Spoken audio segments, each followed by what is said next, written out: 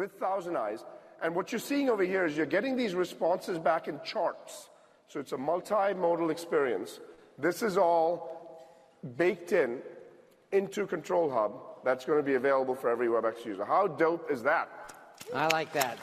All right, so G2, we're a little bit off on time here. Oh, okay.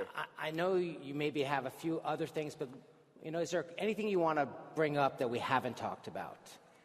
Well, what I'd say is contact center is one area that is a huge area where we've actually made a ton of innovation as well, which is also built on the same platform as WebEx. And so we have built a product from the ground up called WebEx Contact Center, which is now on fire. It's growing at a very healthy rate. We've actually seen all of the AI innovation that we did in our core product that actually also works in Contact Center. And you now are able to go out and give agents AI tools so that they can have better answers, and you will never have to stay on hold and repeat yourself again, is what the goal is. That's the problem we want to solve. By the way, here's a stat that will completely blow your mind. On average, how long do you think people stay on hold in their lifetime? I think it's like 2 weeks. People stay on hold. In the 2 weeks of your life is spent staying on hold, waiting for the contact center person to come in. We're going to try to solve that problem for you so we can give you back 2 weeks of your life. Hey, so where can they learn more, G2? Go to the Solution Center. You'll actually be able to see all these demos. We are so proud of the work that we've done. I think you're going to love it. We're going to make sure that we give you the best products in the market so that you folks can solve really important problems that are board-level initiatives in ways that are very elegant. I promise you, we're not stopping to work. This is innovation has only now started accelerating. We've got a great pipeline coming this year and the year after. Thank you again for taking the time. Let's give it up for G2 Patel. Awesome, G2. Thank you so much. I think they're going to move the chairs, but I now want to welcome up on stage our SVP for AppD and Observability. Ronak, come on up on stage. The stage is yours, my friend. One day, a thriving e-commerce giant faced a nightmare.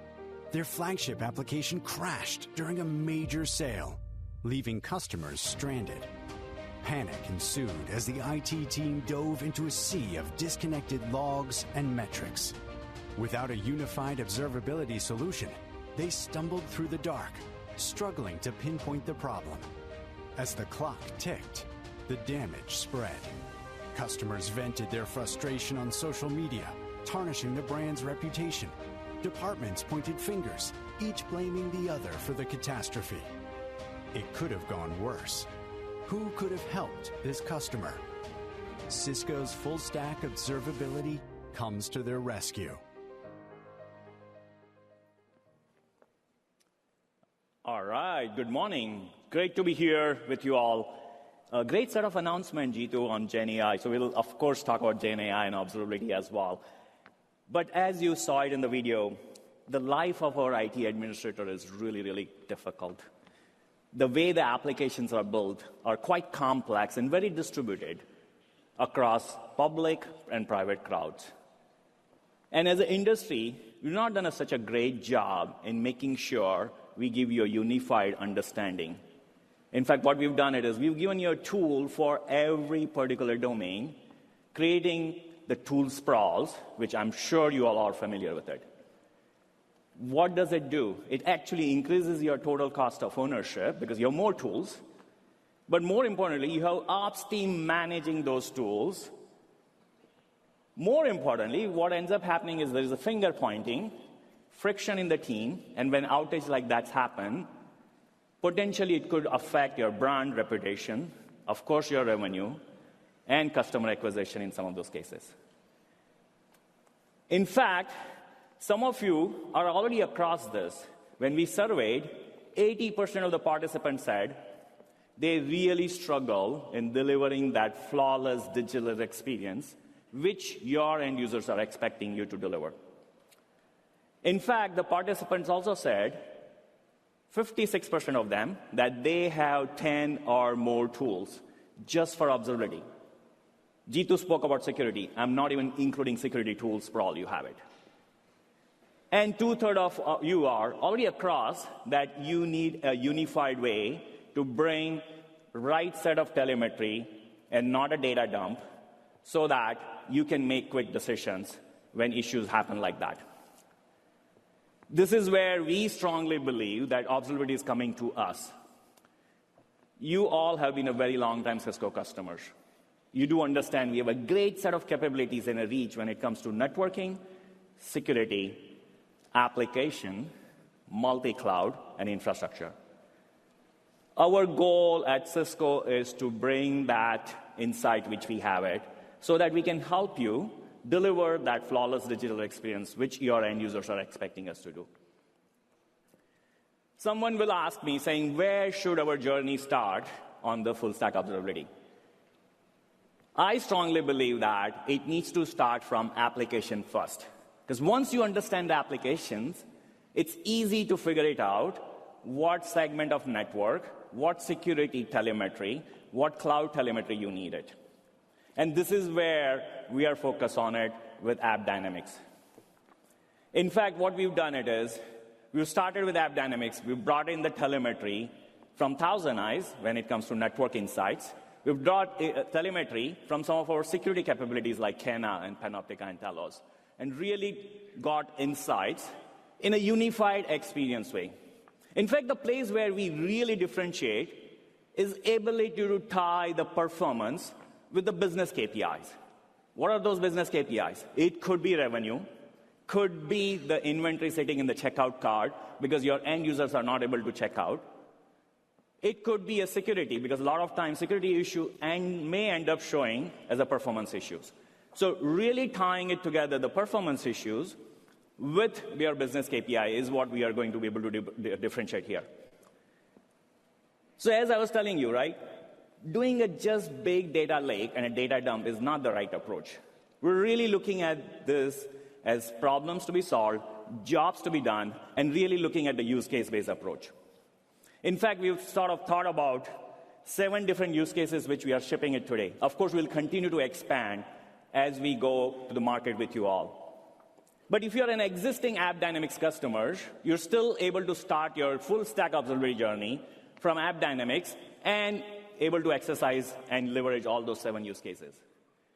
If you're on a modern application journey, you can start from Cisco Observability Platform and get to leverage all of these use cases. So I'm going to spend time talking about 3 use cases. The first one is the digital experience monitoring. So if you look at it, your end user's digital experience, what are those components it depends upon? Of course, it's the mobile applications or a browser where they're coming from. Is the big internet in the middle before they hit your application stack in your private or public data center. And those applications are doing access to the SaaS APIs. And there is the internet there as well. So this is where bringing in an intentional way the right set of the telemetry from all of the segments, we're able to give you that insights, which has helped some of our customers to triage issues in order of minutes instead of hours and days. Really, really powerful capability. And so this is the first incarnation where we've done it with App Dynamics and ThousandEyes. App Dynamics has a great set of capability when it comes to understanding the business transactions, your database performance, your end users monitoring, bringing the networking latency jitter from ThousandEyes into it. We're able to give you that insights, which really helps you deliver that flawless digital experience. But we are not stopping there. I talked about mobile application and the browser. We are actually building the capability which is referred as session recording or session replay. It's almost like you watching a Netflix movie about your end user's experience on your mobile application or a browser. And we are able to actually identify problematic sessions across millions of your users' sessions and really help you triage it out. Think about looking million movies, right? You'll be here forever. But ability to identify what matters and where you should pay attention is where we're bringing this capability.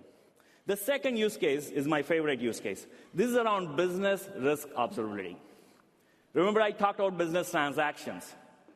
Bringing that insight from application perspective and bringing the security insights, we come up with a single score for you to watch your application's security posture. And that's what we call it business risk. This is where we are able to not only help you identify the vulnerabilities which exist in your applications, but what is important for you to prioritize it. So you can have your developers focus on things which they love to do and things which it helps your business to grow. So if you look at it, I talked about detecting the vulnerabilities and helping you prioritize based on the data access, PII information, that particular tier of your application has it. We also give you API security and a posture of it, and catalog of API. Jeetu spoke about millions of ACL rules. It is true even with APIs. People who use those SaaS APIs, they may not be part of the company, and you may not even know what API and what's the security posture. So getting that catalog runtime is very, very important. We've also added capability around data security, where now we are able to figure it out, data lineage and data security leaks, especially if you're using Snowflake or Databricks. All of this, if you wanted to deliver it or if you wanted to get insights, you probably needed a whole bunch of tools. What we've done is we've got that all as a single console where you can get that insights. And that's basically what is business risk observability. They've talked about sustainability, extremely important initiative for all of us. But cost of the cloud is also another deep care about for our customers and our CIOs. We are able to give you insights in terms of the cost of running your application in the cloud from the most granular level to the course level, side by side with sustainability data. Really powerful capability here. But as I was talking about it, my session would not be complete if we didn't talk about what we are doing around LLMs and how we are making use of it. So, of course, we will build the natural language interface for APIs, or what we call it query language, so that your ops teams have easier time to interact with the tool. But the really exciting thing is to build the AI assistance where it can help you autonomous way in a reasoning, and it's almost like having a human expert who's sitting next to you helping you troubleshoot. The capability of monitoring LLM and usage of those LLM APIs by your application. So this is in a case where your mobile applications or your banking application already uses LLMs, whether it's OpenAI or Anthropic models. Those APIs, think of it as a SaaS APIs. They do have outages. You do need to monitor it. They do cost a lot of money.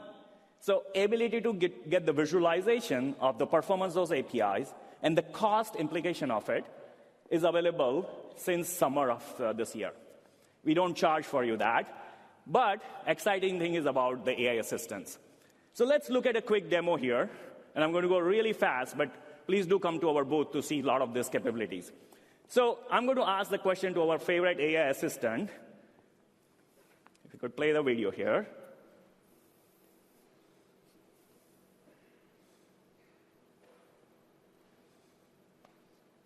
All right, there it is. So I'm going to ask the question saying, how is my Fin application doing? This application, the Gen AI assistant, is going to figure it out. Actually, there were 6,000 plus users who were saying 10-second latency or so. Not only that, it actually found out that there were crashes happening around in your applications around that time. It also figured it out that those applications were CPU bound. So, and it's saying, do you want to check on that? So once you say yes, it's going to actually check and saying, yes, it is a CPU bound, and unfortunately, there is no CPU limit set for that. What ends up happening is we don't have a CPU limit. It's going to exceed and crash the particular process. So now it's asking, saying, do you want to set the CPU limits? Once you say yes, it's actually going to say, look for it, saying, what's the average CPU usage for this particular application? Should you be using 5-day baseline or 1-day baseline? It says, looks like 1-day baseline is a good choice. You say yes, it's actually going to set that baseline for that particular tier of application which was crashing. But more importantly, it's also going to figure it out, are there other instances like that? At this point, it's going to set up those health rules, so not only you can fix the problem you had it, but also proactively avoid other applications hitting the same issue. So if I just take a step back and summarize it, it found out where the problem was. It found out where the root cause is, and it helped you put the action on top of it so you can be predictive, proactive. That's the power of Gen AI. We are looking at to deliver this functionality in the mid of 2024. So stay tuned. We will start doing POC early next year. But a lot of this capability, which I talked about it, around business risk observability, digital expense monitoring, some of our customers are already leveraging it and seeing a great set of benefits.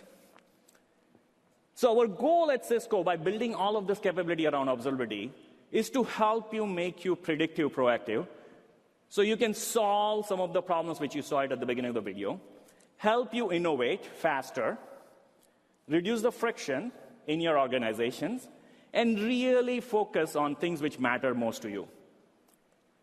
So just with me, close your eyes for a few seconds and just imagine the possibility, what it can do for you with Cisco Full Stack Observability. With that, I would like to invite my friend Jackie, who runs our customer success for APJC region. Thank you very much.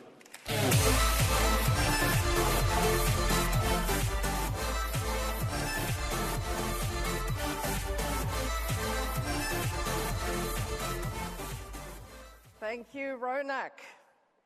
And thank you to all the customers and partners in the room and live for investing time to come to see us here today. You are shaping industries, and I couldn't be more excited to be here. Now, I've been in the APJC customer experience role for just over a year, and as some of you know, before that, I spent 20 years as a CIO, CTO, more recently CIO at Cisco, so I've been in your shoes. One thing I have learned in the last 12 months is that everyone in the CX organization is completely obsessed with making you successful. Now, let's talk about customer success for a second, and Dave talked about this earlier. What was happening behind the scenes?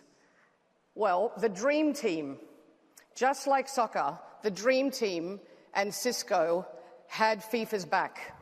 They were actually cabling all of the stadiums across ANZ, and their job working with CX, customer experience, our services teams, was to make sure the hardware and software worked seamlessly as we broadcasted live to millions. Now, that's what I call customer success. It happens behind the scenes. It happens with all of you. Now, having been a customer of Cisco for a good 20-plus years, I can tell you that the portfolio that the entire team earlier took you through, be it G2, Ronak, Lawrence, I can tell you that it is the best one I've seen. But you're probably wondering, how do I make this best portfolio ever? How do I make it come to life?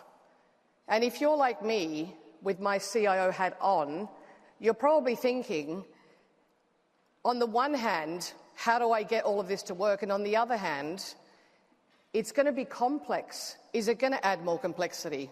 Do I have the right people? Do I have the skills? How do I get from where I am today to where I need to get to? Because we know, I know, all of you know, we run complex platforms and technology. So implementing new tech change is difficult. Well, there's one message I want to leave you with today, which is a really critical one. It's that CX can help you. We can help you. We've got a very large team across APJC. We can help you get to those business outcomes faster. Whatever your journey is, be it hybrid work, be it security, any of the above, we in CX, by the way, together with our partners, we can help you get there. Now, can you raise your hand if you are in the audience and you're a partner? There's lots of you here today.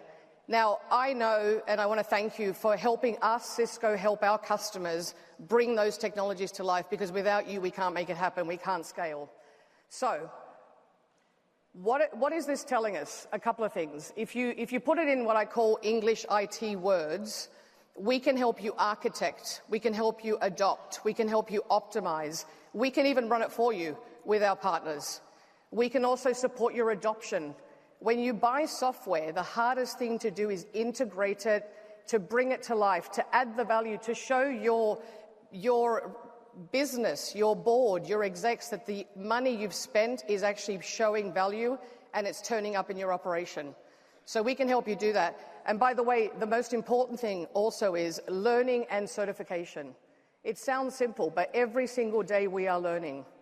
And the only way to stay on the top of your game and your teams to have the best skills they can is to leverage that. And we've got that for you as well. So how do we bring this to life? How do we do it? Well, through a simplified CX portfolio. We have 8,000 people in CX across APJC, 8,000 people that you can leverage. They do these projects every single day. Network, observability, security, sustainability, you name it, we do it every day. And we've been doing it for 35 years. We have the playbook. And if you haven't been to the World of Solutions, if you haven't been to the CX stand, it's awesome. It's the biggest one we've had. I really want you to go because the team is waiting for you to show you what we've got and how we can support your journey. So, you heard from me. You heard about what my views are on the portfolio, how we can help you implement that, and how we can help you drive business outcomes faster. But I'm a big believer of real examples. So today I'm excited and delighted to talk to you about the Customer Hero Awards. We've been driving those for a number of years. And as Dave said earlier, it's really important that you know from us we want to securely connect everything to make anything possible. But I also know that every customer, every IT department, every IT architecture is different. But you are the change makers. You're the innovators. You're the people that are driving the transformation in your company.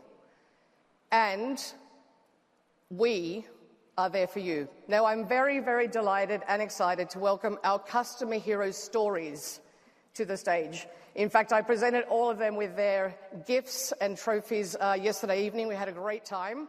But let me start by sharing a couple of security examples. This is the first category, security. So if security is your number one concern, then we have your back. Let me talk about two customer heroes who are here in the audience. The first one is Hero. He's in charge of security at Cognizant, and we implemented a robust network access and end-user monitoring for 300,000 employees, and he's happy. Glenn at MYOB, while transitioning to the cloud, he wanted to make sure his employees, his engineers, had a secure, frictionless experience with end-to-end security, and we did that too. Now let's move to connectivity.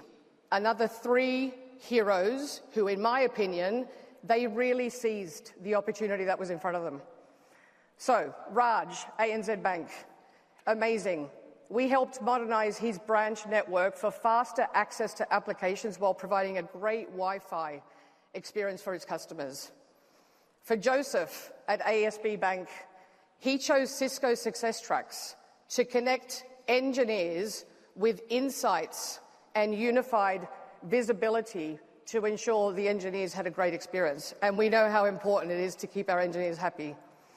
And then finally, for Mr. Scott Koo, he improved operational capability, efficiencies, to boost the confidence of thousands of businesses that rely on Samsung's cloud services. And these are all true stories, by the way, amazing true stories. Two final heroes that I want to go to in the next category is innovation. Chrissy at Coles. She manages 21 million customer transactions every week. She wanted the best Wi-Fi experience across 1,400 stores, and she got it. And then finally, our last hero is redefining the future of autonomous driving. And with SuccessTracks, what he did was he drove efficiencies, cost savings to reinvest into his innovation engine. And just to give you two stats, 20% reduction in network deployment time and 18% reduction in network operations. I think all of us want some of that. Well done. So I'd like to actually, thank you for the encouragement. I'm going to get the customer heroes to stand up. Where are you? There you are, right here. Thank you for everything that you do. Glenn, Raj, Hiru, Joseph, Mr. Scott Koo, Chrissy and Uchida-san. Thank you for leading the way in the industry and showing everyone in this room that we can actually make it happen. And I know some of you only started on this journey last year at the booth. So anyone who wants to start the journey this year at the booth, we're waiting for you. Okay, now let's talk about what successful CIOs do, in my opinion. They do two things extremely well. The first one is they articulate the value of IT in terms of business outcomes, and then they move at speed, leveraging partners. And Gartner tells us that CIOs that communicate the value of IT will maintain 60% higher funding levels compared to their peers. I'm sure we all want more funding. So, and I know that is the reason why we launched Cisco Lifecycle Services, because you wanted to be able to do that too. So let's watch a quick video. Technology is advancing fast, like lightning fast. And without a skilled crew who's got your back, keeping up can feel like war.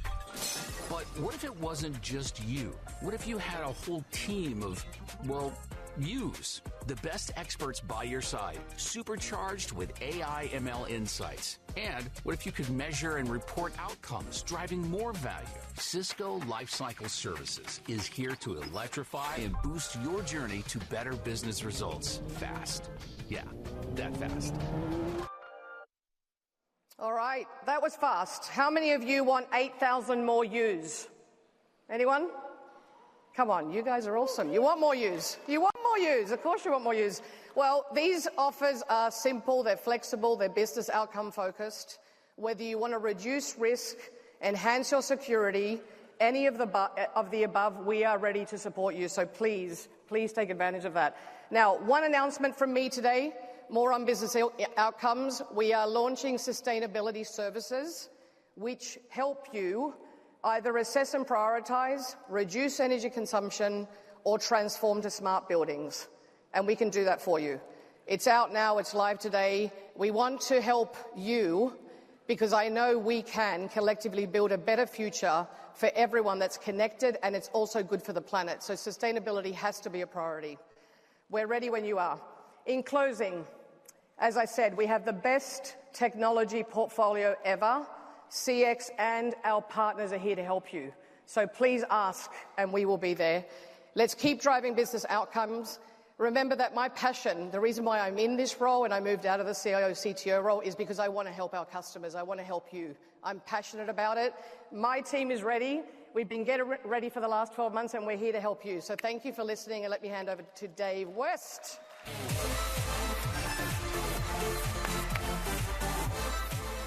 Thank you. Yeah, Jackie has your back, guaranteed. Hey, so just let's give it up for all the speakers. I think they did a fantastic job. So, in closing this session, enjoy Cisco Live. Learn, grow, challenge us, ask questions. The world of solutions is now open. Go to the breakouts, give us your feedback, and have a great week. Thank you, everybody.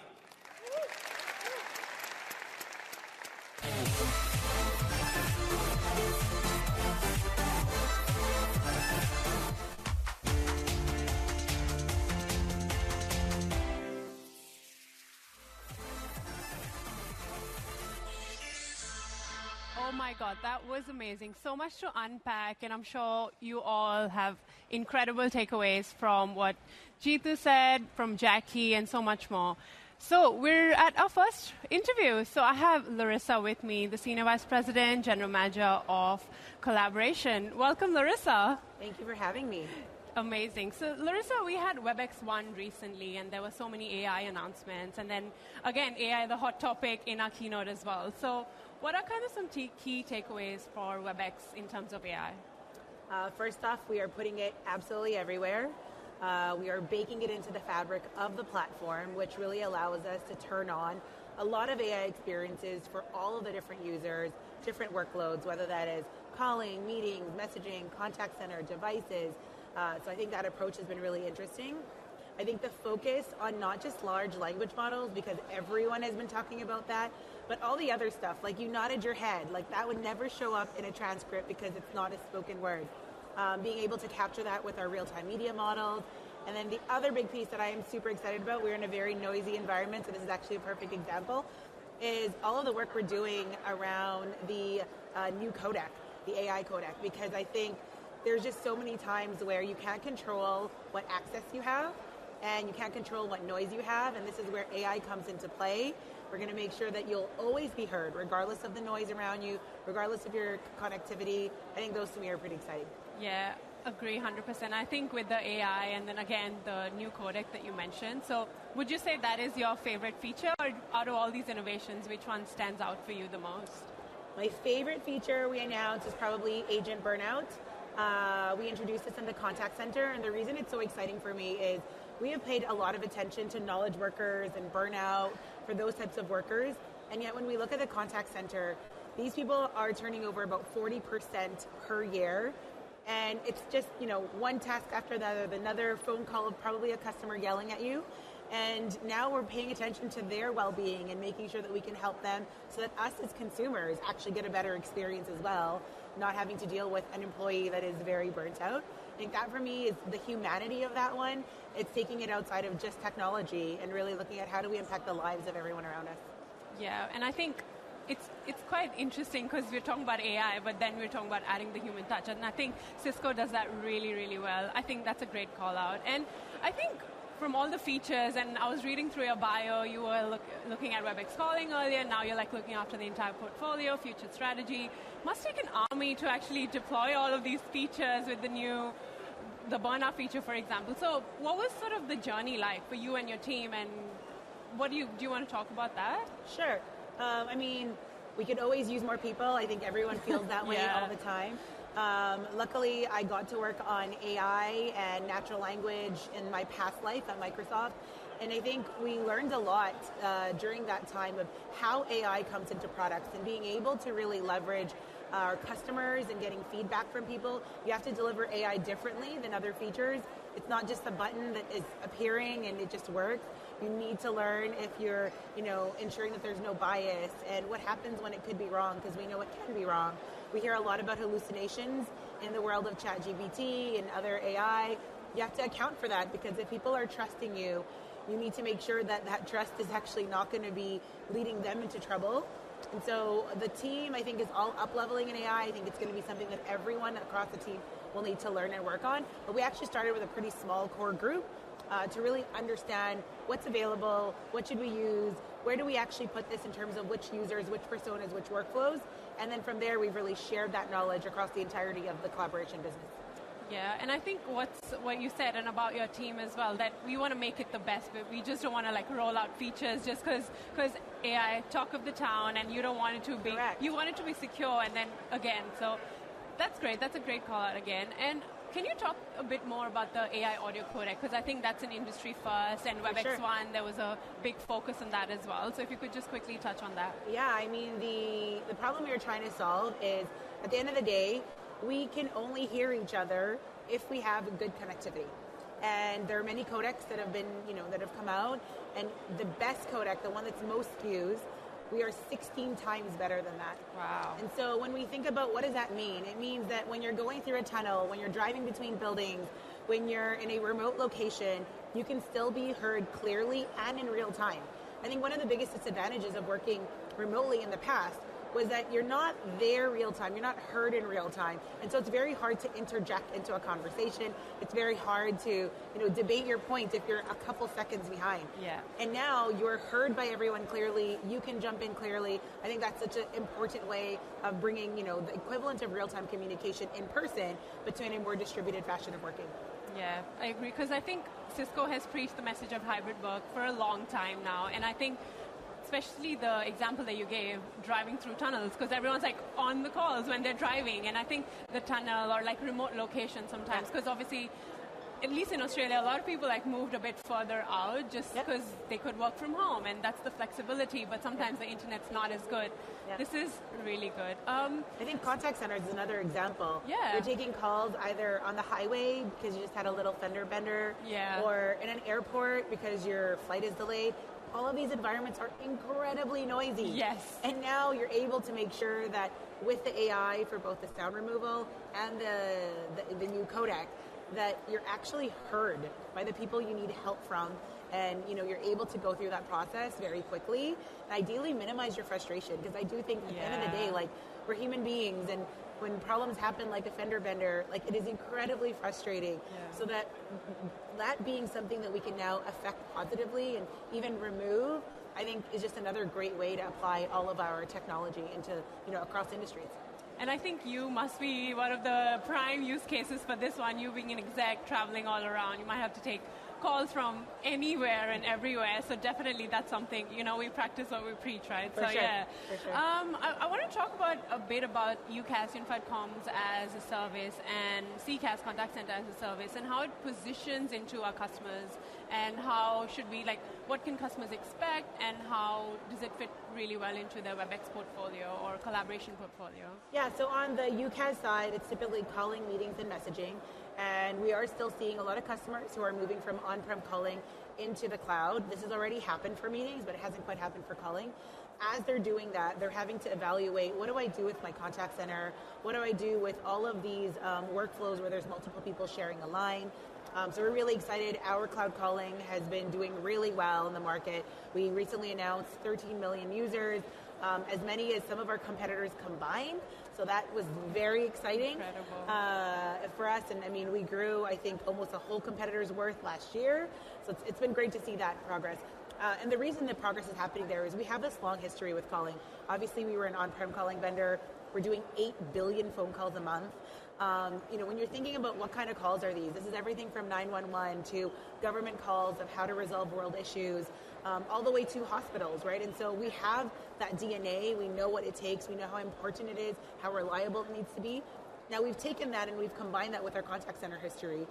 We have an on-prem contact center. We've brought a brand new cloud contact center to the market. That's actually one of the talks that we'll be doing today.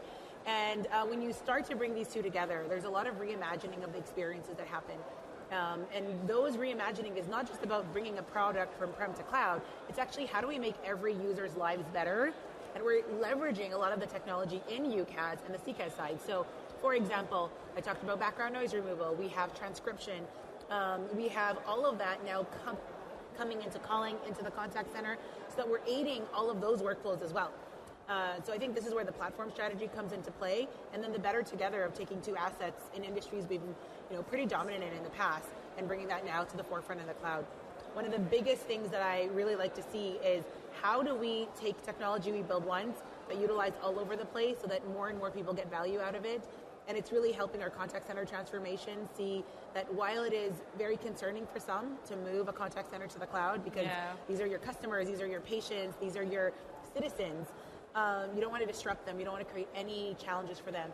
When they see the value they get by understanding how many more people they can help, understanding what are all the challenges that this particular person has, not just this one time, but all the times that they've talked to you, and hearing them clearly and being able to empathize with them in a way that you couldn't in the past, because you might have been working in a noisy, loud contact center, or you might have been a remote agent and you didn't have the great connectivity. We're solving for all of those problems by bringing together everything we've done in the UCaaS space with the CCaaS space on the common platform with AI. Yeah. And I think what you mentioned about a lot of our customers which were on-prem, because obviously in terms of security, and then for example like banks or hospitals, and I think it does resolve a big use case for them, and so much more than what they had in terms of configuration. Control Hub is so easy to navigate, and so much more in the newer contact center. Okay, we're going to close, and one last question before we go. So this is your second Melbourne Cisco Live. What's your favorite thing so far? Have you tried the Melbourne coffee yet? I have tried the Melbourne coffee. Okay. I am always impressed with the flat whites out here. Oh, yes. I feel like I don't normally get those, and I come out here and I'm like really good. But the food in general has been really amazing. I am really excited. We're going to go see some animals this week. Oh, that's amazing. I'm going to take my children to see the penguins in Phillip Island, so I'm super excited about that. I went there last week, and the kids will love it. They're like tiny but amazing. That's a great. And also you have your iTalk tomorrow. So hopefully everyone will tune in to Larissa's iTalk, where she will talk more about AI. Now back to Em in the main studio. Thank you, everyone. Thank you, Larissa. Thank you. Thank you so much, Chico and Larissa. It's actually great to hear how much AI has already been embedded into our WebEx technology. And I for sure definitely use that every single day, especially around that Babel Labs noise reduction. I live in the city, so obviously it's very, very crowded there.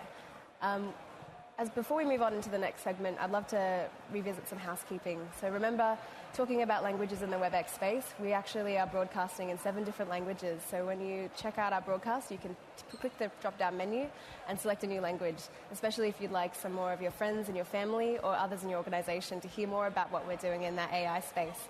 As well as that, we'd love to hear your thoughts about what Larissa and Chica talked about, especially around what you're experiencing in the WebEx platform.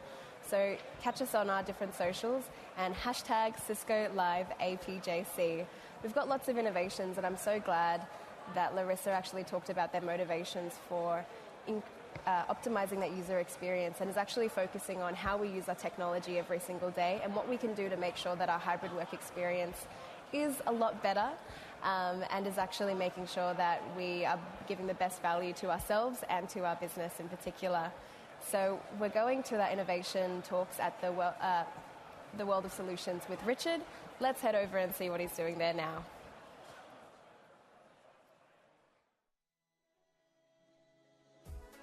Hello and welcome to the 2023 edition of the World of Solutions here at Cisco Live in Melbourne, Australia. My name is Richard Dodsworth and I will be your host over the next 2 days as we tour all the different stands here on the World of Solutions. So the themes for this year's Cisco Live are centred around 4 things: connected, security, observability and sustainability. And as we go to the different booths, you'll see those different elements coming to life in the demonstrations that we show you. Before we do that though, I thought it might be interesting to go and find the person responsible for building out the World of Solutions each year. Paul Johnson, who is one of the staff members here in Melbourne, spends a lot of his time thinking and designing this World of Solutions for us to see. So let's go find Paul and see what it takes to build out the World of Solutions each year. And I'm here with Paul Johnson. Paul, welcome to the broadcast. Thank you very much. So perhaps we'll start with your role here at the World of Solutions. What are you responsible for? So I look after the Cisco stand, which is basically the demonstration area, and we oversee the process of getting all the demos onto the stand and so forth. So, yeah. Okay. And of course, the big question is, what goes into building a stand like this? Well, it's a big process. Yeah, so we start thinking about Cisco Live in about April, and we really start thinking about the Cisco stand in June. So the process is we've got about 200 staffers. Wow. We've got about 8 people that really come together and work with across Cisco to think about what's going to be relevant, what are the relevant demos in our available space. Yeah, and so how many demos do you end up sort of pulling together this time? A lot. So it just keeps growing because the portfolio keeps growing. So this time we've got about 77 demos, which is huge. And the process or the time it takes to actually come together and build all those demos and think about how we're going to show them. Mm-hmm. We worked out the other day, we were having a bit of a think about it. It was about 5,200 staff hours to build that. That's 1.7 years. That's a lot of time. Yes. It certainly is. Yep. Okay. Is there a philosophy really behind how you put this together? Is there some underlying sort of idea that you work out about what sort of demos are the right sort of demos to put together? There definitely is. People come to Cisco Live for multiple different reasons, and a lot of people are coming to have a look at technologies that are they're in play, and others are looking for some guidance or some ideas about what's coming out. So they're the two. They're not competing, but they're competing for space. So we want to make sure there's something for people to see that is there, and also demos that are emerging. Yeah. And there's a lot of really new ones. Yeah, and I guess over time that's really changed in terms of the complexity in bringing these demos to life, because I remember maybe 5-10 years ago, before we had a lot of software in the cloud, did you have to bring stuff on site in those days? Oh, you're 100% correct. Yeah, so the cloud has been a real gift to us, to be honest. So, yeah, in the old days, we were rolling a whole data center into Cisco Live. Mm-hmm. And so we'll go and build a demo and then replicate the demo in the data center. And it might work. It might take a while to work. Yeah. SaaS, we're very confident that the demos are working straight away, and our demonstration environment. So that makes it a lot easier. And I guess that's how you can scale to the 77 demos that we have around the booth these days. Yeah, exactly. Yeah. I guess on a lighter note, any funny stories, any things that come along to sort of surprise you when you're building such a large sort of demonstration area? Yeah, good question. I think Probably the biggest thing is wireless around here. There's so much wireless, and we've got a massive team called the NOC team that puts together the whole lot of IT for Cisco Live, not just the stand, but everything else. But as you can see out in the foyer at World of Solutions, there's so many sponsors and so forth that everybody's got wanting to stand up a wireless. And we think, how are we going to deal with all this, right? Cabling, networking, the whole lot is intricate behind here. We've got 1.7, 1.8 kilometres of cable just going under here, in addition to the wireless, partly to run the wireless. So, yeah, there's a lot of stuff going on. So, yeah, a lot going on, a lot to look after, I'm sure.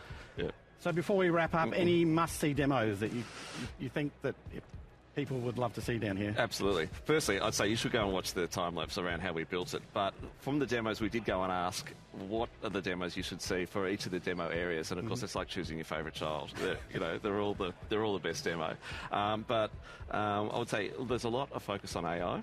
So whether it's a couple of demos on AI ops, but certainly in the security area, AI firewall policy management. We know that's a massive bugbear for the SOC teams. Managing firewalls, there's a lot of delay in deployment. That's a really big one. Contrasting with things like EQX, new room systems in the collaboration area, and adaptive policy, Catalyst Center.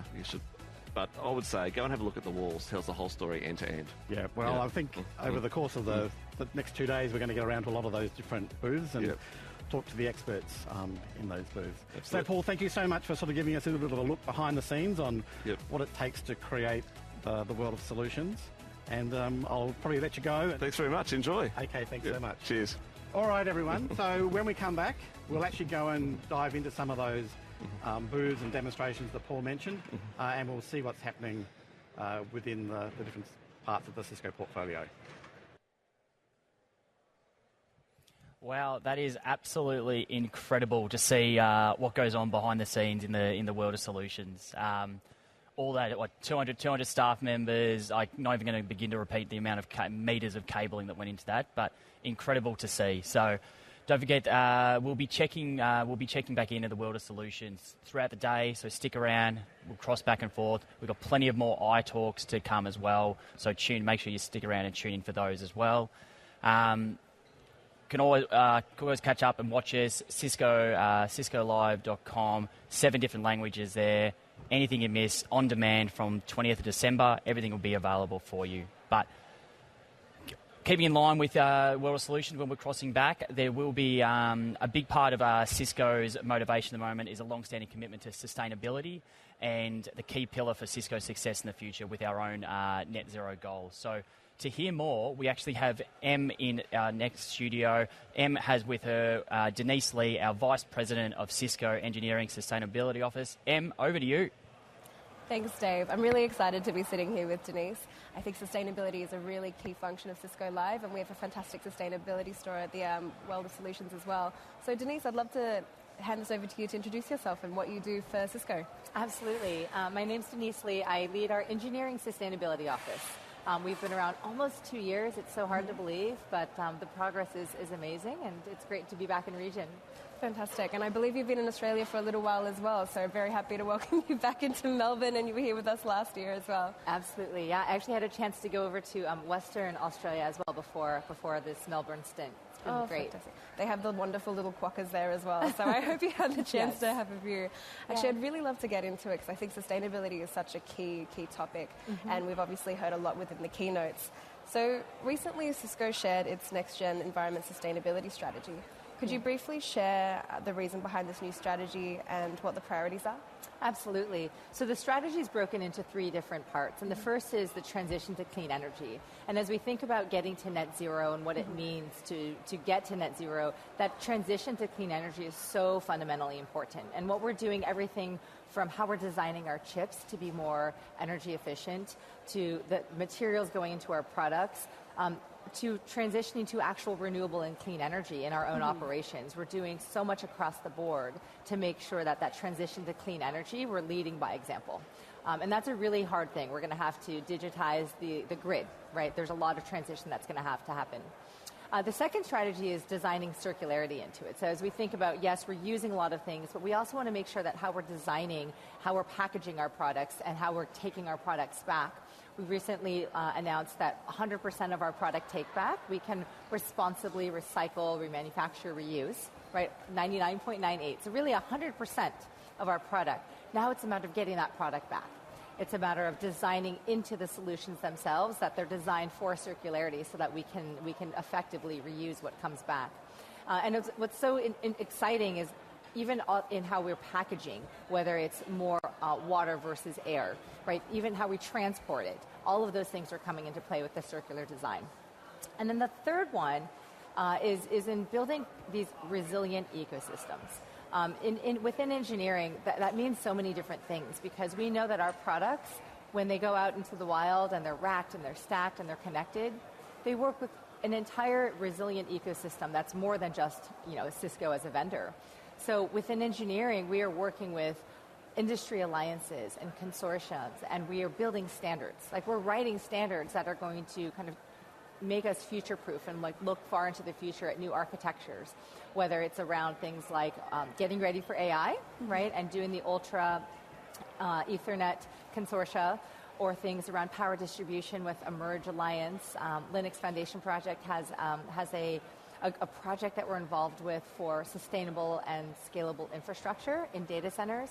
So all of these things are coming together to build these resilient ecosystems inside our portfolio and where our products reside. No, that's great. And it's interesting to hear, we were talking earlier about how a strategy within a larger organization is really important to make sure that we hit those sustainability goals. And so for a lot of our listeners at home and for IT teams out there, what metrics or statistics should they be using when they're embarking on the sustainability journey? Metrics and data is like my core platform from even before sustainability, because you can't fix, you can't change what you can't measure. So one of the things that our customers consistently ask is, where do we start? How do we get started? And most often, the answer is, do you have a baseline? Right? Where are the metrics and the measurement? So understanding the greenhouse gas emissions, right, your carbon footprint emissions, that's where you start. And for most of our customers, with the intersection with technology really comes down to energy usage and energy consumption. And then we talked about circularity, like how much is actually being taken back and recycled, how much of the product is being used with non-virgin materials. So the data plays such a big role, and the metrics that are being used come down to new metrics when it comes to that carbon footprint space. We're now measuring overall energy consumption.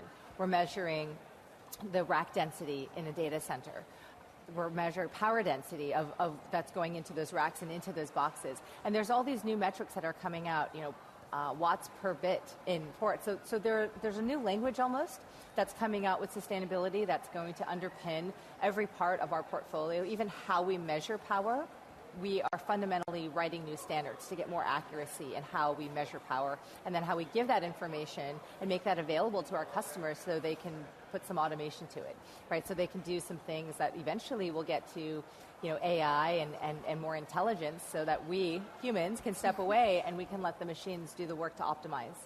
Yeah, absolutely. And I think it's really important to understand where your business is going, especially on that particular baseline. And I guess that's something that Cisco has done as well for all of its products, and which is why we're also committed to a particular strategy. Absolutely. In fact, we're really excited later this evening, Cisco's 2003 Purpose Report is coming out.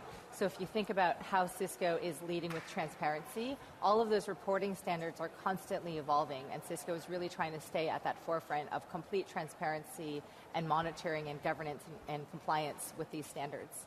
It's fantastic, and it's also worldwide, isn't it, as well as our sustainability image and what we're reporting on. So it's not specific for each region.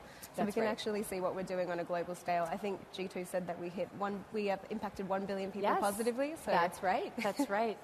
In fact, globally, the Climate of Parties 2028 is meeting in Dubai right now. Right. So when you think about everyone playing this role across the board. I'm here meeting with customers and partners and talking about our engineering roadmaps and our portfolio. My counterparts are in Dubai at COP. We're meeting with government dignitaries around the world, looking at policy and what's coming next. Fantastic. Yeah. And so also in the keynote, I know we mentioned AI previously, and that's just a little bit. Just a little bit. And this wouldn't be a Cisco interview without the mention of AI. Yeah. How does AI fit in with sustainability? Are there any particular use cases that you could share? Yeah, there's a couple that come to mind. The first, and actually there was a recent stat from an analyst group called Del Oro that mentioned the physical data center infrastructure is projected to companies are projected to spend something like $500 billion in the next handful of years, like 2027. Right? And if you think about what goes into that, it would be irresponsible to not consider sustainability when thinking about AI-ready data center infrastructure, because we know that AI is generating more and more, hot chips and connected GPUs and computes going through the roof. So if we don't look after the capacity to do it more responsibly and with more energy efficiency, we're going to have to build for the future. If we don't do that, we're not going to be able to keep up with the demand and the needs for the technology and the performance of compute and networking. So that's one, right? It's in the actual sustainable AI infrastructure that's going to go into data centers and the next generation of data centers. The second is actually using generative AI itself and all the automation that comes with energy proportionality, making sure you're moving workloads around in an energy efficient way. Even something as simple as, where do I retrofit versus build a new data center?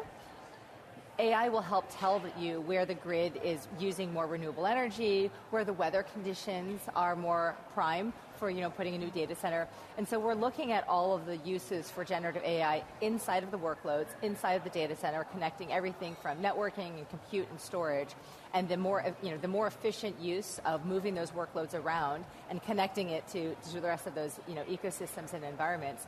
And AI honestly is a really exciting proposition. We just need to make sure we're doing it responsibly. And that's why planning is so important, and having these conversations early, especially with our customers and partners, is also part of our sustainability journey. Yes. So one of the, and around the AI piece as well, we're obviously transitioning as well to a software company, and we're embedding software as a part of our strategy. How does sustainability fit into that space? Yeah, software for sustainability is actually a really exciting proposition, because when you consider the energy usage everywhere you go, things are, you might turn a light switch on. It's always off or on. You maybe leave the room and maybe you forget to turn the light switch off. But when you think about the sensor technology that's available and you think about software sitting on the platform for all of this, you can actually make things always ready but not necessarily always on. So the buildings around the world make up almost 40% of the world's greenhouse gas emissions. 40%. That's a lot. That's a lot, That's a lot. Right?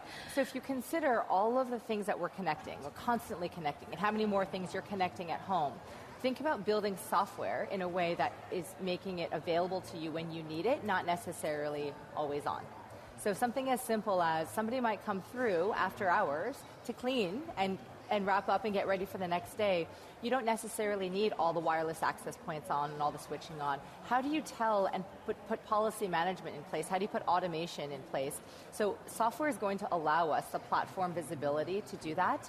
And if you think about how Cisco has spent so long moving packets around and moving data, imagine being able to do that with energy. Can we network energy the same way we've been networking data for many decades? And that concept of networking energy or energy networking, I think, is really going to open up a lot of opportunity for software to help with just curb the inefficiencies that are out there and then really optimize the power that we have. So when we move to more clean energy transitions, we're doing so with the energy we really need, and it's not a lot of waste. And that's important, especially as we're moving to hybrid work and office spaces. Yes. Spaces that we're using are not necessarily utilized at 100% all the time. This is where we can really... I mean, heating and cooling of buildings with no one in them, that's a lot of wasted energy. Yeah. So this is my last question, Denise. What can you do to get started on your sustainability journey? Or what tips do you have for someone who's just looking at it for the first time? I think the primary thing I've seen from customers around the world is just in education. Sustainability is a new topic. So how do you get educated with the facts? And all the facts come down to measurement. So how are you measuring your energy usage? How are you measuring your greenhouse gas emissions or your footprint? And that's the first step. So measurement. And the second is setting these targets and goals with plans that are kind of real, right? Again, once you have the measurement and the data, you should be able to make goals and commitments that are a little bit more practical. And then from there, bring in the right partners and the trusted advisors in that journey so that you have a chance of getting to those goals. And it's not just the headline, but you can bring all the right people around the table to guide you in that journey, because it really is a journey and we're all in it together. That's a great way to end the discussion and the interview, I think. Because sustainability is something that we all have to take responsibility for as well, and that we can actually put into everyday lives. Yes. Awesome. So in saying that, you should definitely check out what we're doing in terms of sustainability at Cisco. We've actually partnered with WWF, so you can adopt a koala. So head online if you want to see more about what we're doing in that space. Now back to you, Dave, in the studio. Yeah, thank you, Em. That was amazing. Thank you, Em and Denise. Actually feel quite proud to hear all of that, and I think it's amazing when you put some metrics and numbers behind the backing of it all. It is really incredible to see the power of what Cisco's doing and to help our customers in all that as well. As Em said, partnered with sustainability partner WWF, where you can adopt a partner, and all the other bits and pieces we've made around this entire event, from sustainable boards, signage, everything like that is good to go. However, don't let me tell you all this. To hear more, we're going to go over to World of Solutions, back with Richard. He has 4 of our colleagues from Cisco over there, and they're going to tell you all about how sustainability is, what else we're doing at Cisco in this space. So over to you, Richard, please. Okay, welcome back, everybody. And here we are at the Cisco Sustainability Stand, which is actually something very new for this year. I don't think we've had a sustainability stand before. And I'm joined by Cassandra Carruthers, who's the executive sponsor for sustainability here in ANZ. Thanks very much, Richard. Cassandra, welcome to the broadcast. Thank you. So why sustainability with Cisco? Look, sustainability is really important in empowering an inclusive future for all. And at Cisco, we've set a goal to reach net zero across our value chain by 2040, reducing our greenhouse gas emissions. And Cisco has had a really long-standing focus around sustainability, because it's not just about any individual business or government. We have to all do this together. And Cisco's focus has really been around 3 things. It is how we're improving our product energy efficiency, how we're transitioning to clean energy, and also how we're designing circular design principles into all of our products going forward.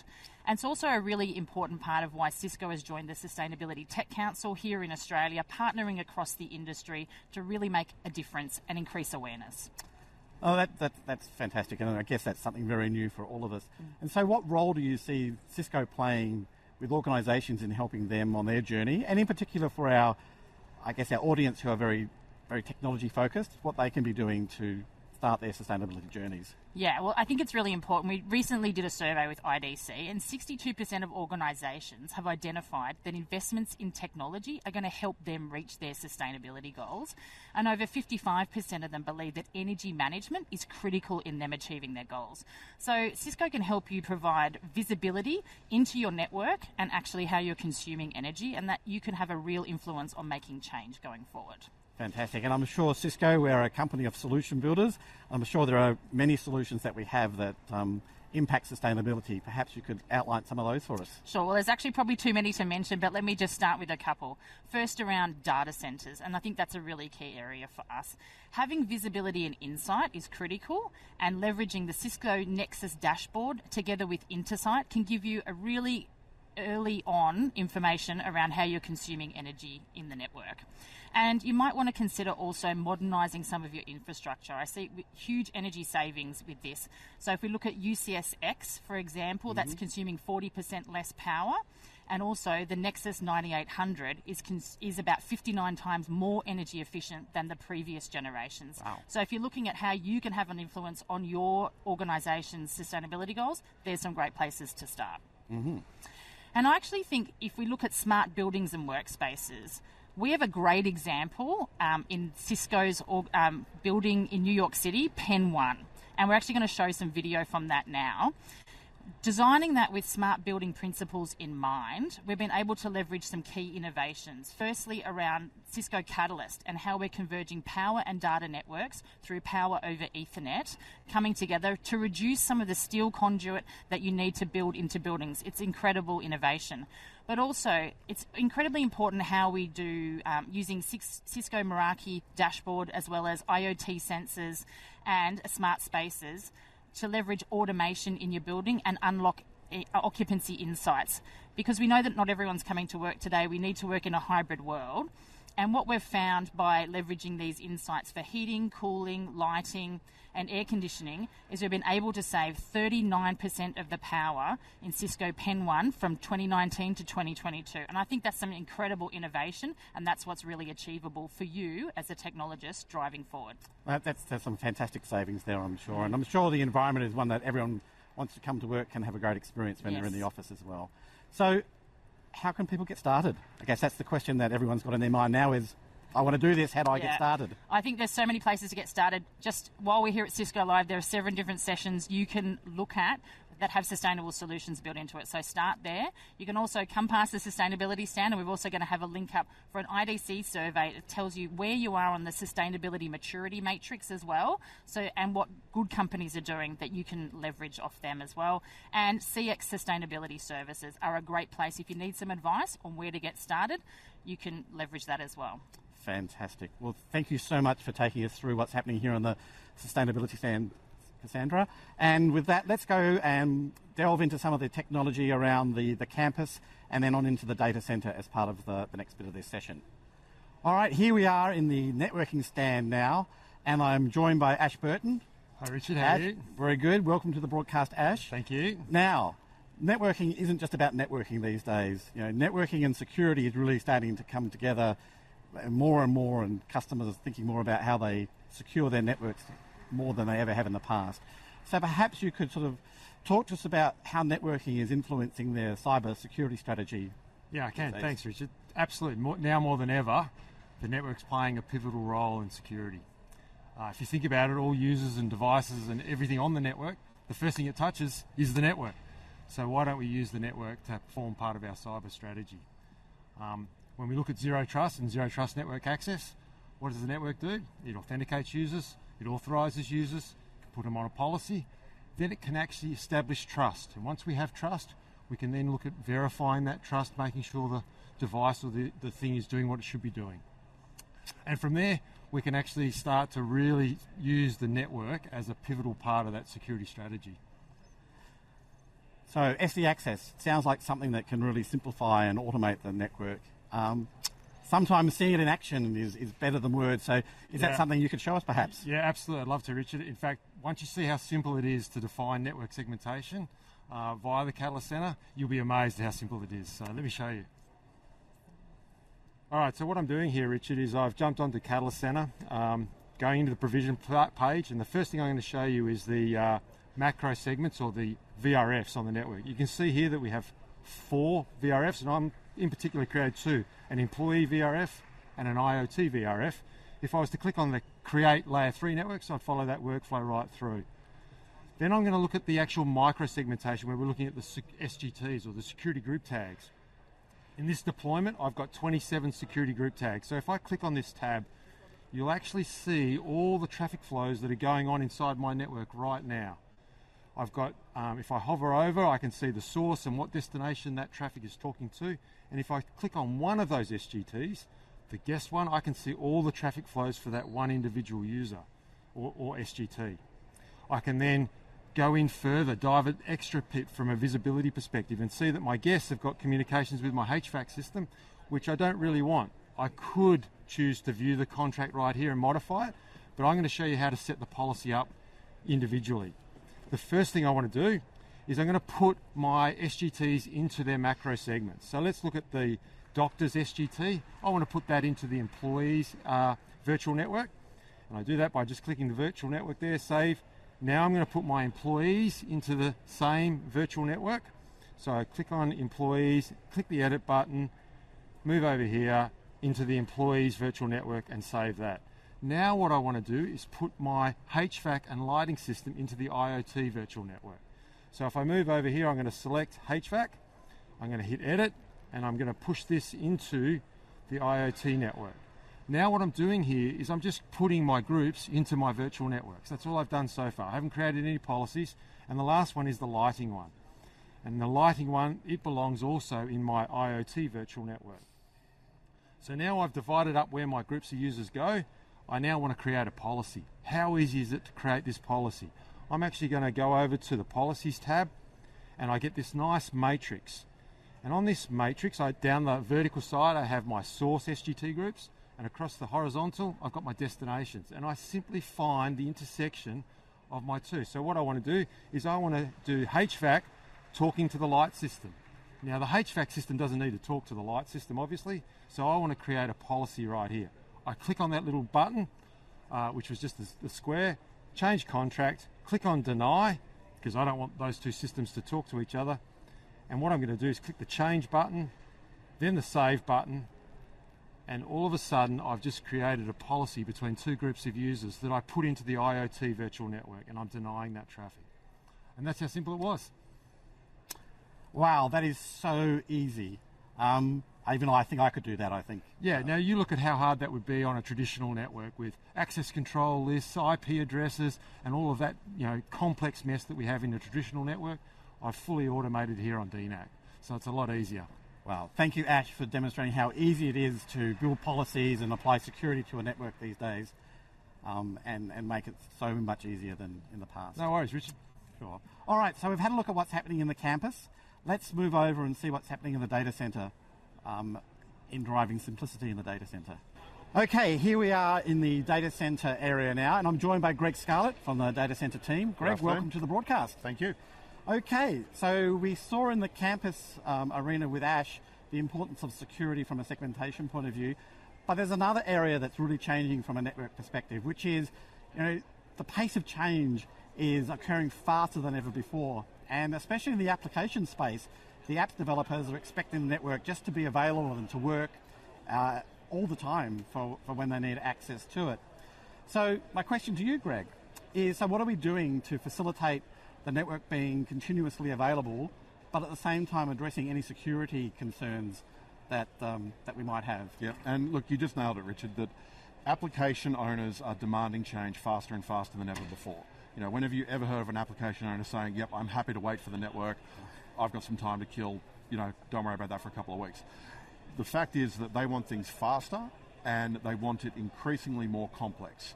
Now, what we need to achieve here is agility, but consistency. Now, what we've seen is that the more times you have to touch an individual device, the likelihood of increasing risk and making mistakes just goes up. So what we want is policy-driven deployment. We want to be able to take a policy, define that once, and push that out everywhere across our network environment for those changes. So policy deployment sounds a lot like ACI. We still do ACI, right? Yep, absolutely. ACI has not gone away. It is still a policy-driven deployment platform. What we now want to do is bring those benefits to our more traditional Nexus-type environments. And the way that we're going to achieve that is through a platform called Nexus Dashboard Fabric Controller. And what I'll show you now is how we can take a network of standalone Nexus switches and deploy a best practice configuration out across a full fabric in just a couple of minutes. Okay, so what we see here is Nexus Dashboard Fabric Controller. Now, the first thing that we see is an overview of the whole environment. We get all the switches, we get the health information, all the different models, we get the software versions that they're running. What we're going to do is deploy a brand new fabric. So we go to our fabrics and we start stepping through a pretty basic sort of wizard. We go in and create a fabric, give it a name, and then we choose what type of fabric that we want to deploy. Now, you can see here, we've got a wide range of choices of networks, and these are all built against Cisco best practices. We go all the way from a VXLAN EVPN fabric to a classic LAN, as well as all the way out to multi-site EVPN fabrics. Here, we're going to choose a traditional VXLAN EVPN. We select that, and then we start to configure all the different parameters for this network. So all the information, like the BGP information, any sort of parameters that we need to configure and customize for this environment to build the network. We can go all the way through to VPC protocols, different routing information that we need within the environment, all these sort of manual configurations that usually you would be configuring each individual switch and trying to configure this on a per switch basis. We roll all of this information into a single template, and once we're happy with the configuration of that template, we save that, and then we can take that configuration and apply that to our physical switches.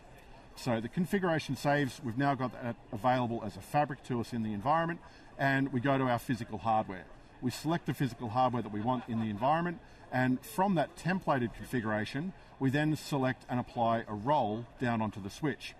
The platform will then reconcile what that role needs to provide and push that individual config down to that individual switch. And hey presto, within a few minutes, we've got a fabric that's fully configured, up and running, ready for applications to run.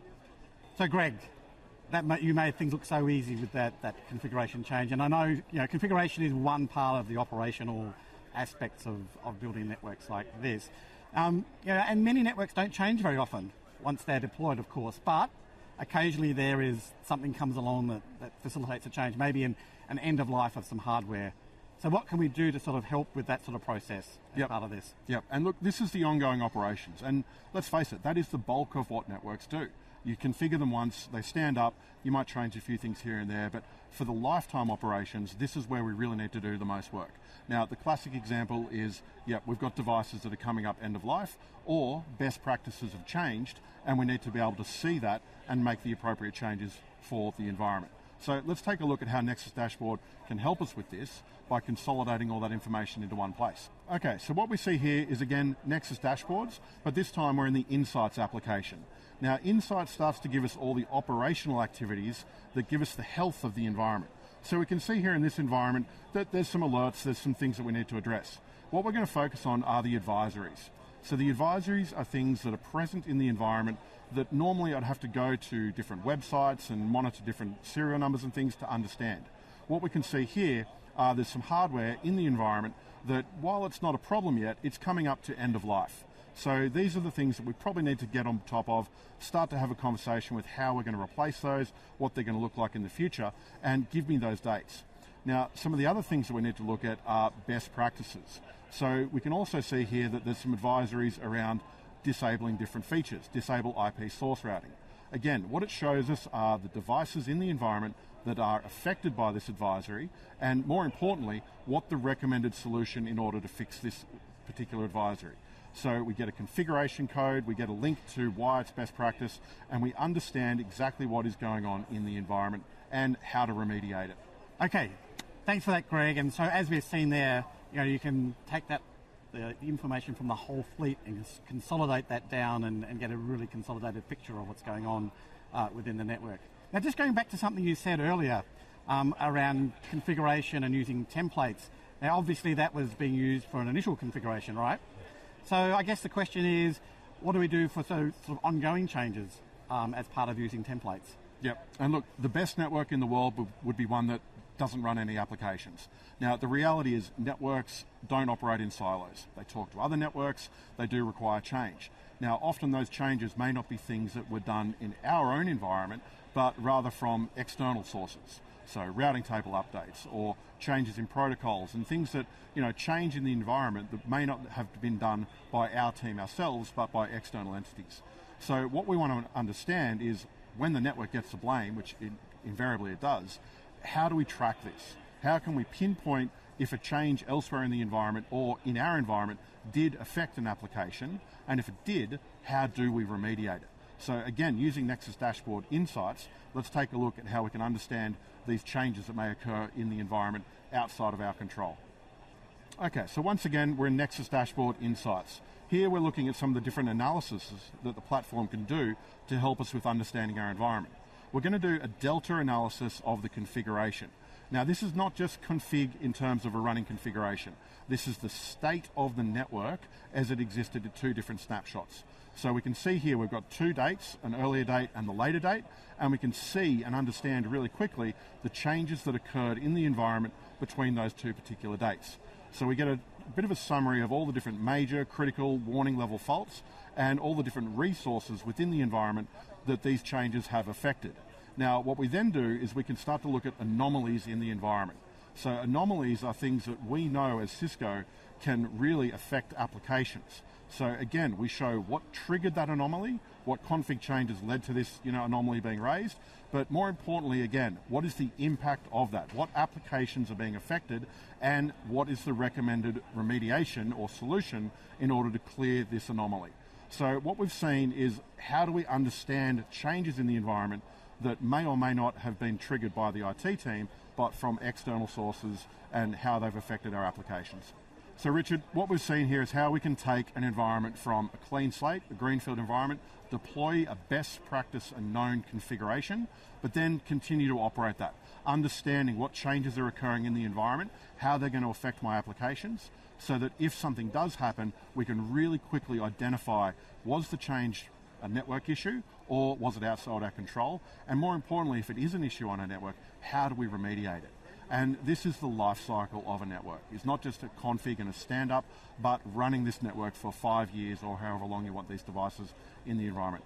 So I hope this has been useful, and I hope it's given you a great snapshot of what we can do in the Nexus world. Greg, thank you so much for taking us through that. So we've looked at the campus network and what's happening there. We've just seen some great innovation that's happening around the data center. Let's head over to the IoT team and see what's happening in the IoT world with connectivity in that space. Welcome to the last stop on our tour for this section. We're here in the industrial IoT zone, probably the zone that's got the most equipment on display, so it's a fantastic demonstration of the breadth of the Cisco portfolio in this space. So I'm joined with Vijay, who's part of our industrial IoT team. Welcome to the broadcast. Thank you. So, IoT clearly has become a lot more popular, and the breadth of our solutions in this space has grown exponentially over the years. But I guess the question now that many customers have is not just around connectivity, but what should they be doing to secure their IoT network? So perhaps I'd love to get your thoughts around the security question and how customers can start to address that. Yeah, so basically for the IoT security, it's always a long journey. But from our point of view, this journey always starts with visibility. Luckily, Cisco has a very powerful visibility tool for our industrial customers. This tool was called CyberVision. CyberVision basically can help our customer to gain the visibility inside of the industrial network, as well as all the OT device security postures. We do have a very good demos. Maybe I can show you about this product. Fantastic. Yes, demos are always a great way of showing what's possible. Okay, let's do it. Okay, here's the tool we call CyberVision. After you log into the system, you will see a dashboard with all the information about this system. The most important and powerful tool is the preset. After you enter the preset menu, there are lots of different types of preset. Some of the preset actually is defined by the system, and our customer can define his own preset. This preset actually is a combination of all the products they are interested about. In this demonstration, actually, we have a preset named Plant. We simulate the manufacturing environment. After you log into this preset, you see a small dashboard with all the information about this preset, and such as the global risk scores and the device, how many devices they have, and how many vulnerabilities we have. And the most interesting menu actually is the map. Once you log into the map, this is a logical representing of your actual industrial network. You see we have different type of groups. They call line 1, line 2, line 3. This can be represent the actual production line. So which means our customers through this UI, they can understand what's exactly they are talking about between each of the industrial product. Let's take a look about the details of example of the one product. It's a Rockwell product. You can see the icon. Once you click the icon, and you can see more details about this industrial assets. We have a technical sheet. After you click this technical sheet, you can see a lot of details, such as a product model, what's a brand is Rockwell, and it's a PLC, and with a firmware version, IP address, MAC address, as well as all the other industrial information as well. And if you go to the activity menu, this activity menu gives you a visibility about how exactly other device access industrial assets, or talked with how they talk with the rest of the device in the network as well. And we also have the other information related about this product. And for example, the security. After you click the security tab, now you can see what vulnerabilities you have on this OT device. This is very critical. We are not only give you how many vulnerability you have, as well we will show you some of the links and give you the resolution how to fix this vulnerability. If you go back to the menu called risk scores, we will give a risk score for each of the OT device. This is very powerful. This can help other customers very easily to identify which OT device has the highest risk in our environment. And of course, CyberVision also can understand the industrial protocols. And if you log into the automation menu, and here, you are not only see which product is access this OT device, but you can even see what kind of variable they write or read this product. So that's very powerful, give a very full visibility about the OT device to our customer. Wow, I mean, CyberVision sounds like a really powerful tool. perhaps you could sort of describe how it works behind the scenes, just so people can get a bit of an idea of how it pulls together. Yeah, of course. Actually, CyberVision is a two-layer architecture. There are two components. One is center, and another one is sensor. So the sensor can be installed in a physical server or even a virtual machine in our customer data center environment, or even in the cloud service. Another part is about the sensor. The sensor can be built in, embedded into our industrial networking device, just like what you see here with the IE switch or IR switch. So this provides a very unique value to our customer, which means customers don't need to spend money to build another dedicated span traffic networking. And also we will not generate too much additional traffic in the network. That may be cause a problem about the network performance for our industrial customers. So that's a very unique value of CyberVision to our customer. Okay. CyberVision.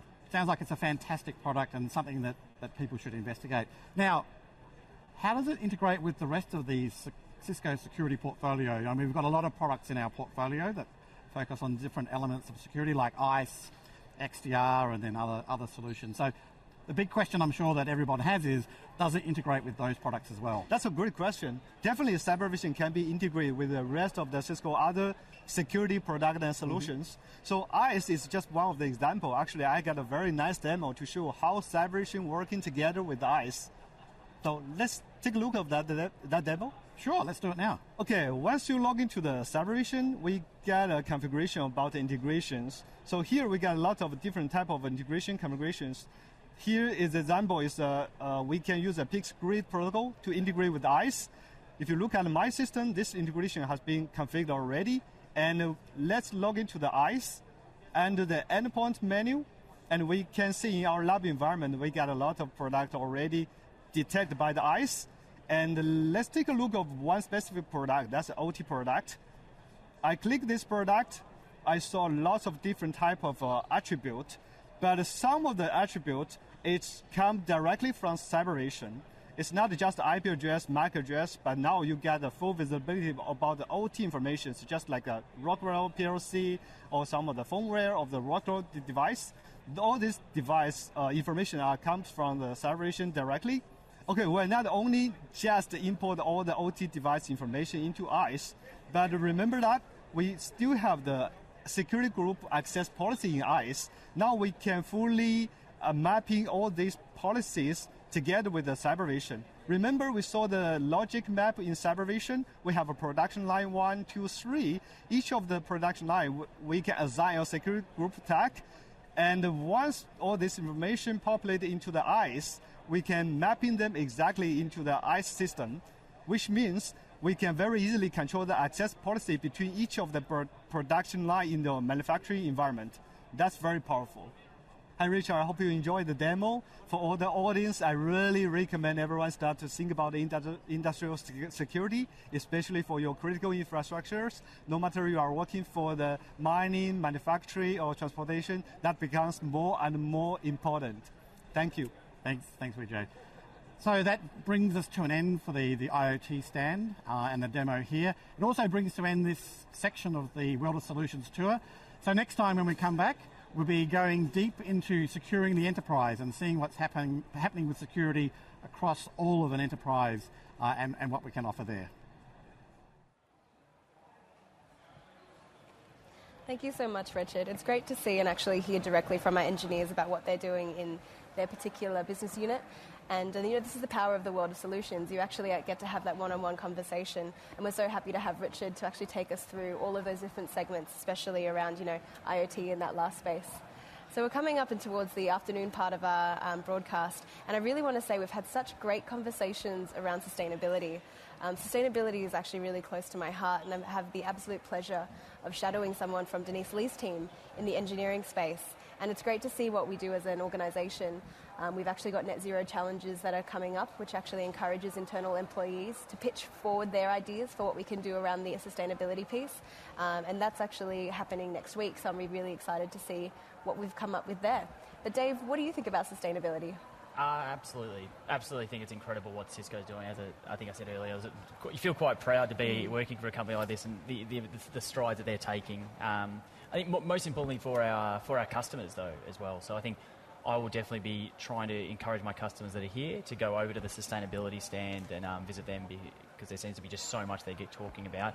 And yeah, tying that in, all that whole messaging across the circular economy, reuse, recycle, and restore, essentially. So, no, that's it's a very, very exciting space at the moment. What about you, Shika? Yeah, I think one of the videos initially that we looked at when Richard was interviewing at the Sustainable, I love how they've set up different products that Cisco offers and how it ties in with the sustainability on the sustainability stand. So that was incredible. And I think what Denise mentioned in the interview with you about ANZ joining the Sustainability Tech Council, I think that's incredible, and how Cisco can actually make a difference in Australia and New Zealand space as well. So, and I think another thing I wanted to call out was how much difference we've already seen from last year. I've been in Cisco for like almost 2 years now, and now as I'm part of collaboration, so maybe calling out a bit of collab piece, that all our devices now we can get a report on their power consumption, and you can set them into quiet hours, so that way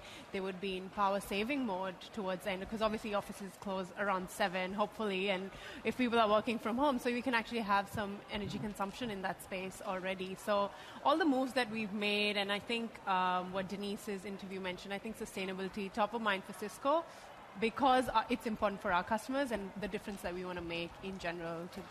It's actually, I think, prompting us to make our technology smarter as well.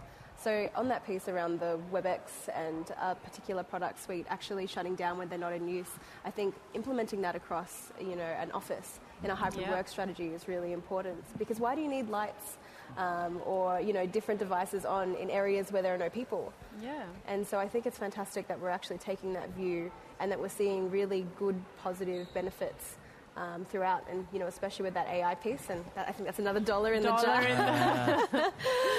But I think on that office space as well, that's where the Cisco Smart Spaces is coming into everything as well, really come into play. So yeah, it's very, very cool space. The more we talk about it, it's just incredible how every piece of technology within Cisco ties with each other, and then with sustainability and AI, like we heard in the keynote as well, and every speaker, and then probably all the interviews we have coming up later, we'll hear more interesting things that everyone has to say.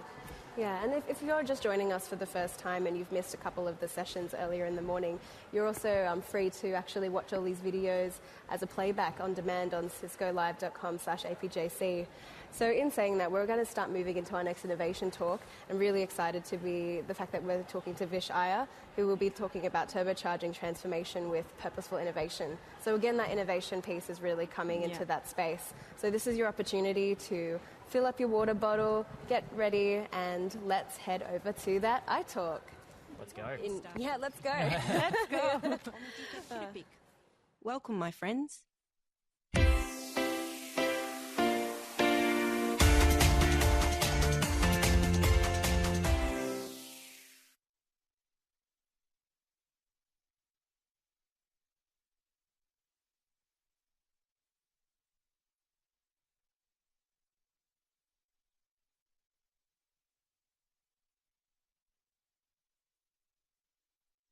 Good afternoon, everyone. As you can figure out, it's day 3, and you got to forgive me for my voice. I think it'll keep getting better as we go along, hopefully. So look, I'm really excited to be here in front of you, to be talking about our purposeful innovation approach, and also feature our top innovation examples that can help you turbocharge your transformation journeys. I know this is a small and comfy crowd, but we have a number of people who join us online. So I was thinking, let's make this interactive. So I have one request for all of you to pull your phone and join us on this Slido.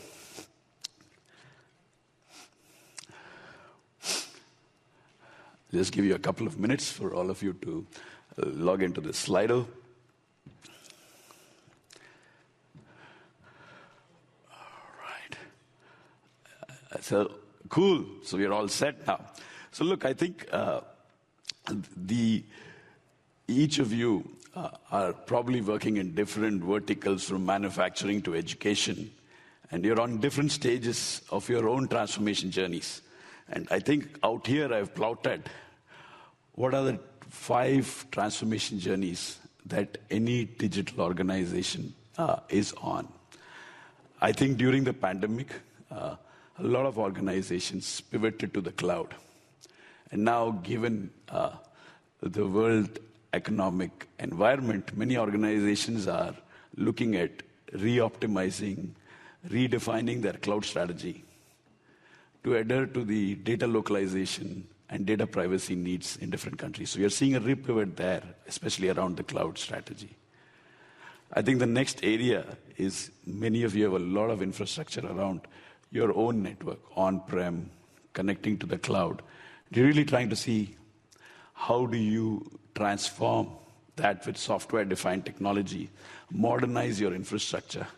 I think that's the other journey that many of our customers are on, whether it's from a campus perspective, data center perspective, wide area network perspective, and how do they all work together. I think in a conference like this, I think you will hear the word AI maybe 100 or 1,000 times. But I think every organization, including yours, is really looking at the role of AI to improve your customer experience, or how would you use AI to get better insights to run your operations. So I think every customer is on this AI journey, and I think we have just scratched the surface on the art of the possible here. And then I think a front and center theme is around cyber and threats. I think the threat landscape is evolving dramatically. And how do you cope with that? And even there, AI is very, very critical. And I think the last one is a very fascinating and an interesting one. I think we were in a pre-pandemic world where everyone worked in the office, to everyone working from home, to now a very hybrid environment. And one of the real challenges we are seeing is as people come back to work, they expect the same quality of experience they have at home, whether it's around Wi-Fi. And that entire future of work paradigm is being reevaluated by organizations to encourage people to come to work and collaborate better. So if you really look at these 5 journeys from your lens, you will realize that there is no one platform. There is no one vendor to make all of these things work in the context of your own organization. And it's here that we believe at Cisco that we have a number of technologies, platforms, capabilities to help you manage this. And that's what I really want to talk about. So let's get to the next question, which just to get your sense of, I wanted to put this question from a Slido perspective, just an answer on which of those 5 journeys, and you could prioritize the way you want. Okay, I can see 100% of them are on cybersecurity and trust. Some of you are on cloud, very good. Network transformation, okay, future of work, AI-driven experiences, awesome.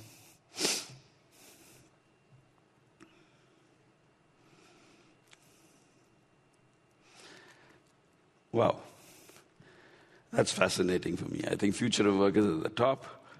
I thought cyber would be at the top, but it doesn't matter. So I think the top 3 or 5 themes would vary depending on the organization, the industry, the vertical, and the maturity levels. But I think it's kind of, each of you are, I think, on each of these different journeys at different levels of maturity. And that's something that's coming out very clearly.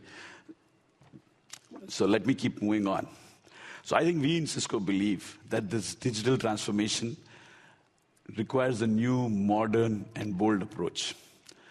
And it requires different stakeholders, technology, the NetOps team, the SecOps team, the DevOps team, the AIOps team, the CTO, the CIO, the CSO, the CFO, the CEO, all of them to come together and work together and break the silos to really deliver on this digital transformation promise. And that's how they rewire their organizations at scale and deploy technology.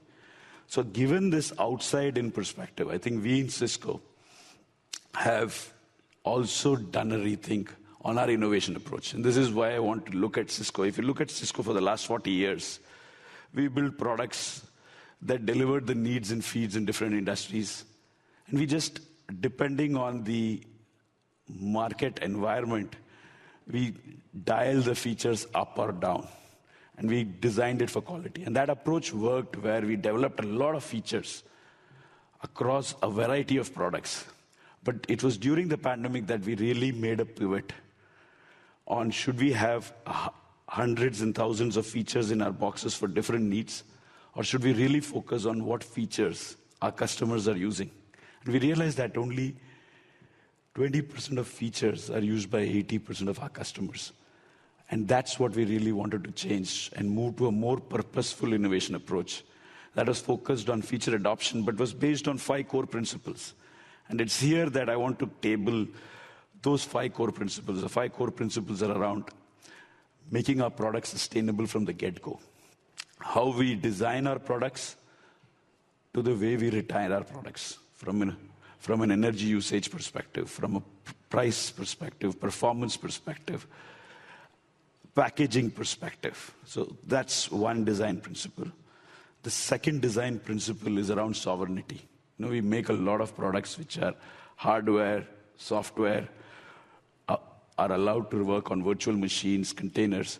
So how can we make these products, as they are cloud delivered, cloud managed, sovereign, be available as local instances in different countries? So that's the second area, or a core principle that we have built into every product and every platform that we ship now. The third area is around artificial intelligence, is how do we make our products and platforms leverage the data and provide insights for you to take action. So that's the third core principle. The fourth one is what Jeetu and Dave spoke about, is about security being incorporated from the get-go into our platforms and leveraging that to improve your posture. And the last one is, as we are building products and platforms, we realize that these platforms will be leveraged by cloud providers, service providers, managed service providers. So we need to make them extensible. We need to have APIs to make our infrastructure programmable so that they can talk using that language. So these are the 5 core principles that we built in building our products. And with that, we are able to deliver these attributes for each of you.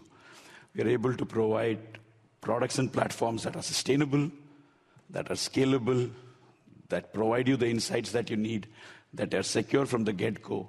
And the last one is a very critical one, which is what I call effortless, is actually operating model innovation.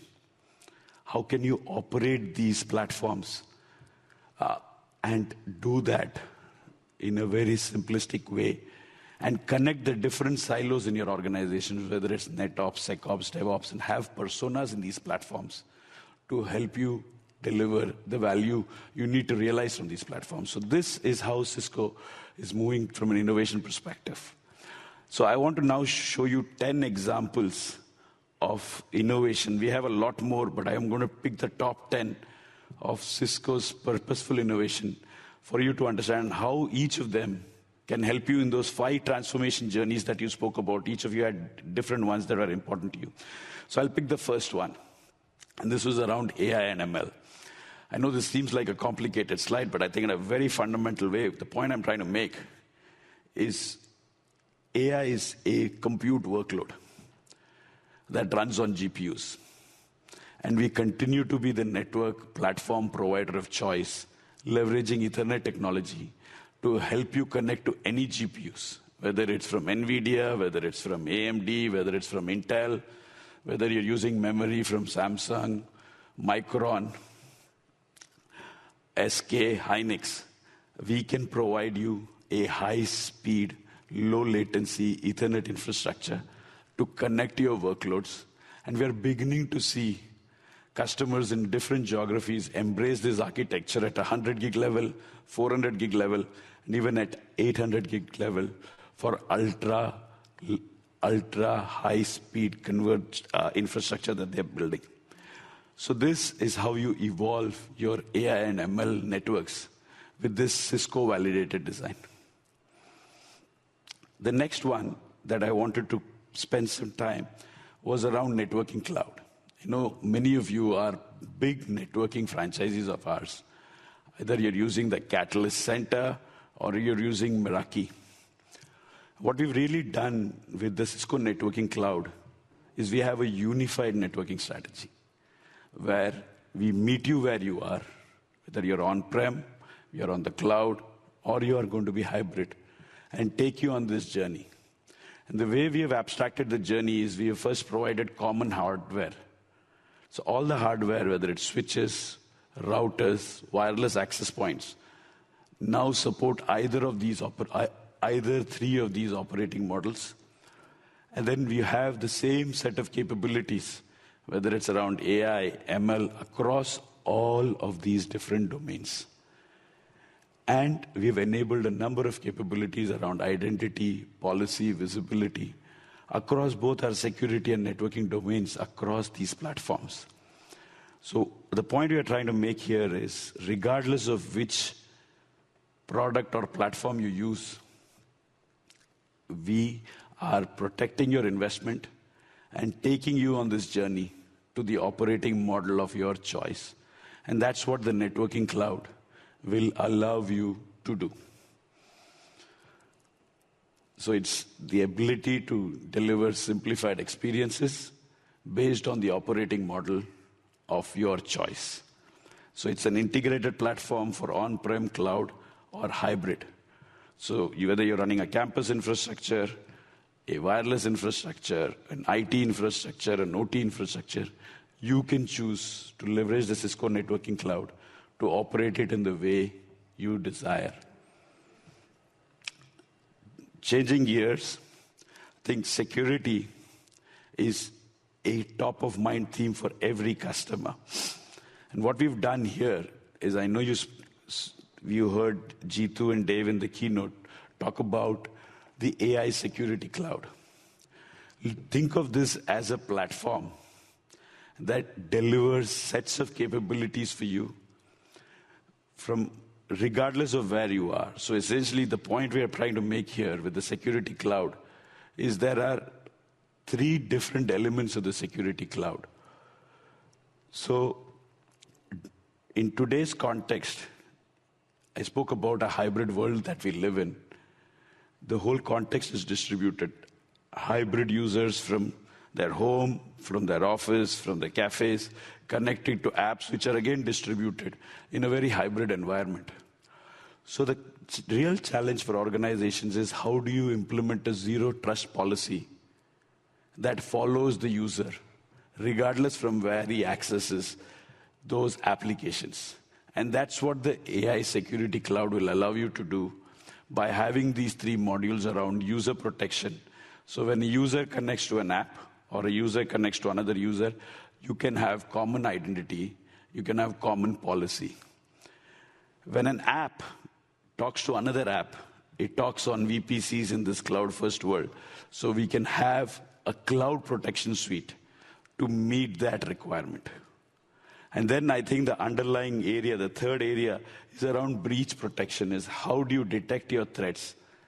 How can you detect anomalous behavior, malicious behavior, and figure out whether it's from a network-detected response to your extended threat detection response, which Ambika will speak about. These are the capabilities that we bring to you.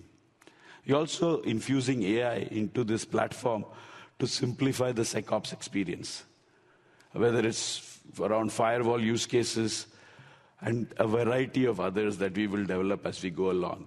So the key point I want to make here is we will be able to deliver a zero trust outcome for you, and it's one experience, regardless of from where the user accesses it. Changing gears, I think I've spoken a number of domains, whether it's the networking domain, the AI workload domain, the security domain. Really want to talk about how security and networking are coming together. And this is where Cisco's core value proposition as a vendor arises, because we believe the network is the enforcer for policy, and it is the bridge between different worlds. So what we've really done here with the secure networking approach is we are connecting the security cloud and the networking cloud across these 5 parameters. So what we're really doing is take identity and policy. we have, and many of you would be customers here in Australia for our identity services engine, which is the policy engine to define which user accesses what, when, where, and how. ICE will natively integrate with SSE to provide you a policy that works across the breadth of your enterprise. Just to give you an example, we have a large financial customer in Asia where we are now able to define a policy that the folks who run the payment system, and they do billions of transactions on a per-day basis, will only access those apps from 3 floors in 3 offices across the country where they run a 24/7 operation. These are the kind of capabilities we can enable with identity and policy. The next one is around secure branch, whether it's leveraging Viptela or whether it's leveraging Meraki. We can have a secure branch use case that talks to the cloud security components and the networking components to deliver that experience for the end user, whether he's working from the office or whether he's working from the home. We have the Cloud Protection Suite. This is a wonderful new capability for app-to-app communication, where we can design policies without having to use IP addresses.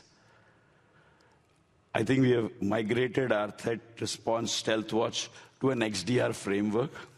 And I think the last area where we are really innovating a lot is in the MSP platform.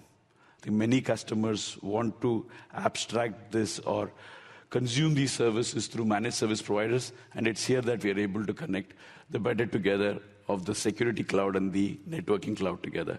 And I think one of the biggest differences here is we are able to do this across all the 3 operating models, whether it's on-prem, whether it's on the cloud, or combinations thereof.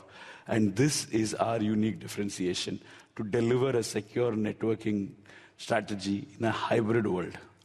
We reduce risk, we enhance your experience, and we are able to provide that end-to-end visibility that you absolutely need.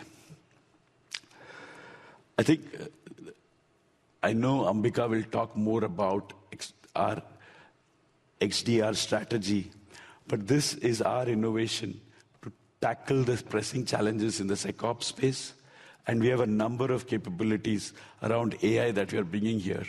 And I think we're really excited about having the telemetry to have a better experience for our customers. So these are the 5 innovations I spoke about.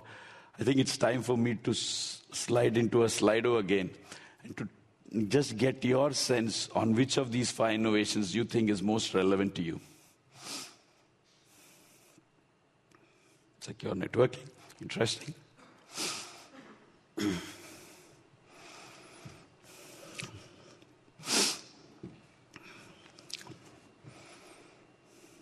Networking cloud, security cloud, XDR.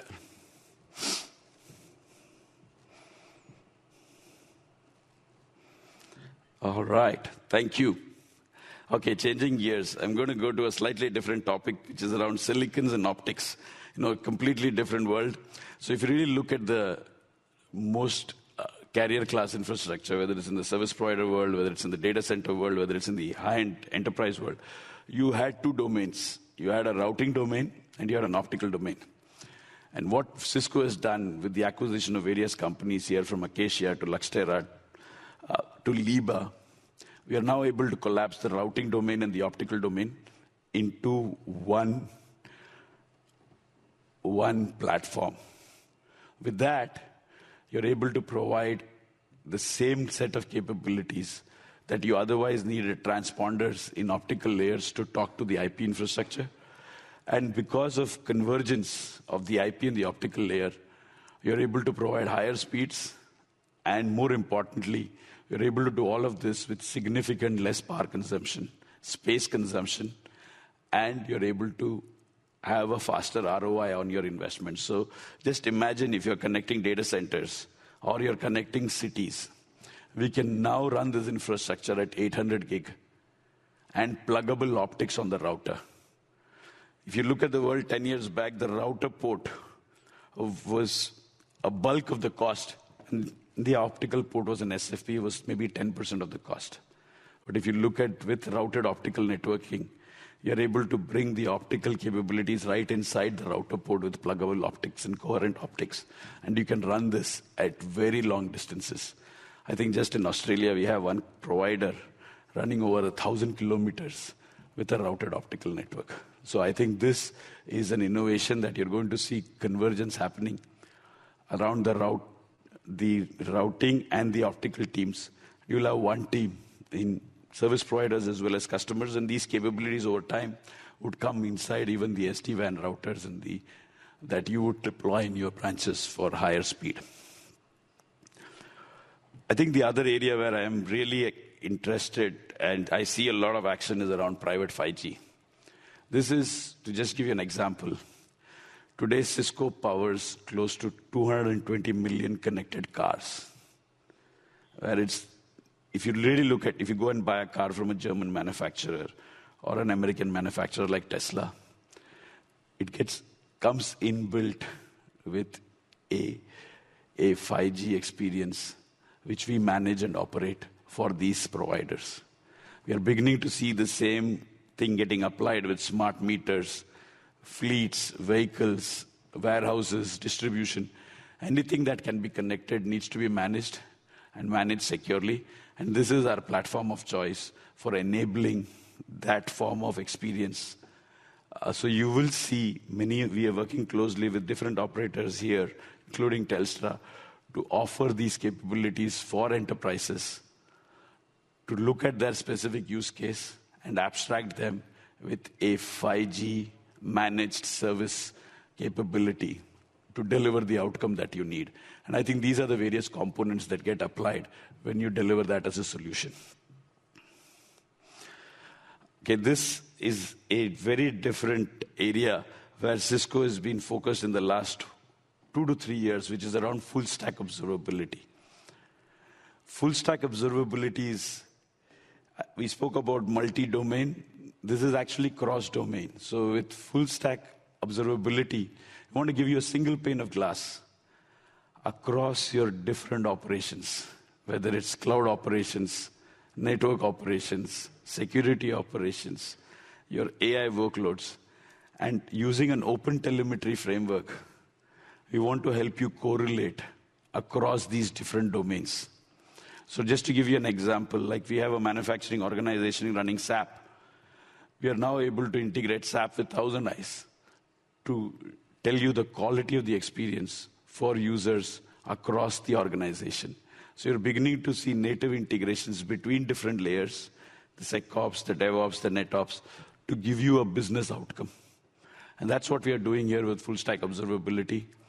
And the Splunk acquisition actually fits into this framework. So I think as Cisco, we are a great networking company. But for us to be a great networking company, we need to be a great security company. For us to be a great security company, we need to have great AI. For us to have great AI, we need great data. And this is how all of those different pieces come together in our strategy to provide you a platform to think through the different domains of your organization. Changing gears, I'm going to spend a little bit of time because future of work was such an important care about for you. And it's here that I wanted to talk about the innovation. I think it's in this space. When we started in the start of the pandemic, the WebEx platform was behind. But if you really look at where we are today, we are way ahead. Microsoft Teams works best on a WebEx platform. So whether it's from a hardware perspective, we have all of the smarts that you need to interoperate seamlessly with Microsoft, Google, Zoom. We have a number of capabilities around audio and video that we have built in our boards. And I think one of the best decisions that the WebEx team made is to include an NVIDIA chip in every WebEx board, because of which we are able to enable so much AI capabilities like facial recognition and a number of other things that we have now launched. And I'm sure you saw a number of AI assistant capabilities like Catch Me, Super Resolution, Smart Lighting, Meeting Summaries that Jeetu unveiled on this platform. So the point I'm trying to make here is both from a platform perspective, video experience perspective, audio experience perspective, we have brought a lot of innovations. And I think the one that I'm really happy to see is as people come back to work, we've built a number of sensors inside these WebEx board to completely differentiate the office experience around collaboration. So I think this is an area where I would really urge you to relook what you've been doing, because there are so many meeting rooms that need to have these capabilities in your offices. And when you have that, there will be more people who the office can actually become the magnet for you to come home. The last one that I want to talk about is sustainability. This is a near and dear topic for me. Obviously, we've built products that can provide you higher performance with lower energy consumption, but that's not where it ends. We are now beginning to see organizations redesign their offices, their buildings. Like we've seen Telstra here do a wonderful video which Iskara plays out on how they're leveraging sustainability with Cisco and modernizing their infrastructure. I have wonderful examples of airports where we have completely transformed that industry, which had 5 parallel networks, into one network, which is making the airports a smart technology hub with no paper. And we are able to completely run a facial biometric system where check-in times have been reduced for passengers by 10 minutes. And we are able to turn around aircrafts by 15 minutes. And these are airports that support 60 and 100 million people annually. So this, we are seeing industry after industry completely embracing sustainability because it's the right thing from a planet perspective. And you will see a number of capabilities that Cisco has done around sustainability. So I'm coming to the last stretch of my presentation. These were top 10 examples, of all the different innovations across the portfolio that we have brought to life. Look, it's really about bringing all the different teams across these different innovations. And I think I want to go to a Slido. Now, I know we spoke about a number of them, but which new innovation will you consider implementing with Cisco?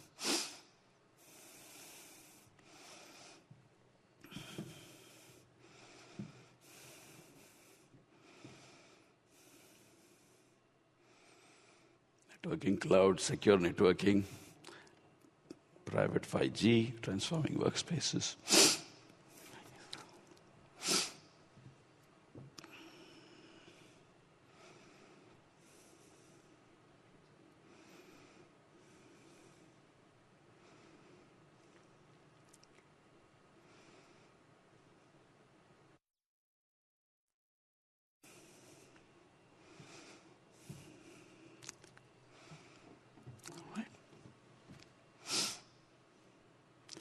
Thank you.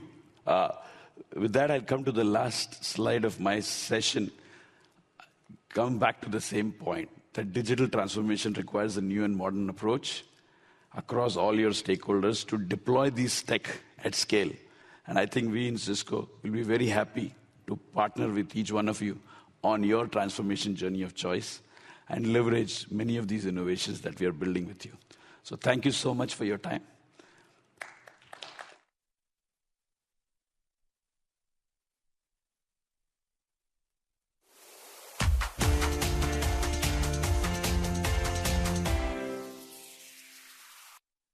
Okay, welcome back to the World of Solutions. For the next section of the tour, we're here in the security stand looking at securing the enterprise. So really security end-to-end across an organisation and what it takes to create that environment. I'm joined by Jamie Watts. Jamie, welcome to the broadcast. Thank you very much.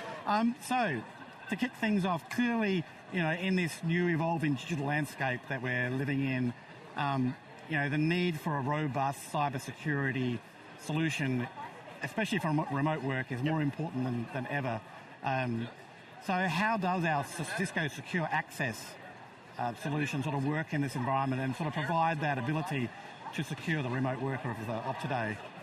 Yeah, sure. So, as you know, we at Cisco, we've been helping to facilitate secure remote working for quite some time, right? But one of the biggest dangers of, establishing a secure remote work practice for a business is complexity, right? You have so many different security tools in an environment. Each of these need to be configured independently to each other. And until kind of now, there hasn't really been a single cloud-delivered solution that provides a lot of these capabilities from a single dashboard, right? So even from within Cisco, in the past, we've delivered a lot of these technologies independently with technologies like Cisco Umbrella to deliver secure internet access, and Cisco AnyConnect, and the Firepower VPN appliances to do private application access. But these have been separate tools to configure and manage for the administrator. So what we're doing with Secure Access is delivering all of these capabilities to provide security end-to-end for those users connecting to applications, no matter where those applications are, from a single tool and a single technology, right? And this is really the direction that we're seeing the industry going. And so we're really happy to deliver this capability with Secure Access.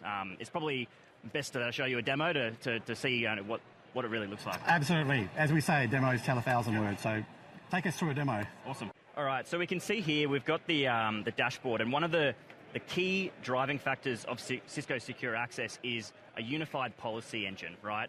So I mentioned in the past we've delivered a lot of these technologies independent of each other. So we have Cisco Umbrella for secure internet access. We have remote access VPN technologies, and each of these have to have individual policy sets to define what applications or assets in an environment a user can have access to. So it's really, really powerful to have these configured in the same place, so you really get a nice high-level overview of exactly what users can have access to what applications. Because at the end of the day, these users are the same users no matter what application they're accessing. So we can see here that we have a specific rule for private application access, right? So we can see that we have some source of traffic in our environment. Now these could be Active Directory users or specific assets in our environment.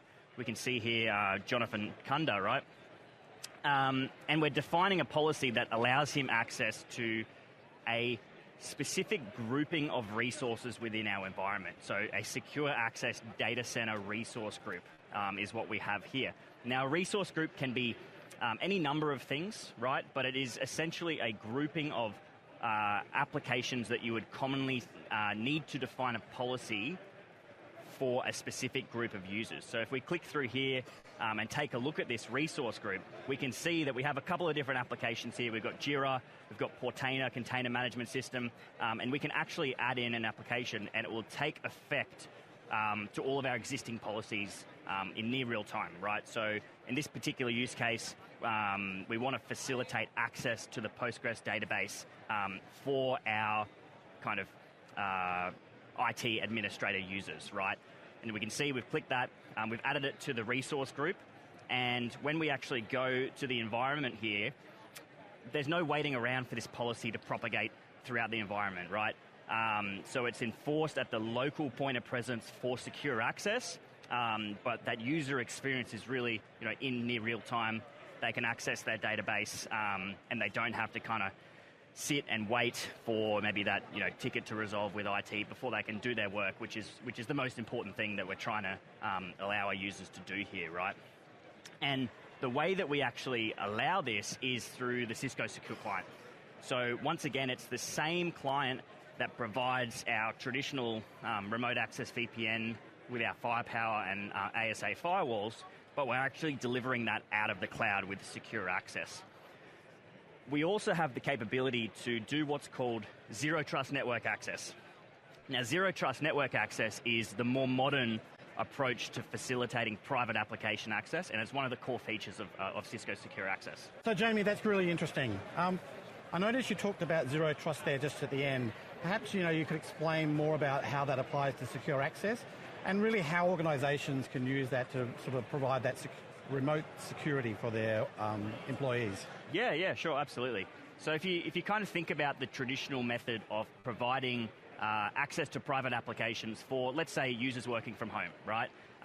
Traditionally, that would be done with a full tunnel VPN from some kind of VPN client, say AnyConnect.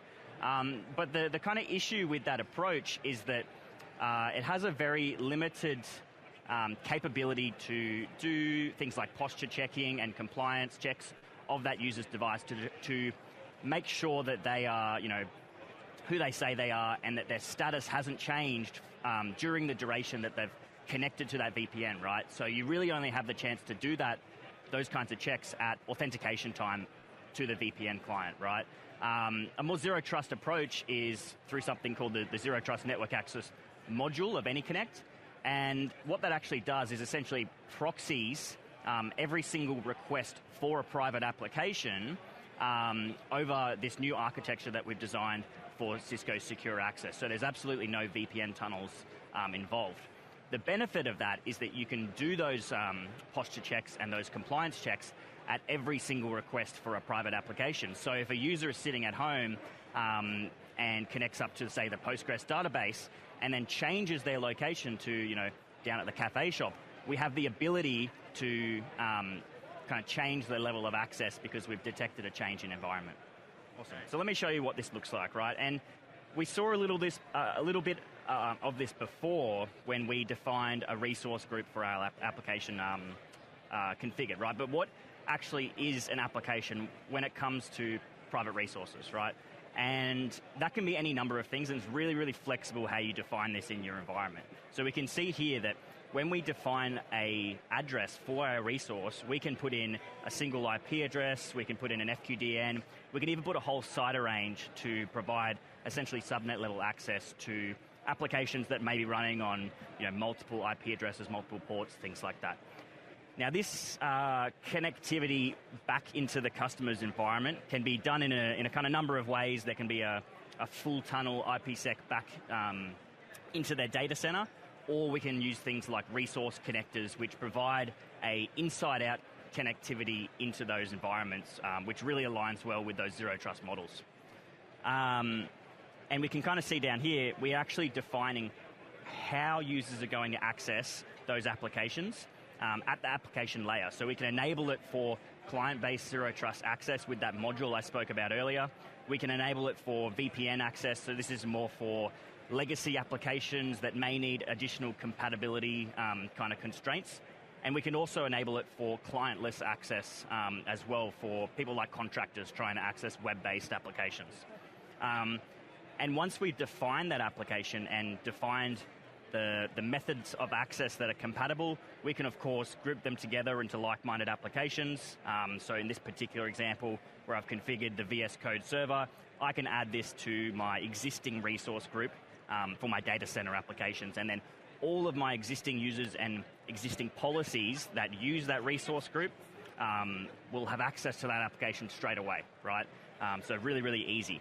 But in this particular case, let's say I want to facilitate access to users that aren't in this subset of users that I've defined here, right? So they're not part of the engineering team, but I want to provide them access to this web application, so the VS Code server web application, but I don't want to give them access to the network or some large part of the network, right?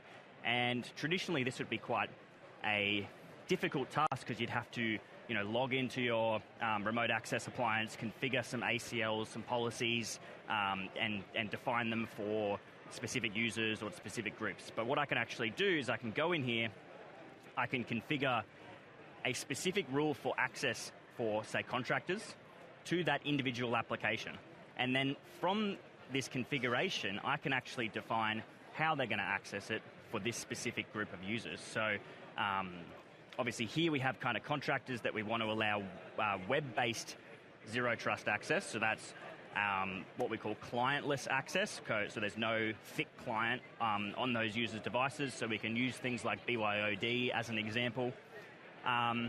But it's really, really easy to configure this, and all of the policies get pushed out for all of the different user groups, no matter kind of who they are, right?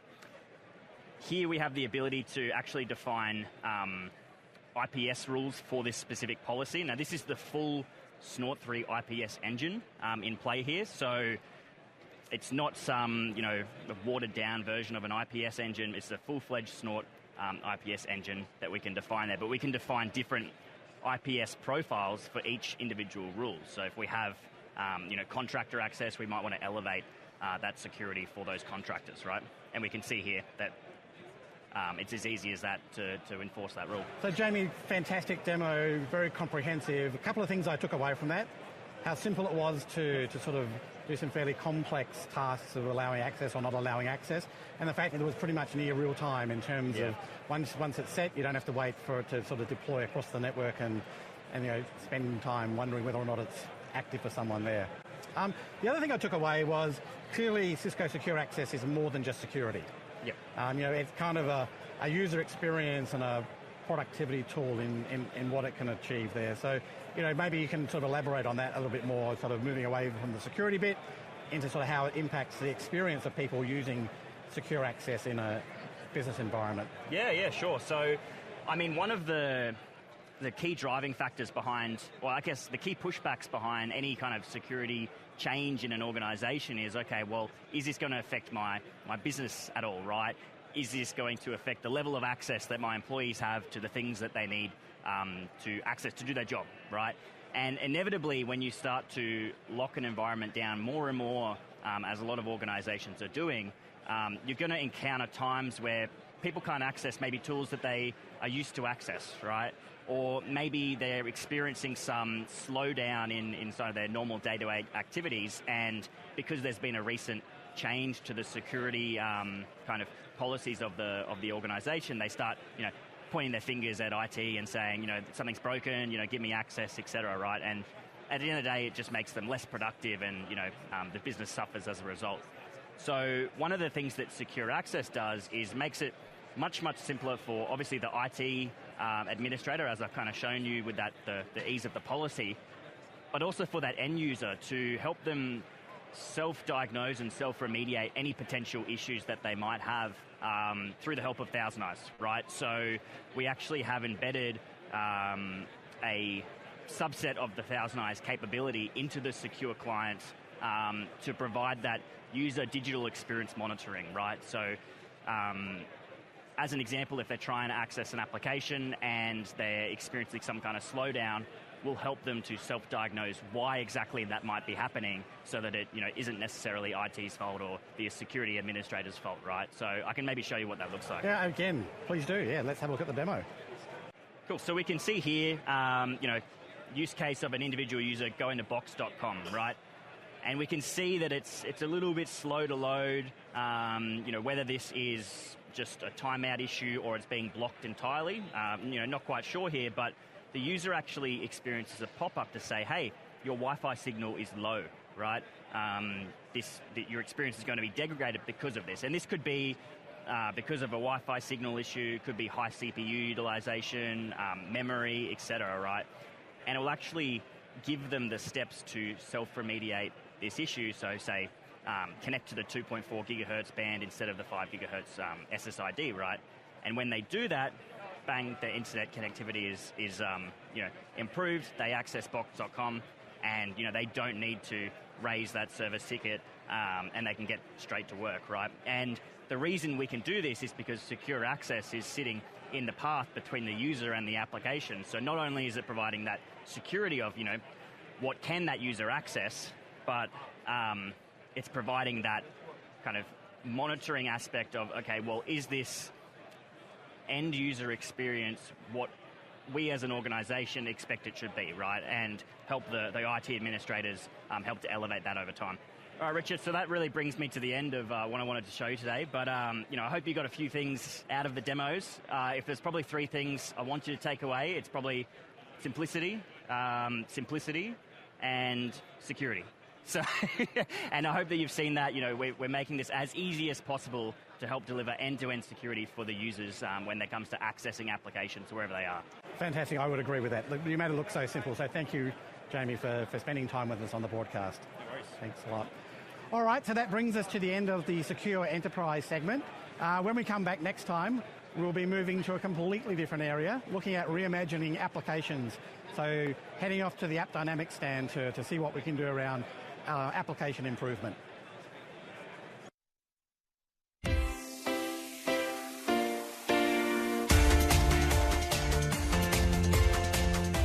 What I wanted to do with that time is accomplish two things.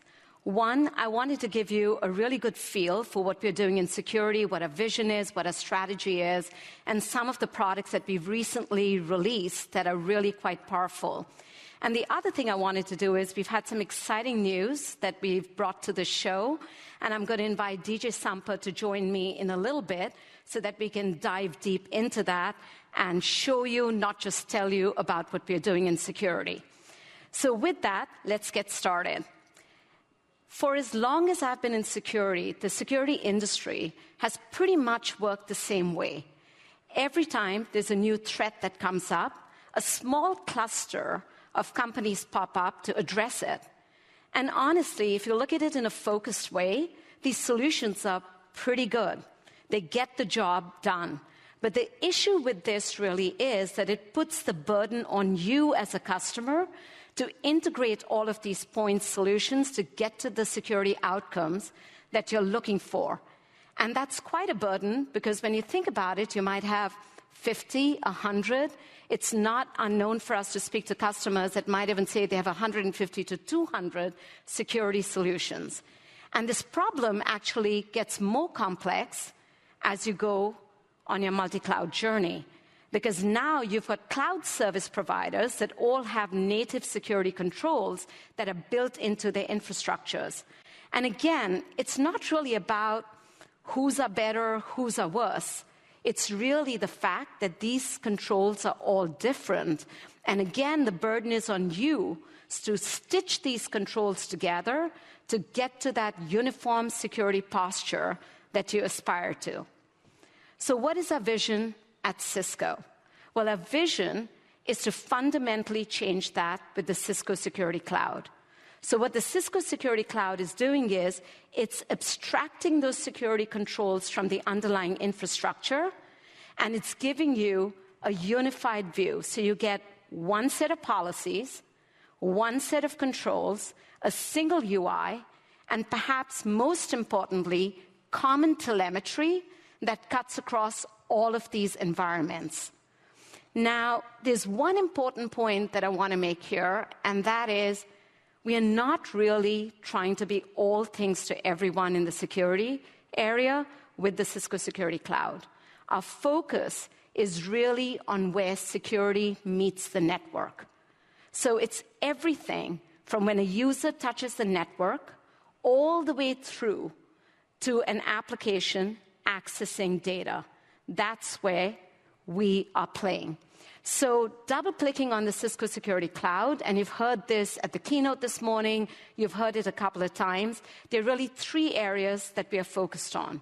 One is user protection, the other is cloud protection, and then breach protection that touches both. So it gains telemetry from both cloud and user, but also provides intelligence to those.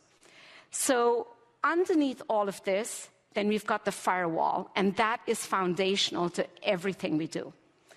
Now, let's dive into user protection so I can actually show you what I mean by what we are doing with the cloud protection stuff that we are offering and the security cloud that we put together, because it's really not about individual solutions. It's about a system of systems. It's how do we integrate these piece parts so that we're able to deliver outcomes that are really strong for you. All right, so moving into user protection. Imagine if I wanted a glass of water and I walk up to a water cooler and I'm asked, hey, Ambika, how do you want this water delivered to you? Do you want a PVC pipe? Do you want a copper pipe, an iron pipe, or a steel pipe? That would be completely unthinkable. And yet, this is what we are expecting enterprise users to think about. We need to know whether our application lives behind a VPN, or it lives behind a zero-trust gateway, or there's a different way to connect if it's a SaaS application, and perhaps a completely different way if it's direct internet access. That makes no sense. So earlier this year, we released a set of capabilities we call the Cisco Secure Access. And what this does is it takes traditional VPN and zero trust and brings it into a single solution that gives seamless access to all applications. It doesn't really matter if you have campus-based access or it's remote access. It doesn't matter whether it's a traditional application or a modern application. The access is completely seamless. And if I were to show you a demo of this, it would probably be the world's most boring demo, because what you'd see is step one, the user boots up their laptop and authenticates. Step two, they're able to connect to the applications that they want to go to, that they're authorized to use, and that's it. Now, underneath the cover, we are doing a lot of work, and we're doing it automatically. What we are doing is we are figuring out that this application sits behind a VPN gateway, so we need to set up a VPN connection. Or this other application sits behind a zero trust gateway, and so we need to set up an HTTP connection. But that's plumbing. And at Cisco, we're really good at getting that plumbing right. So we are able to automatically redirect the traffic so it goes and makes the right connection on the right pipe.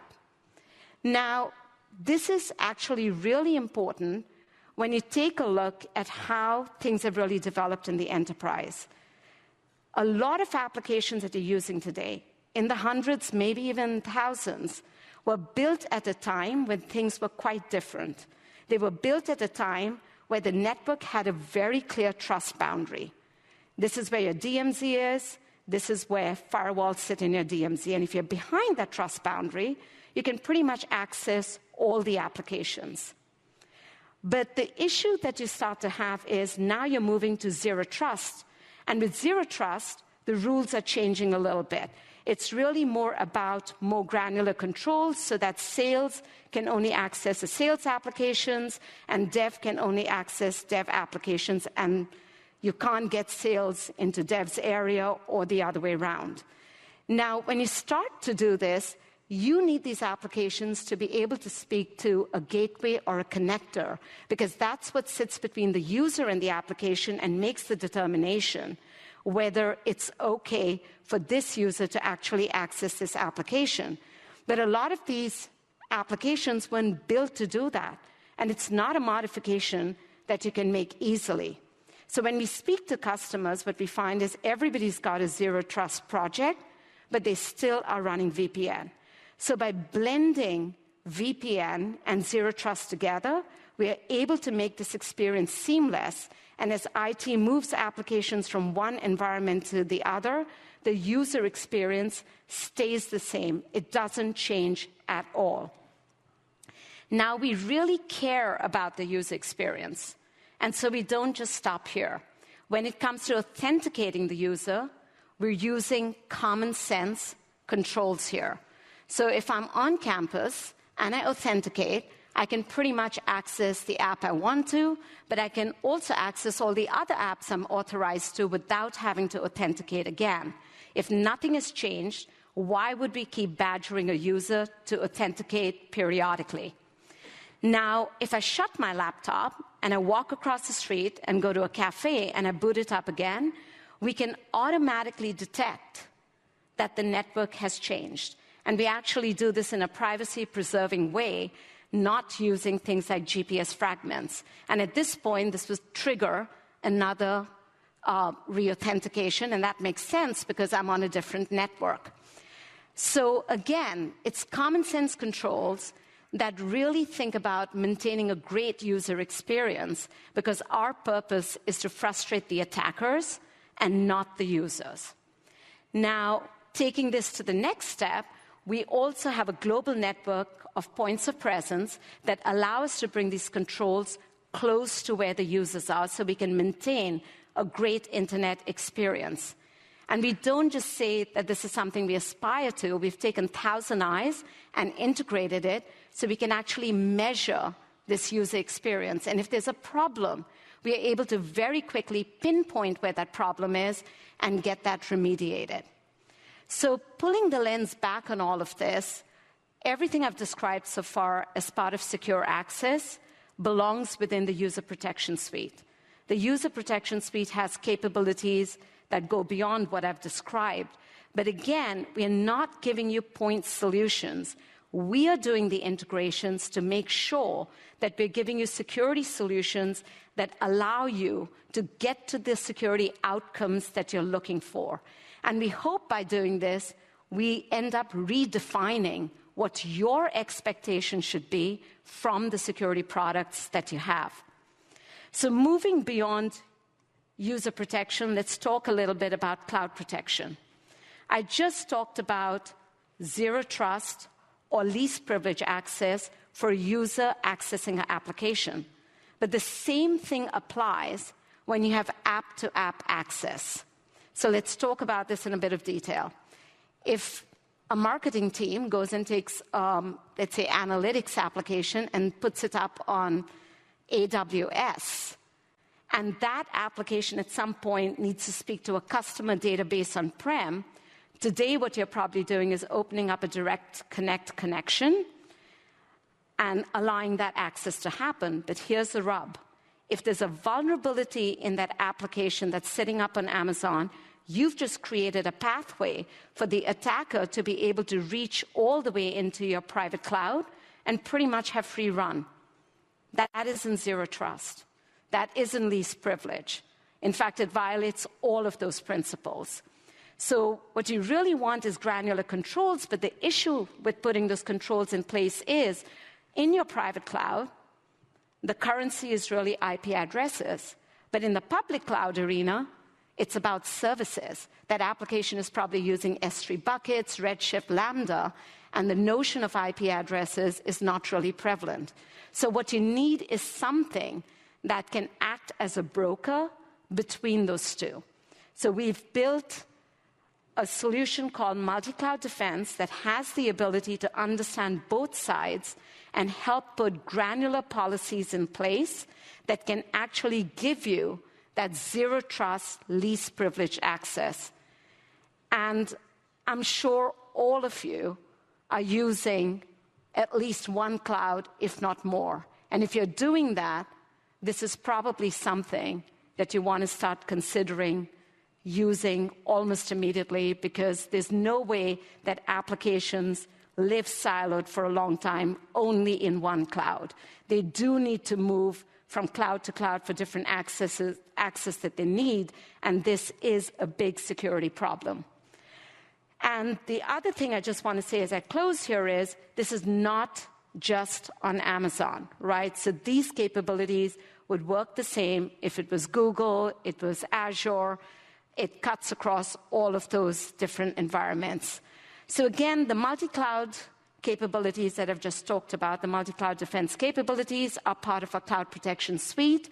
And in a cloud protection suite, we obviously have many more capabilities. But again, as you can see, we're not talking about point products here. There's several products and capabilities coming into play to deliver these outcomes.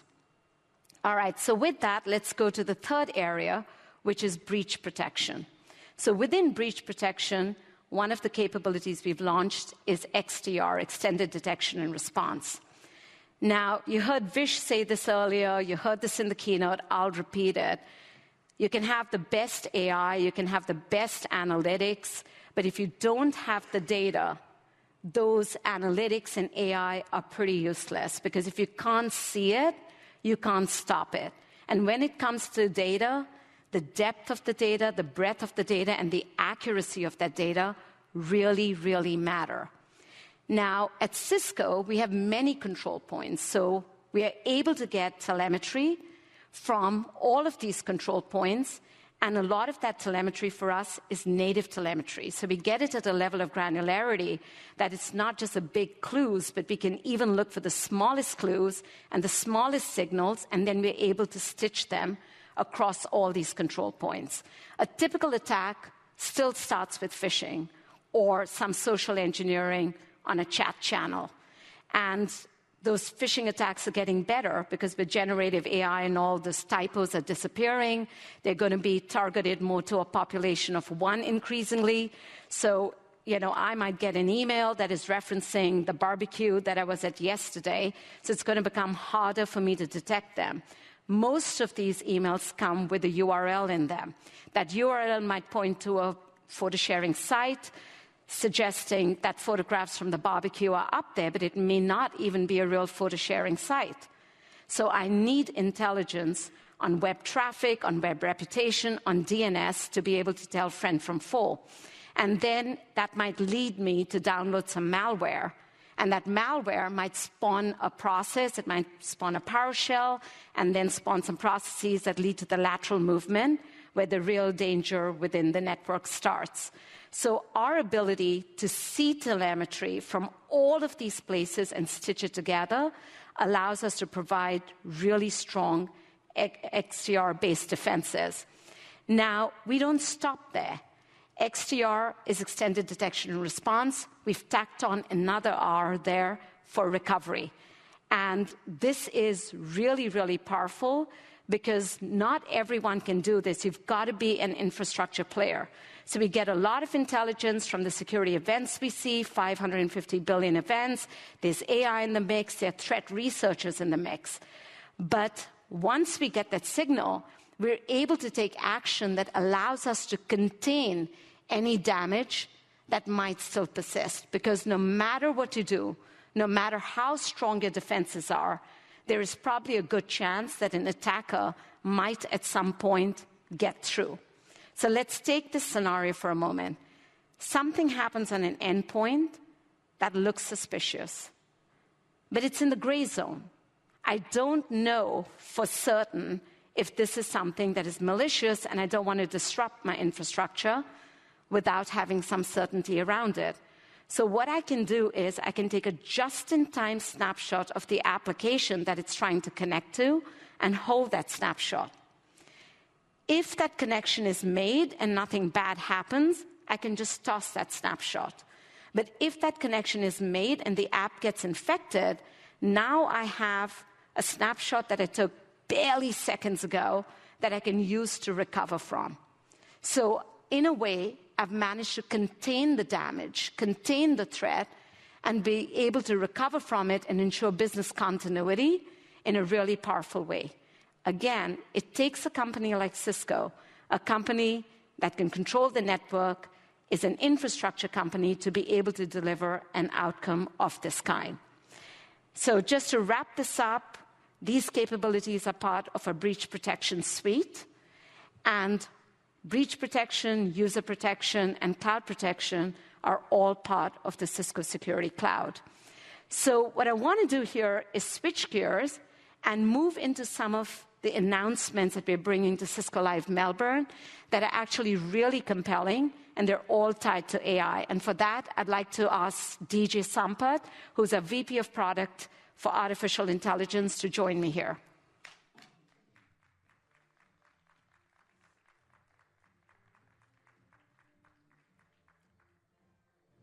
Hey, DJ.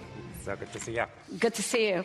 So, DJ, before we get started here, I just want to start with you introducing yourself so people sort of get a sense of your credentials in AI and what you've been up to in the space till you joined Cisco. All right, awesome. Well, thanks everybody for being here. I'm DJ Sampath. Very recently, I was a co-founder and CEO of ArmorBlocks, an email security company that was acquired by Cisco.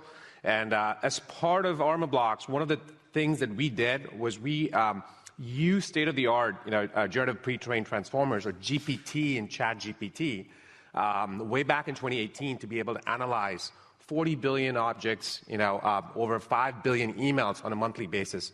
So we have a team that deeply understands what it means to build an AI product and what it means to use large language models to be able to do it. And a team that's growing really fast right now. Absolutely. Right? Yes. So before we go into announcements, one more thing, DJ.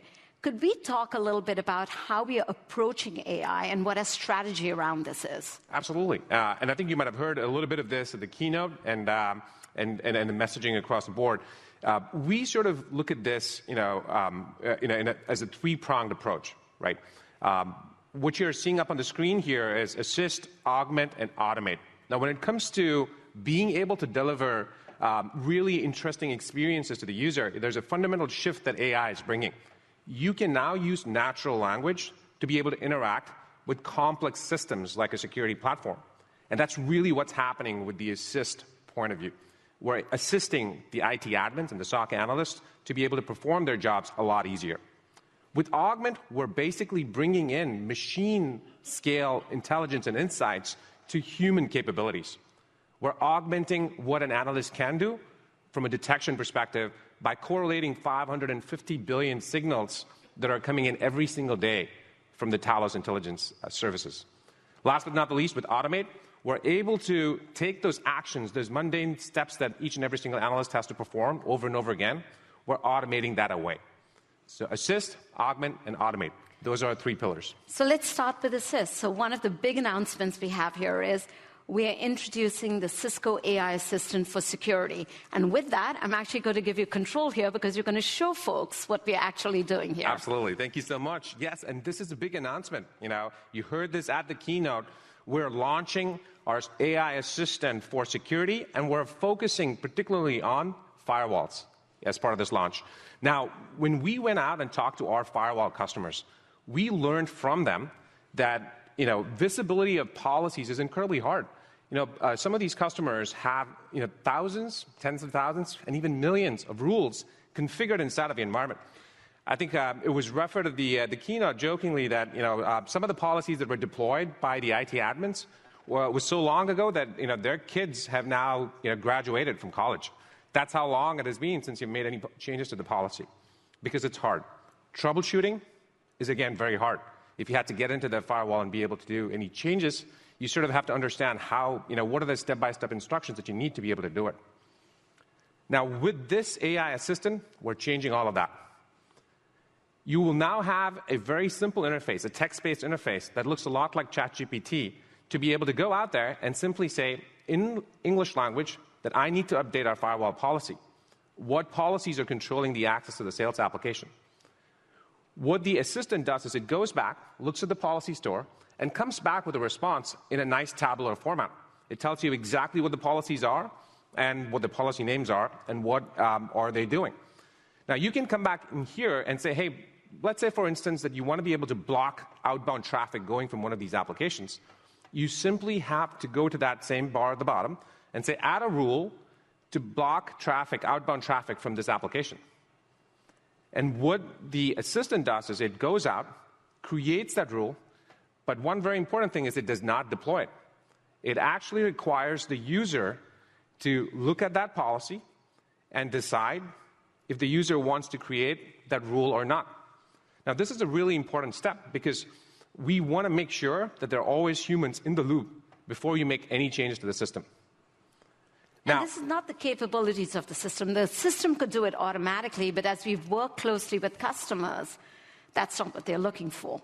They want the efficiencies, but they still want their hands on the wheel. You're spot on, right? I think that's exactly right. And this is something that we learned from our customers. We went out and we asked them, hey, how would you like this? And we basically built it based off of their feedback. Yep. Now, here's where, as soon as you go ahead and say, yes, that's, you want to go out and deploy it, you will see that it comes back with a prompt that says that, congratulations, it's been successfully deployed. Now, sometimes when you're working with the firewall, things can get a little bit complicated. Say, for instance, you want to upgrade the firewall.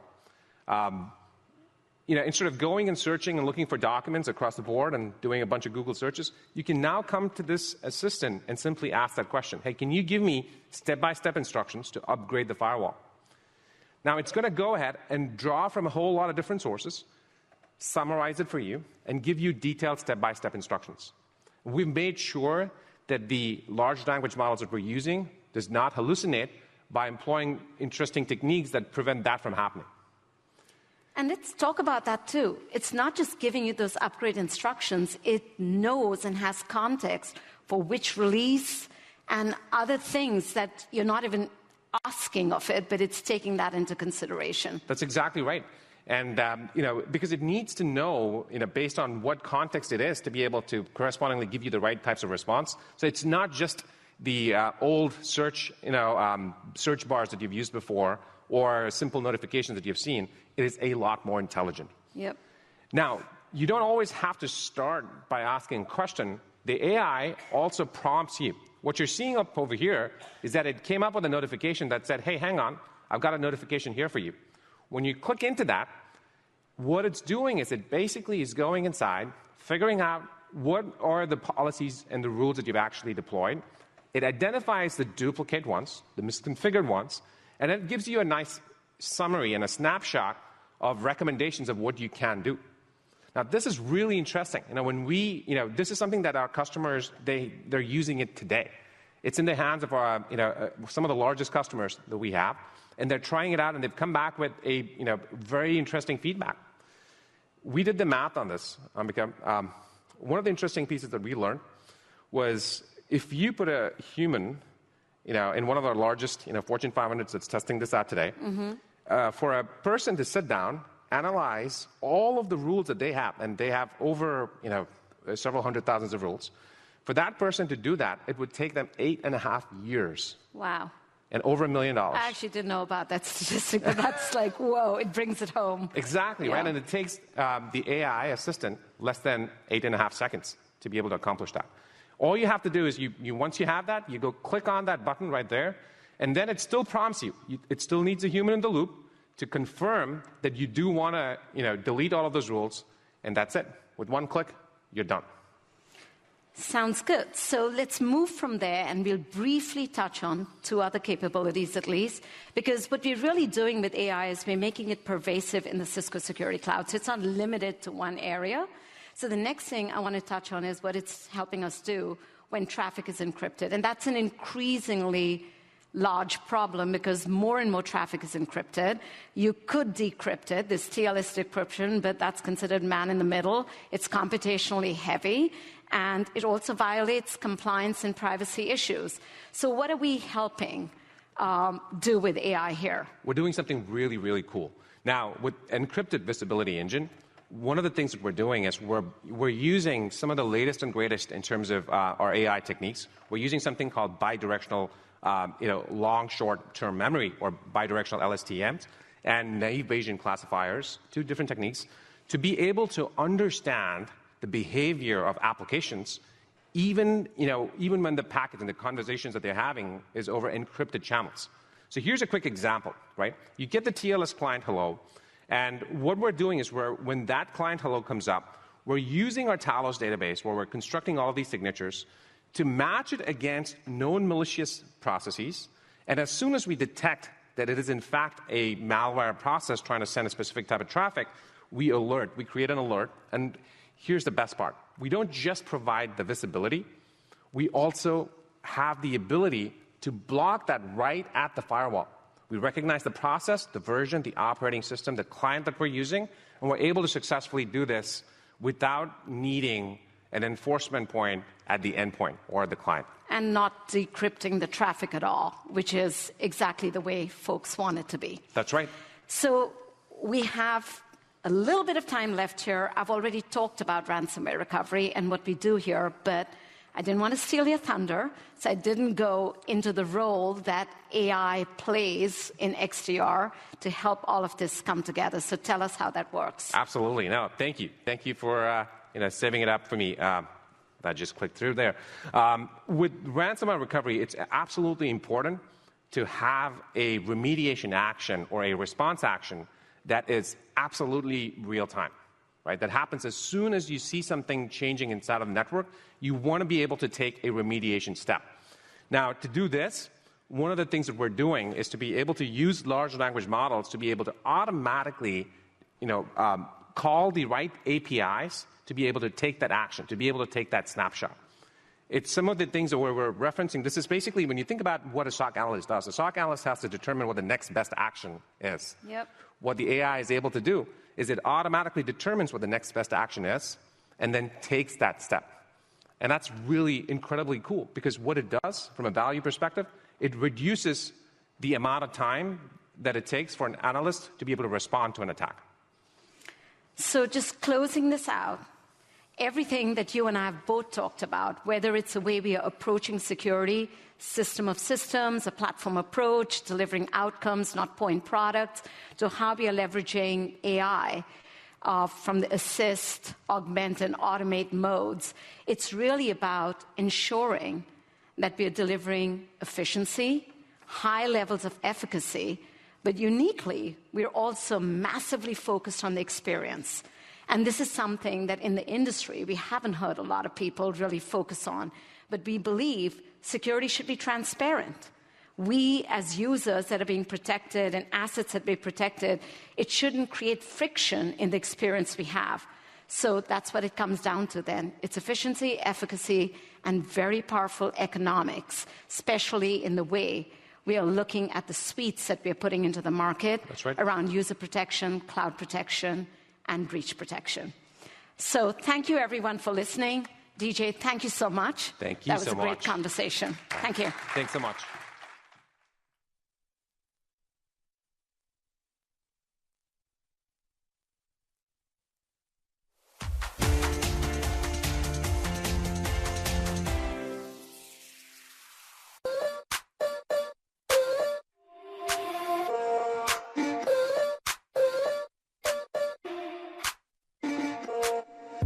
こんにちは、シスコの二宮です。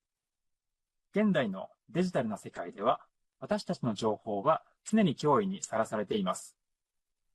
サイバー攻撃、不正アクセス、マルウェア、これらの脅威から守るためには、様々なセキュリティ製品のログを相関分析することができる XDR ソリューションが有効です。これは XDR により、アラートログの集約や一元化、その上で優先度をつける機能によって重要なアラートから対処可能となるためです。Cisco XDR では他社のセキュリティ製品のログも合わせて相関分析することができますので、様々なお客様環境にフィットしやすいです。Cisco XDR をご利用いただくことで発生した問題に迅速に対応、管理、修復することができるようになると思います。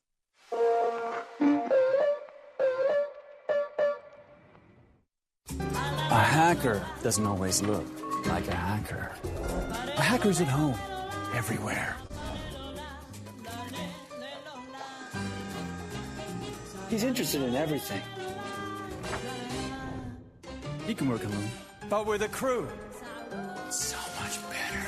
A hacker is free. With Cisco, protecting your business from cyber attackers is simple. If it's connected, you're protected. How have things been at work? Same. And the thing is I've got ideas, big ideas about products, new revenue streams, smarter investments. Right? No, I can't do any of that. I'm like too busy playing whack-a-mole all day. So it sounds like you need a platform that drastically reduces the amount of confusion caused by zillions of analytics tools and focuses the data for you. Exactly. How do you know that?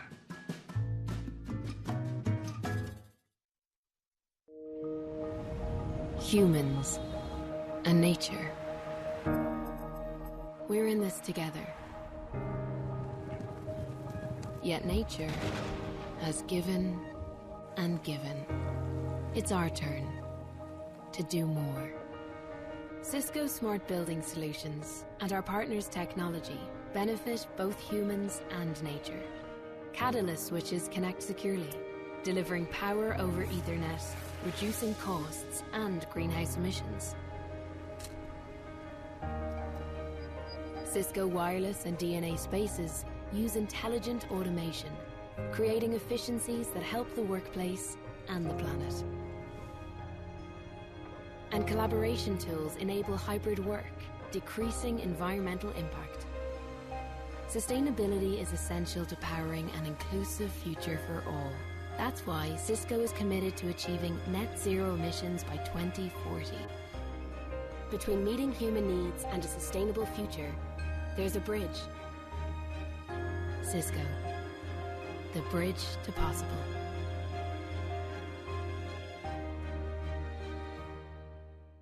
At Cisco, we see the office as a platform to advance our strategic enterprise goals, including attracting and retaining the best talent and accelerating our net zero journey.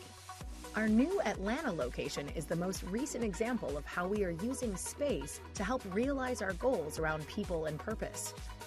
Technology provides a new opportunity to transform your workplace into places people want to be. Visit cisco.com/go/hybrid workplace. Hello, everyone. Welcome back to the studio. We have some very exciting segment coming up for you now. We actually have Dave West in the studio with us. So we're going to throw right over to Emerald, who's interviewing with Dave West right now. Em, over to you. Thank you so much, Dave. Dave to another Dave. Well, welcome to Australia again. Lovely to see you. Have you had a chance to look around at Cisco Live this year? Not yet, but after this, I'm going to the World of Solutions. Oh, fantastic. I've hugged a lot of people, so it's been great. Yeah, no, I have to say I went on a little walk earlier today, and they've really gone all out. They've actually brought out bubble tea. We've had Chili the dog on our set so far, so I think you're in for a big surprise. Personally, I think this is my favorite Cisco Live because it's so intimate.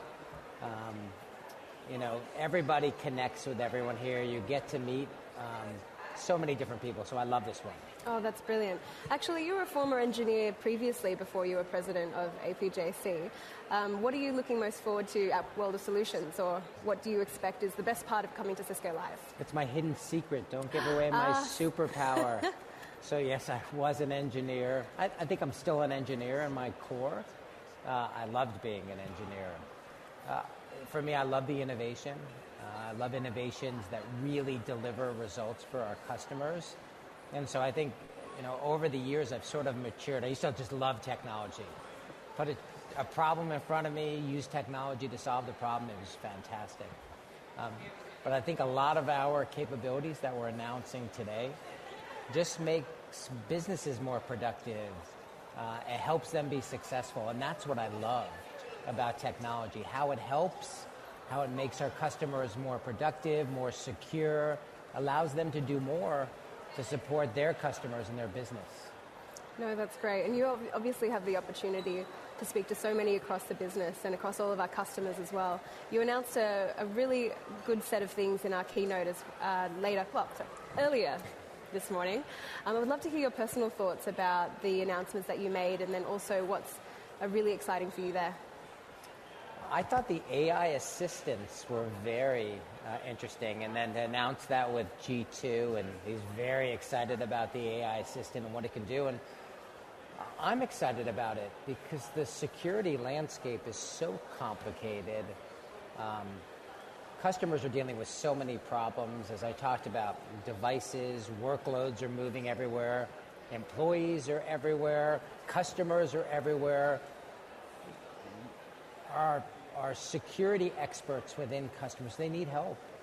And anything that can make sort of the mundane tasks of looking at rule sets and exposing flaws in design that can help a customer be more secure, I think is absolutely fundamental and critical for our customers' success. I think they're going to embrace it, and I'm excited to see how they use the technology and our generative AI tools to help make them more productive. And, we announced the AI assistant for WebEx, as we showed as well, at WebEx 1, but we demoed here because I think many customers probably didn't see it there.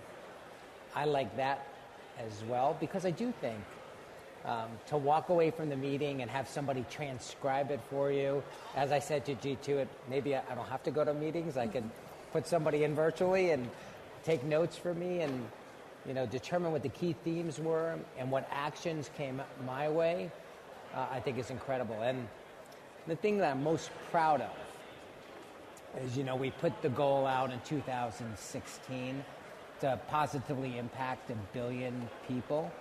And to make that announcement today and have the purpose report come out tonight, it's a lot to be proud of. And, our culture around giving back, powering an inclusive future, I just think it's an incredible thing. And I think it's a motivator to all of our employees. And people see that they go to a place that's not like a good company, but that wants to make a difference in the world, is not just talking about it, but really executing on it, and then holding itself accountable to deliver. And so that's what excites me most. Yeah, that's great. And actually, I think that's a common theme that we've seen throughout our interviews as well, especially when it comes to, we spoke to Larissa Horton earlier this morning, and she focused on the fact that the user experience is really something that they're building into their products, and that we're actually, as a company, focused on people. And, you know, seeing that purpose report is coming out this evening, I'm really excited to read that and present that back and talk about it a bit tomorrow as well. You spend a lot of time talking to people, and you said before you've spent a lot of your time at Cisco Live hugging people and saying hello. A lot of people wanted to chat to you. But what I really admire is that you spend your time with customers. And so what's the hottest topic that you're talking about with your customers at the moment?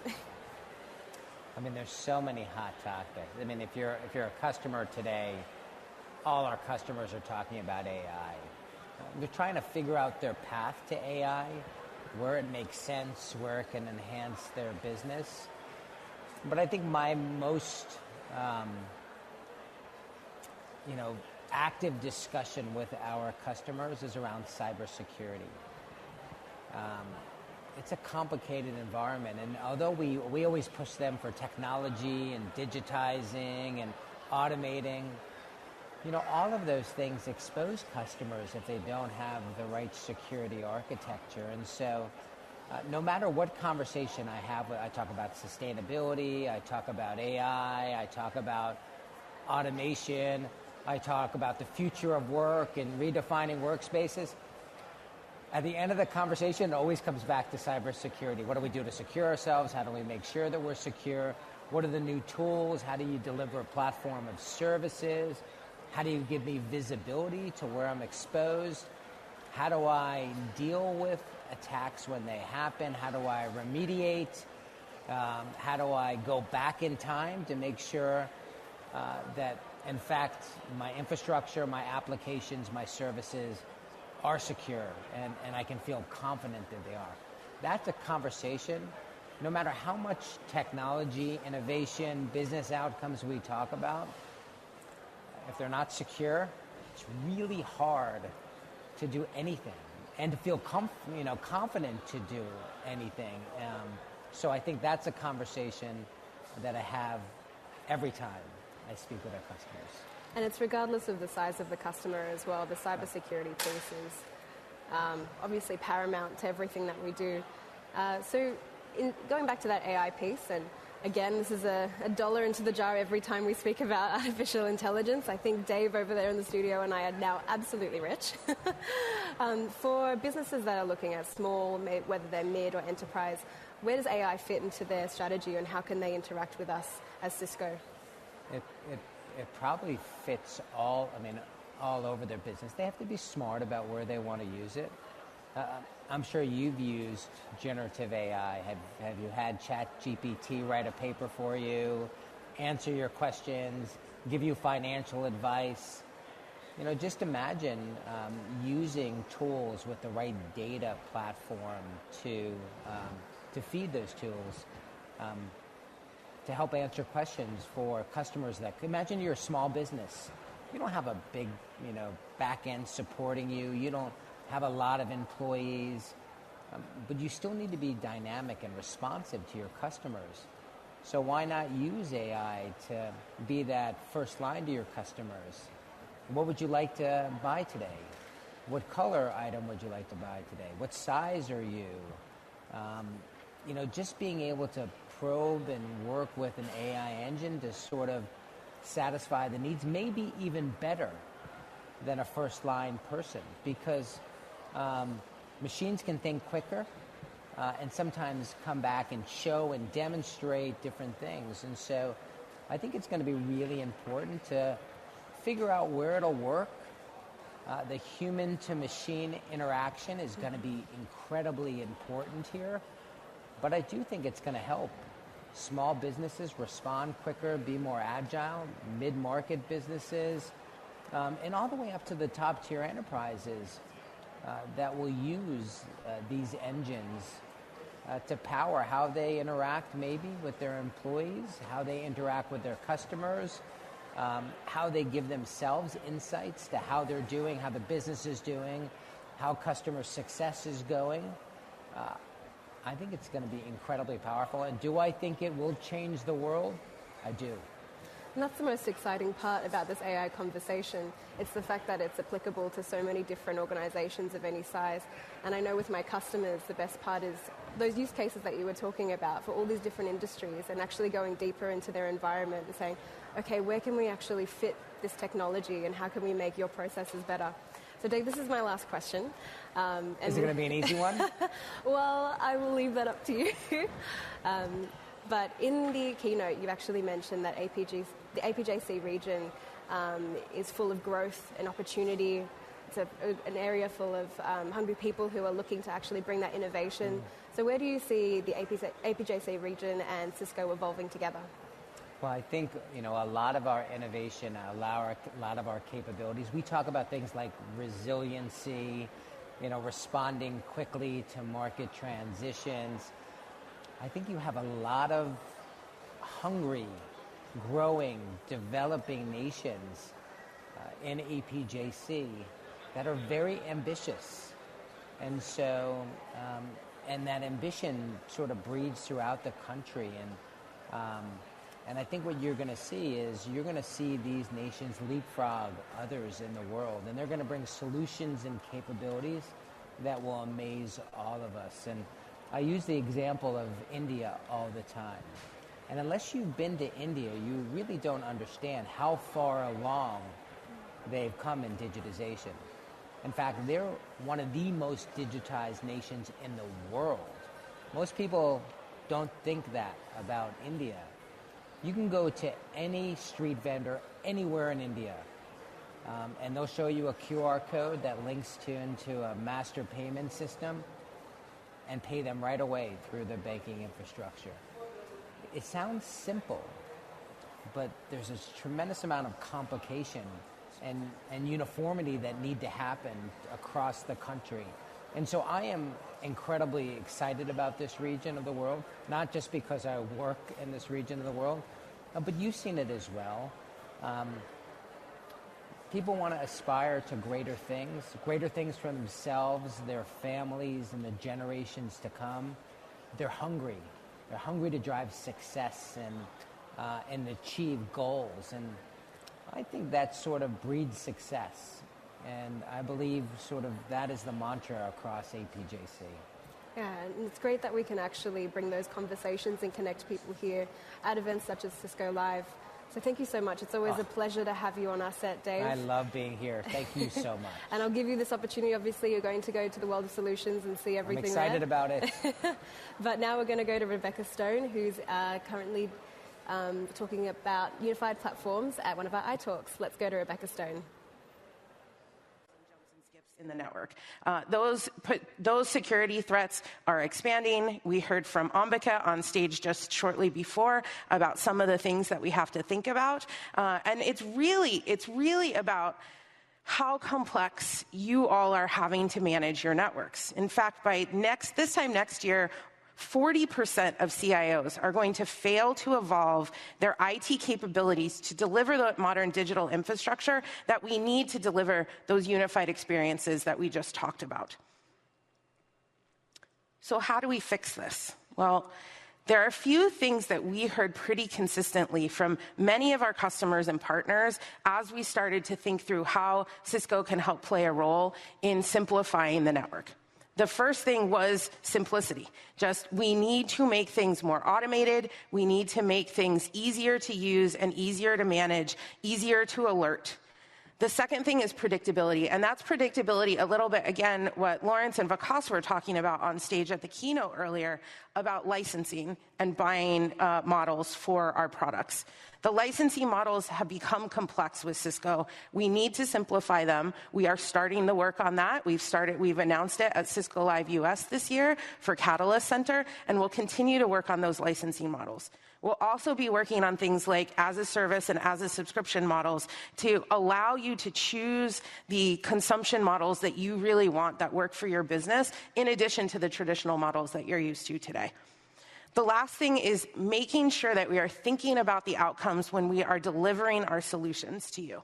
Whether you are a hotel that is trying to provide wireless globally to all of your guests, or a company that is trying to deliver a very security-conscious R&D environment, those are very different needs with very different complex requirements, and we need to think about those as we're developing the networks.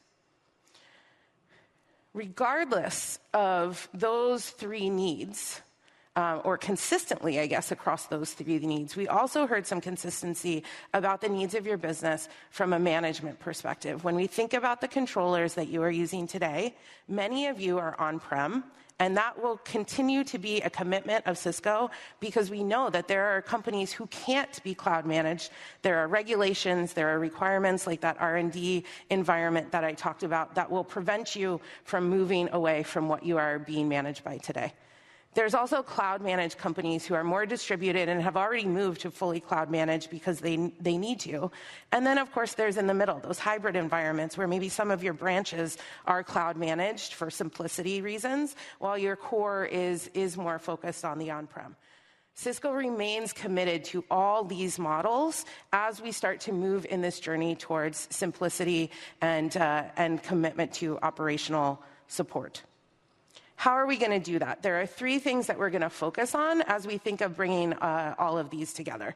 The first is your management and your automation platforms. Those are going to start to merge together. We'll see the slide in a few minutes. The second is the unified hardware portfolio. We announced this last year with the access the APs and the switches. And those will start to come together so that the Catalyst and Meraki devices will be managed one device with the management platform that you choose. And the last is the operating systems. As the operating systems start to come together across switching, routing, and wireless, it will start to simplify the other two as well. So, fewer platforms for greater simplicity. This is a really good example to go back to the earlier one about the cash versus the wristwatch. It is great to deliver that simplicity to our customers and to our employees on the networks that you build. It is Cisco's responsibility to help deliver that to you as well. We want to make sure that the network management that you are using is as easy and as simple to use as a wristwatch to swipe and pay for something. And our journey towards that is going to be across simplifying the platforms that you are using to manage. You saw this again in the keynote a little bit earlier. We have, I think, 12 to 13 different management platforms today that we are looking to simplify. We've started that journey. We've reduced the number of platforms already. We're starting to look at how we unify the on-prem and cloud platforms going forward, not just in a way that that simplifies the number, but if we have multiple platforms, they will start to look and feel and act similarly so that you don't have to keep learning new tools as we introduce new features. We'll end with a single cloud platform and a single on-prem platform. The single cloud platform will be based on what you know as Meraki today. The single on-prem platform will be based on what you know as Catalyst Center today. I think what's important to think about as we think about this vision is that it is a vision, it is not a net new product that we are going to be introducing. Cisco Networking Cloud is the vision of how we bring our platforms together, make it easier for you to use the tools. It's not something that you're going to manage on top of the existing tools that you have today. A few of the capabilities of the vision as we move forward is that end-to-end assurance, what you might know as Thousand Eyes if you're using that today, will start to propagate across the entire portfolio of networking products. That end-to-end assurance is going to be built on the 10 plus years of AI and ML capabilities that Cisco already has under its belt. We're going to be making sure that that is incredibly deeply embedded in a lot of the different tools that we have. That can include what we announced again this year with the integration of Thousand Eyes into the MX. It also includes the integration of Thousand Eyes into collaboration, which we saw in the keynote earlier today. as well as with our FSO products, our Catalyst SD-WAN products, and further and further on as you get across the next few years. The second thing is multi-domain topologies and workflows. We've already started with the visibility of multi-domain topologies with the introduction of cloud monitoring and management for Catalyst, which Kartika is going to have up on stage in a few minutes. And we're going to continue that, not just with our switches, not just with our access points, but across routing and into the data center as we move forward. It will also include workflows, that cross-domain automation that you saw in the slide previously. Cross-domain automation is going to ensure that if you build a workflow in your on-prem environment, it will port over into your cloud environment and vice versa. The unified design system is going to help, again, with no more swivel chair of you only have a network engineer who understands Catalyst Center, or you only have an engineer who understands Meraki. That's going to start to simplify so that one person can build rules and simplify that.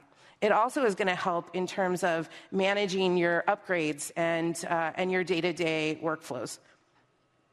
The last thing is bringing together more closely and unifying security and networking. The first thing that we're starting with is making sure that security policies that are set in Cisco Security Cloud are going to be propagated across the networking environments. But there's a number of deep integrations that we are looking at across both Security Cloud and Networking Cloud to make sure that as the two areas converge, we are focused on how we can help to make it easier to work with your counterparts, whether they be in security or networking. Those things are going to include ensuring open and consistent APIs, that unified UX. It's not just going to be across the network, it's also going to be across the security portfolio. There will be unified policies, like I just talked about, and of course, telemetry. So the data that's coming from the network is going to be increasingly important to help the security cloud understand what's going on and how they can help to prevent those threats. And so that shared telemetry and that deep sharing of telemetry is going to be increasingly important. Really, what Cisco Networking Cloud and Security Cloud are about is that simplification, trying to deliver more of the automation to all of you to be able to redirect your efforts to other areas. In order to show that, Kartika is now going to join me on stage to give some demos, because it's never a great iTalk without some demos, right, Kartika? Please join me.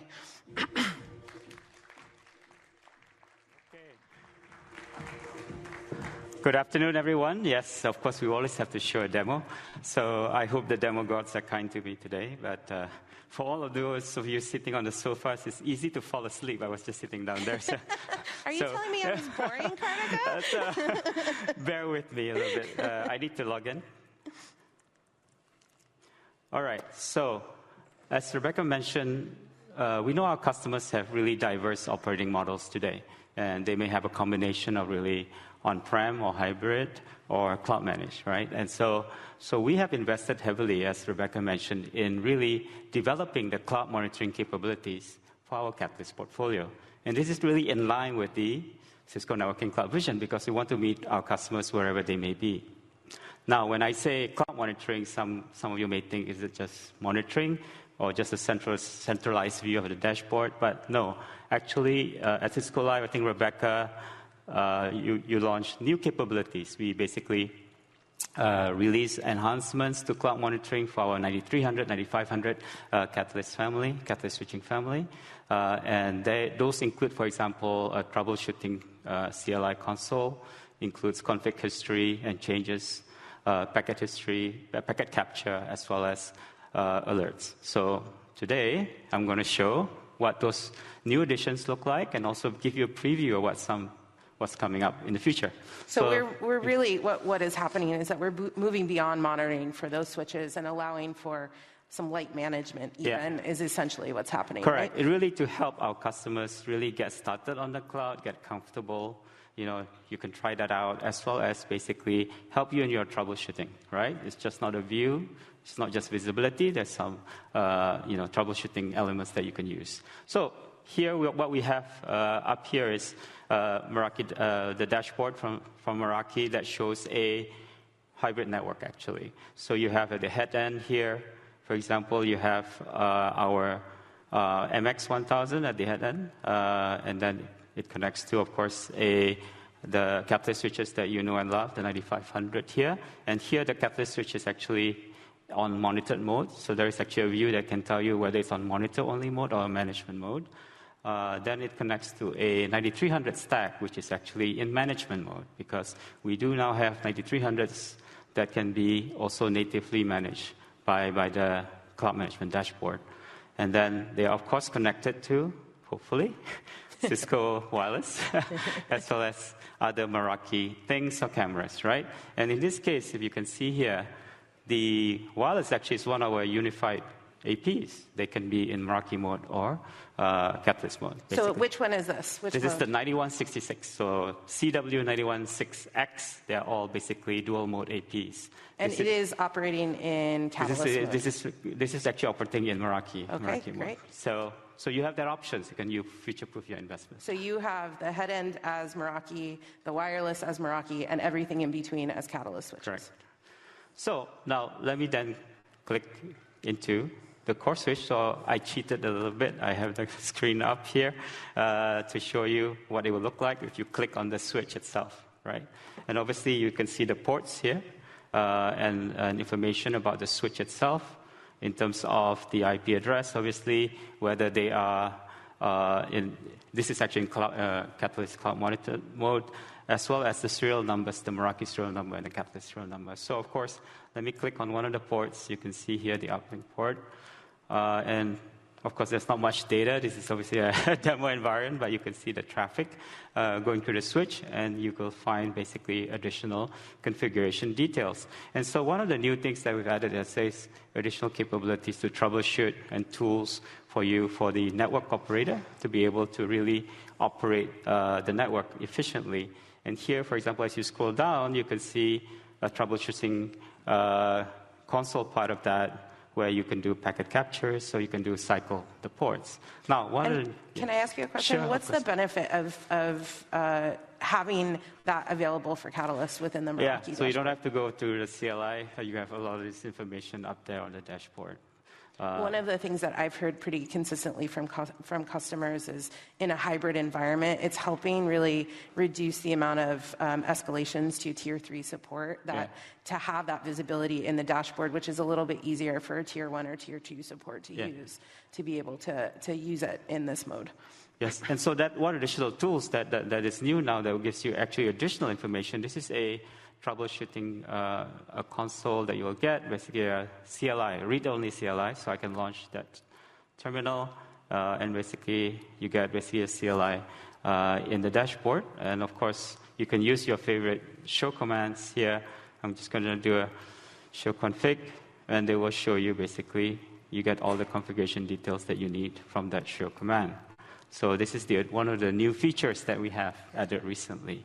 Now, so this hopefully will help your network operators in your day-to-day operations.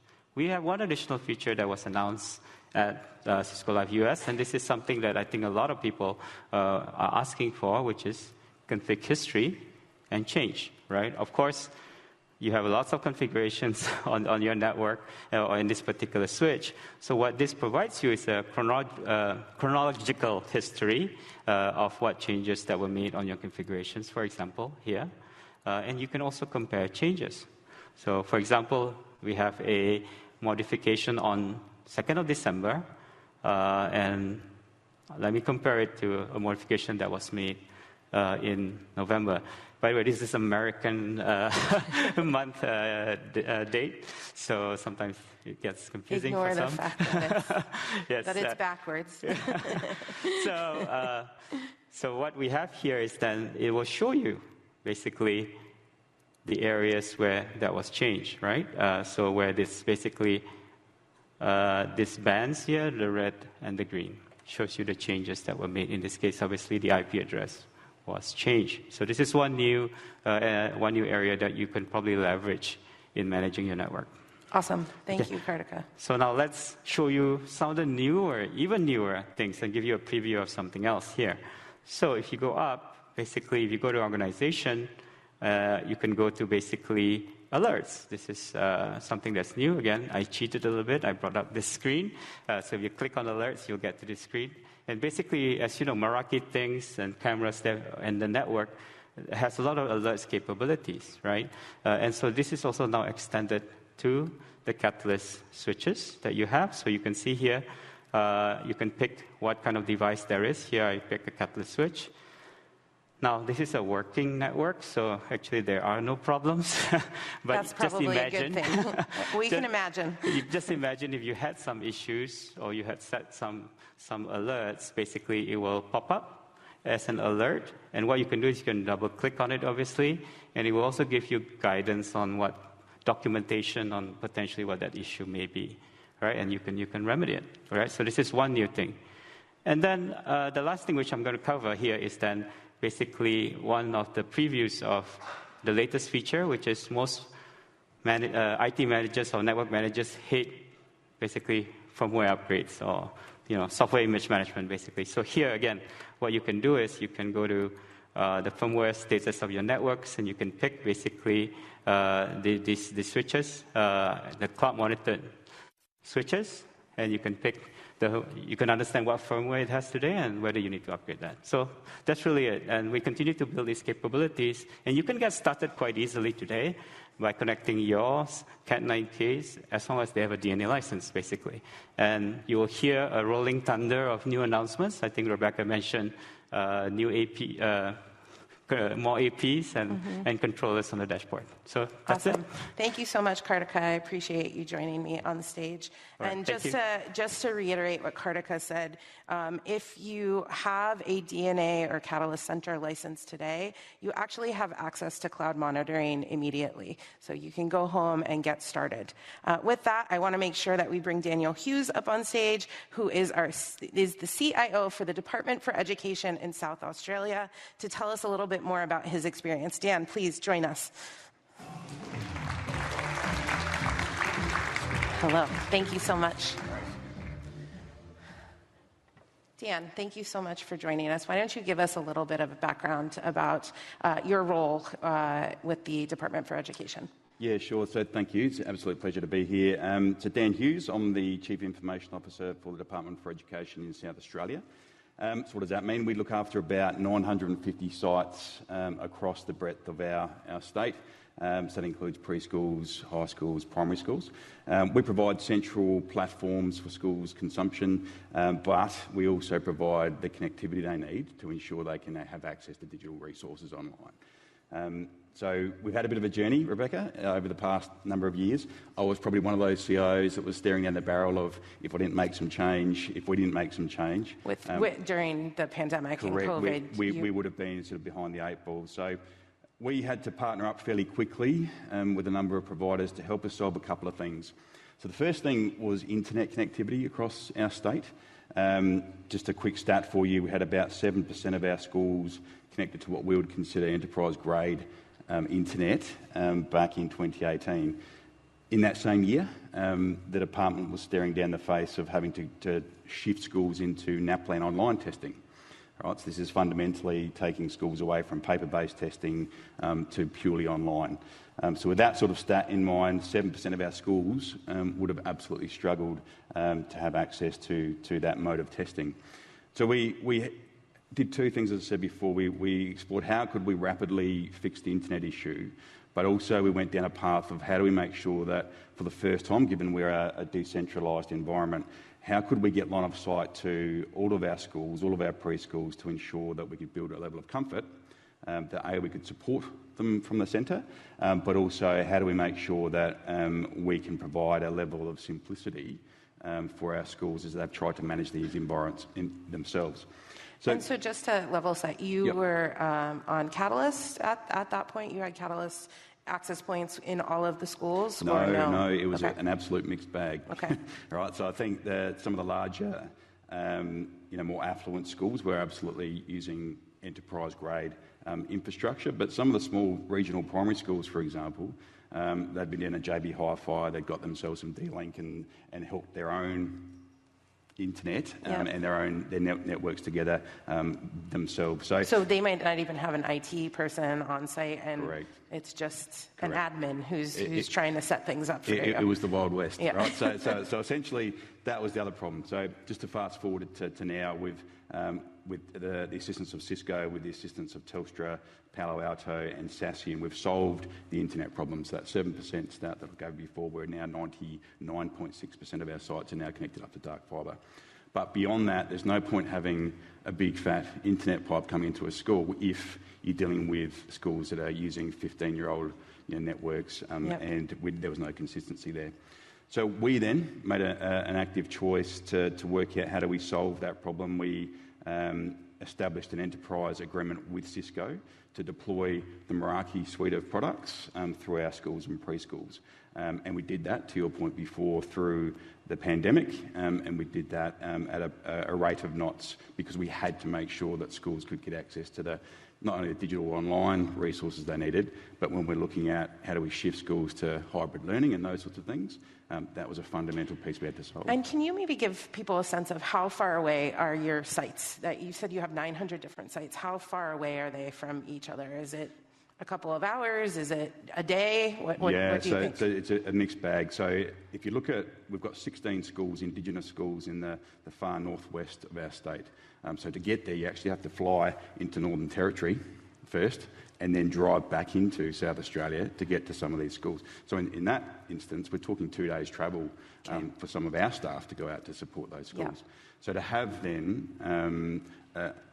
through the Meraki products, that ability for our central staff to, through the foundational work we've done, manage and access the APs, the switches, the entire environment, and manage that on behalf of the schools was a massive game changer. But certainly for us in the centre, then having a level of confidence that those schools were going to be okay, just absolutely meant that we had that level of confidence that we could move forward. Yeah. And so what has that level of confidence of just you have consistent and reliable internet, you now have consistent and reliable delivery of internet to all of your schools. What has that allowed you to do over the pandemic and now even beyond? Yeah, so with the foundations now in place for most of our schools, in fact, as I said, 99% of them, not only has our confidence shifted, all right, the ability for teachers now to know they don't have to spend the first sort of 15, 20 minutes of each class trying to navigate setting up the tech to actually deliver curriculum, right? Yeah. The fact that that now works means that they're doing things that are moving their thinking forward, but also engaging kids in different ways. So for us, that the digital foundational layer has been a game changer because we're now seeing schools, whether it be in regional areas, in metro areas, starting to explore. Given they're all very creative, they're all very innovative, they're looking at, okay, what does artificial intelligence then look like for the delivery of curriculum? How could artificial intelligence assist? How can we use Internet of Things to gather data more effectively, and what can we do with that data to drive better pedagogy outcomes, certainly for our kids who are attending schools? And then, even some more basic things where across Australia, we have an issue trying to attract and retain teachers into schools, period. Right? So in regional areas, we can't get teachers into some of those schools, which means that some of those kids don't have access to some of the subjects that otherwise would do. So I'll give you an example. It's a junior area school, which is in the northwestern corner of our state. You can't get, despite the fact there might be 4 or 5 kids wanting to do Year 12 chemistry, we can't get a Year 12 chemistry teacher into that school. So with the foundations now set, and to answer your question, the fact that technology is there, we're now beaming in teachers from Metro Adelaide to then teach those and they're subjects. Digitally teaching the classes. Correct. So therefore those kids aren't being left behind. So without, as I said, the digital foundational layer, we would have struggled to achieve that. Okay. Well, we are out of time. I could probably talk to you for another 10 minutes, but I appreciate it. For all of those in the room and online, if you'd like to continue the conversation, please feel free to scan the QR code. There are a number of sessions to go into detail of some of the things that we've discussed. Thank you all. Have a great day.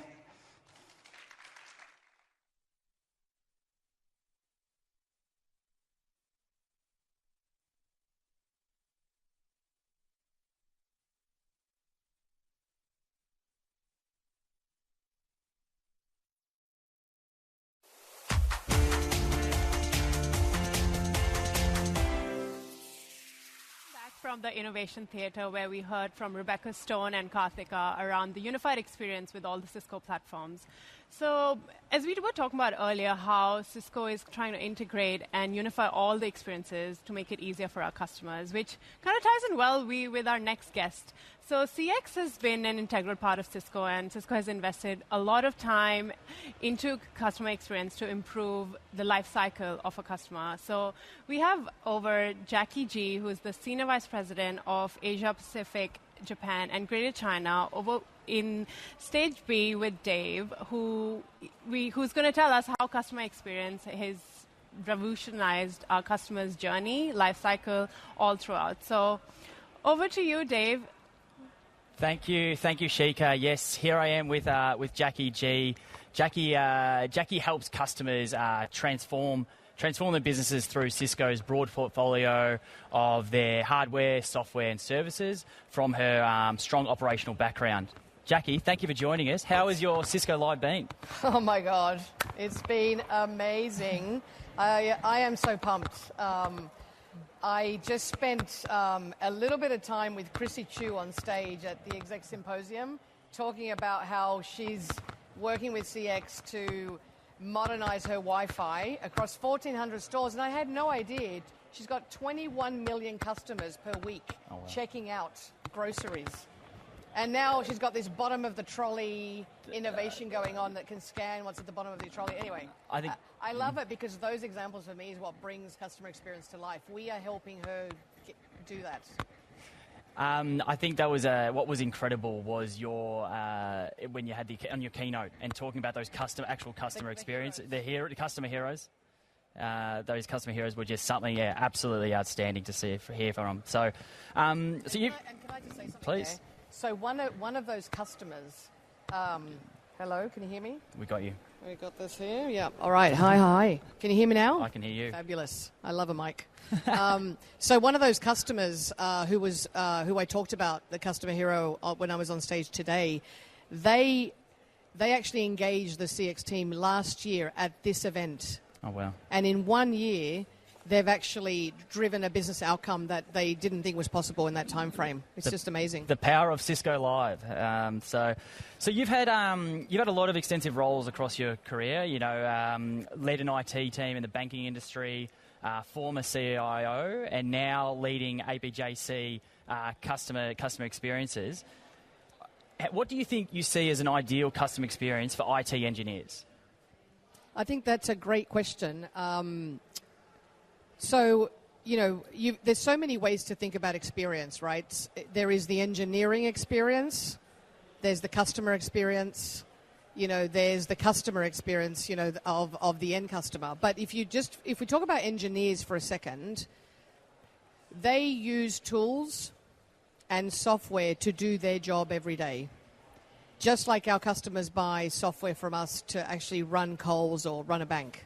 So the tools that the engineers use, whether it's monitoring tools to monitor the network, a network engineer monitoring the network, or if an engineer is using a security tool to make sure that we can respond to any security attack that might be happening, the easier you make it for engineers to be able to use the most modern engineering tools available. By the way, Splunk, I was a customer of Splunk before we acquired Splunk. Engineers love Splunk because it's a tool that helps them do their job, and they can actually get access to insights to help them do their job more effectively and more efficiently with the data that, you know, software like Splunk provides. So I think, you know, for engineers, they need that access to tools to be the best, to be at the top of their game, to do the best job they can for the customers that we support. So it's super, super important to make sure engineers are happy with the tools that we give them. It's not an easy job, by the way. I can attest to that. They're not always happy. Keep engineers happy. I know working with our system engineers as well from my particular role, keep them happy for sure. They are everything. They are everything to us. So, speaking of customers and partners, how do you think Cisco's revolutionised the customer experience for both of those, partner side and for the customer side as well? Yeah. Well, look, you know, in talking to customers this week, and I've spent most of yesterday meeting customers, many conversations today, more tomorrow, I can tell you that our customers Look, they are very loyal to Cisco. They love our products. But the one message I keep getting from them is, stop selling me more, show me the value of what I've bought, and when you get me humming on the value of the software hardware I've already got from you, help me through that journey, because in most cases I haven't fully adopted it or haven't fully got the value of my investment. Then, of course, once you make me more successful, we can expand to other things. But the key message for me is customer experience. The revolution is we are here for our customers. Yes, we are a hardware software company, but if we don't leverage CX to help drive software adoption, get hardware humming, just like what we did at the FIFA World Cup. Yeah. Our engineers laid the cables in the stadiums. We used our hardware and software, and it was the CX services teams that ran that project, that got it all up and running, that orchestrated it all, so that we could broadcast. Jane Fernandez, COO of FIFA, could broadcast to millions of people all around the world. If we just handed over the hardware and software, we probably wouldn't have got that experience. But it's bringing it all together and making it work seamlessly. That's what our customers are looking for. So I keep saying to my team, it's really simple. We need less outages. We have to support our customers with our critical infrastructure. Let's make sure they're using it effectively, observability, network security, whatever it is. And if they have projects that they need to implement, be it moving to a smart building or be it moving to a zero trust security architecture, we can help them execute those projects. Either we do it for them or we provide them with some of our 8,000 engineers to plug into their teams. They can lead it and we can support them. So I'm trying to keep the language simple, but the revolution is we must drive value. I like that. Yes. I like it, and it's so true. I think for the customers that I deal with, we're so quick we're going on these big journeys, and I know we're going through some bits, pieces of software, and we're very quick to jump to all right, let's go to the next project. But hang on, let's make sure they're fully adopted that project first. So no, it's very true. The value first. And look, there are always opportunities for our customers to leverage more of our software and hardware that they may not have. So, of course, we should show them what they don't have and what opportunities they have from things they haven't used. All I'm saying is where we have our hardware and software out there with customers, let's make sure they're getting value, because that makes the second conversation so much easier. And tying this back to engineering, why do you think engineering is so critical for a secure network and customer experience? That takes me to my personal experience, where on a number of occasions in different companies when I was leading technology, I had an outage on the network. So it is true that you can have outages on the network. It's not good when the network goes down for multiple hours and you're trying to understand what's happened and get it back up and running. The good news is 99.999% of the time, it's not the network. But everyone always blames the network. So I was a network operator. I was a network engineer many, many years ago. It's always the network.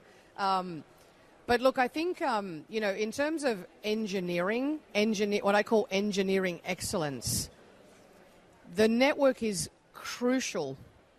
The secure network even more crucial for every single company in the world, not just APJC.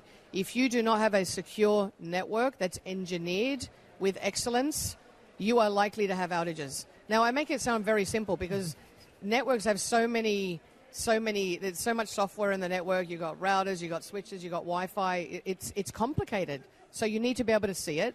And then, engineering excellence and standards and driving automation or using AI to help you predict things before they happen, it all becomes critical in order to just make sure your network stays up and running. But I think sometimes we underestimate how much the network keeps countries running. I mean, networks keep countries' infrastructures running, and the engineers that sit behind the network, they need to be paraded through the streets of every single city in the world because they do what no one sees them do. They keep us up and running in the world. So, yeah, excellence around engineering matters, and they do an amazing job, honestly, amazing job. Yeah, absolutely. I think, have you had time at the moment to check out the World of Solutions? I know you made a comment that it's the biggest stand yet. Or yes, I was there. I was there last night, actually, handing out awards to all the customer heroes that you heard me talk about today on stage, and then I got them to stand up. But yeah, I spent time with them, took photos with them, talk to the teams, not just the leaders of those technical teams, but the teams on the ground who are working with our teams and driving like amazing innovation around observability, really optimizing their networks, using our success tracks offer. I always say to the team, try and use English, because I know we use success tracks and we use CX and we use different offers that we have in Cisco.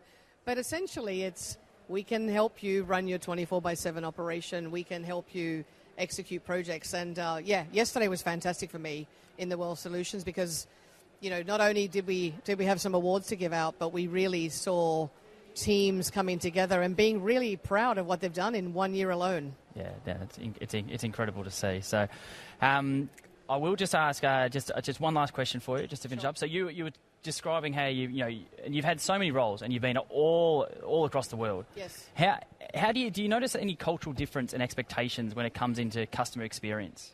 Definitely. I can tell you the Aussies are very direct. I can tell you the Germans are very direct. I can tell you the English, very polite.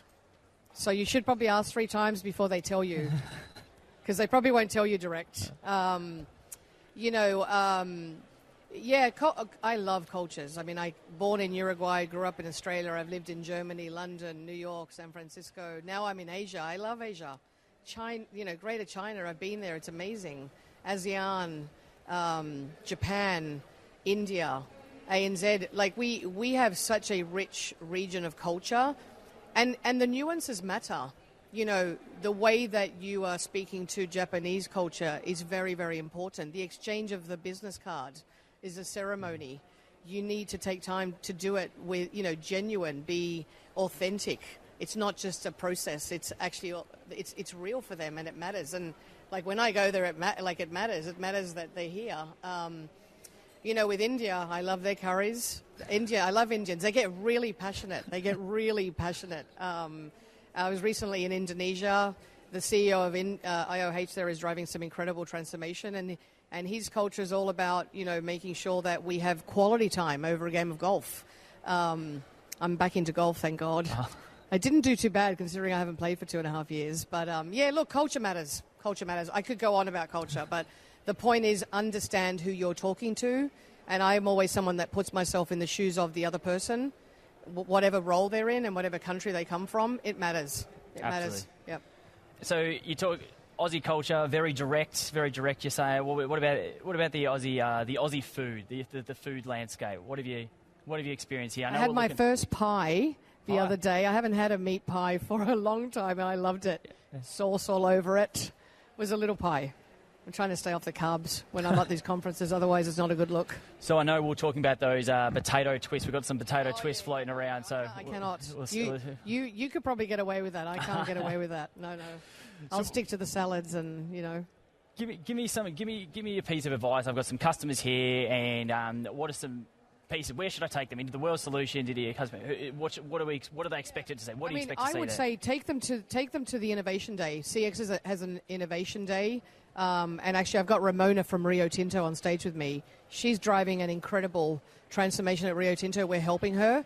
And at that session, actually, if you're an engineer, if you love technology, come and listen to Pallavi talk about how she's modernizing TAC, because we know they've made great progress and there's more to do. And then Jesse Reed, who's our VP from Automation and Lifecycle, he's going to talk about how Lifecycle services, what does it look like to an engineer, a technical person, and how are we helping customers drive their DevOps implementations, really leveraging our technology to transform their operations. So, I'd say come to that one. So important. And World of Solutions, CX Stand. Get there. Get there. Jackie, thank you so much for your time. This has been incredible. I feel so privileged to be able to speak with you. We are going to go over to an iTalk now. So right now we're going to go hear from Denise Lee talking a bit more about, tell us more, sustainability. So over to the iTalk.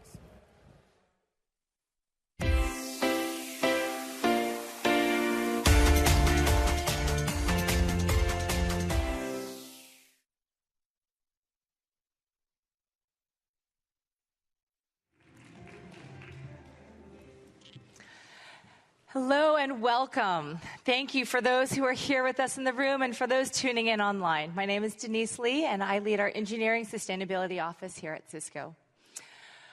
It's amazing how much progress we've made just in this last year. Listening to customers and partners from around the globe, you can't really go too far without hearing two words, those magic two words, sustainability and AI. We're going to talk about both today, but when we really look at the sustainability focus from our customers, the drivers are clear as day. It's not only a board-level conversation and a C-suite conversation, it is first and foremost happening inside of the realms of IT decision makers, helping to drive overall business operations and business transformation.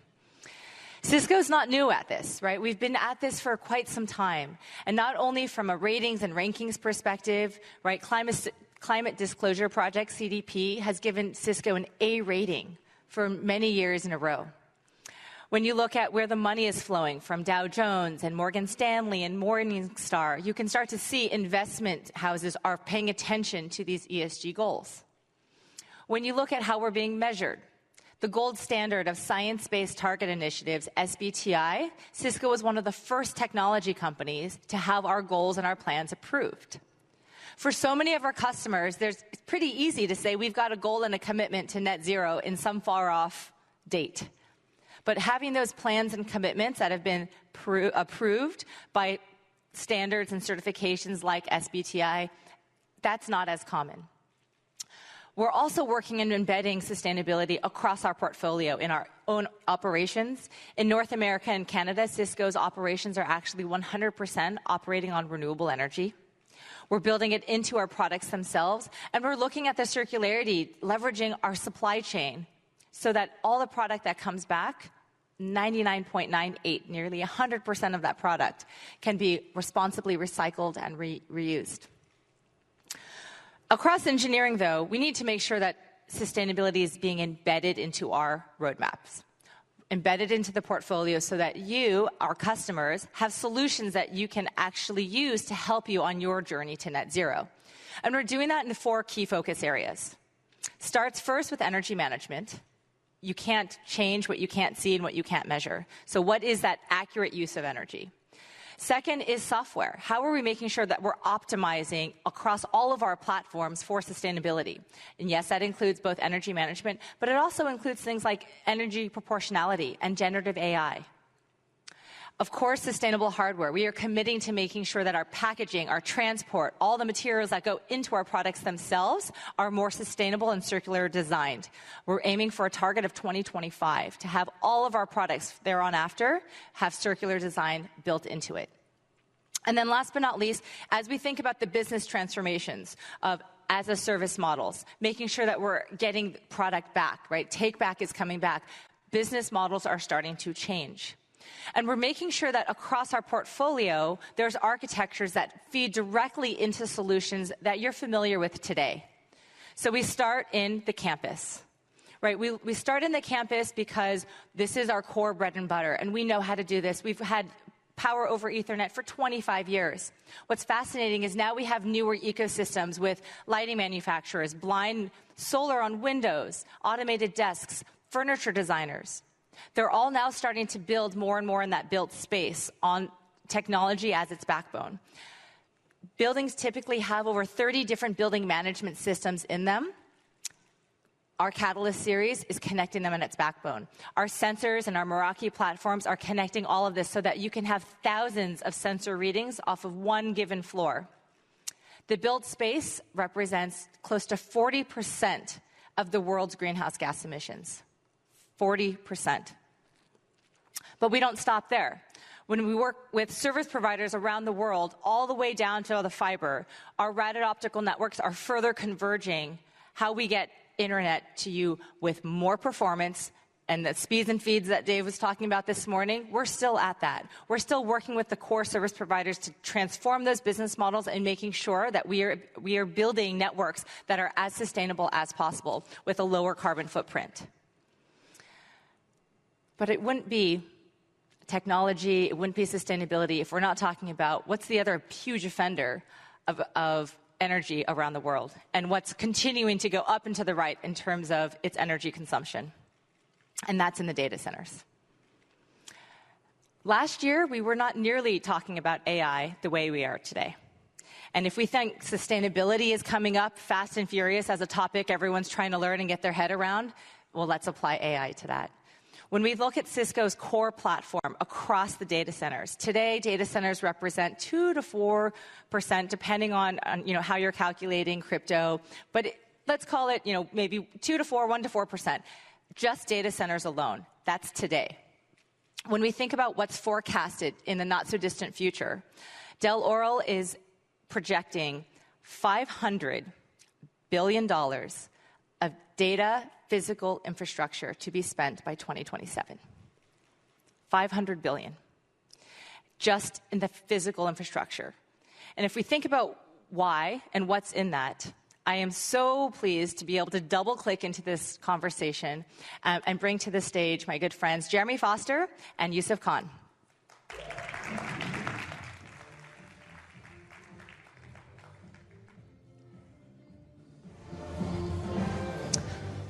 All right, so Jeremy, SVP GM of our Cisco Compute, and Yusuf Khan, our VP of Cisco Data Center Networking. If we start with the platforms, let's start with the actual hardware. What's the latest and greatest that Cisco's offering? Where are we starting in our platform and our core infrastructure? Thank you, Denise. We had to be very hard at work in bringing the power efficiencies back into the data center. And for that, Nexus 9800, which is our latest and greatest family of modular switches, bring a lot of power efficiencies for the organizations into the data center. And this is because we pay attention to all aspects of the design. That starts with silicon. We are able to tap the awesome bandwidth of Silicon One into the design, and that helped us eliminate a lot of active components on the board. But we didn't stop over there. We looked at the heat sink design to make sure that the heat is getting transferred off the ASICs in a more efficient way.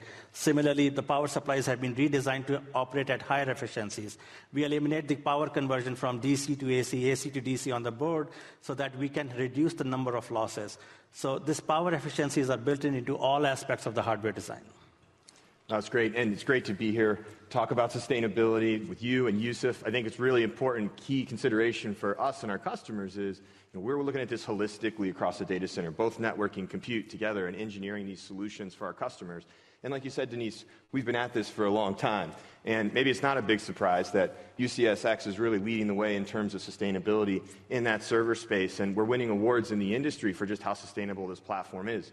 A recent SEAL award, which talks about being the most sustainable product in that category, as well as, and take a look, if you don't believe the SEAL folks, and at the ESG report, which is a third-party report that compares our solutions versus the competition and shows that we excel in this world of sustainability. And we can even take you through a customer example. It's all about driving business outcomes here, Yusuf, and take a bank. This is a bank. Yes. 500 servers. They had to reduce that environment because a big key to data center modernization is reducing that footprint. And reducing that footprint 70%, bringing down the total power in the data center almost in half, right, 49%. And then when you factor in your networking driving 61% out of the power utilization, these are all big metrics. But I think what really gets exciting for the business is the numbers you see on the right-hand side of the slide, right? How do we drive that energy savings into business savings, reduce the hardware costs, reduce the recurring cost to support and maintain all that hardware in the data center? That's absolutely right, Jeremy. A lot of these numbers sort of debunk the, it's too much, it costs too much to refresh earlier, but we're actually seeing customers hit the let's go faster now because of these numbers and these savings. The ROI comes a bit faster. Absolutely. And we can't stop there. We're always going to be delivering the latest and greatest technology, and you use less of the newest technology, which is why you get those savings in these physical reductions in footprint. And of course, we're always happy to deliver the latest and greatest with Intel and their roadmap, but we're also really excited to talk about our new AMD portfolio, where we'll be delivering a full complement of rack mount servers, as well as the industry's first blade server as well. That's really awesome.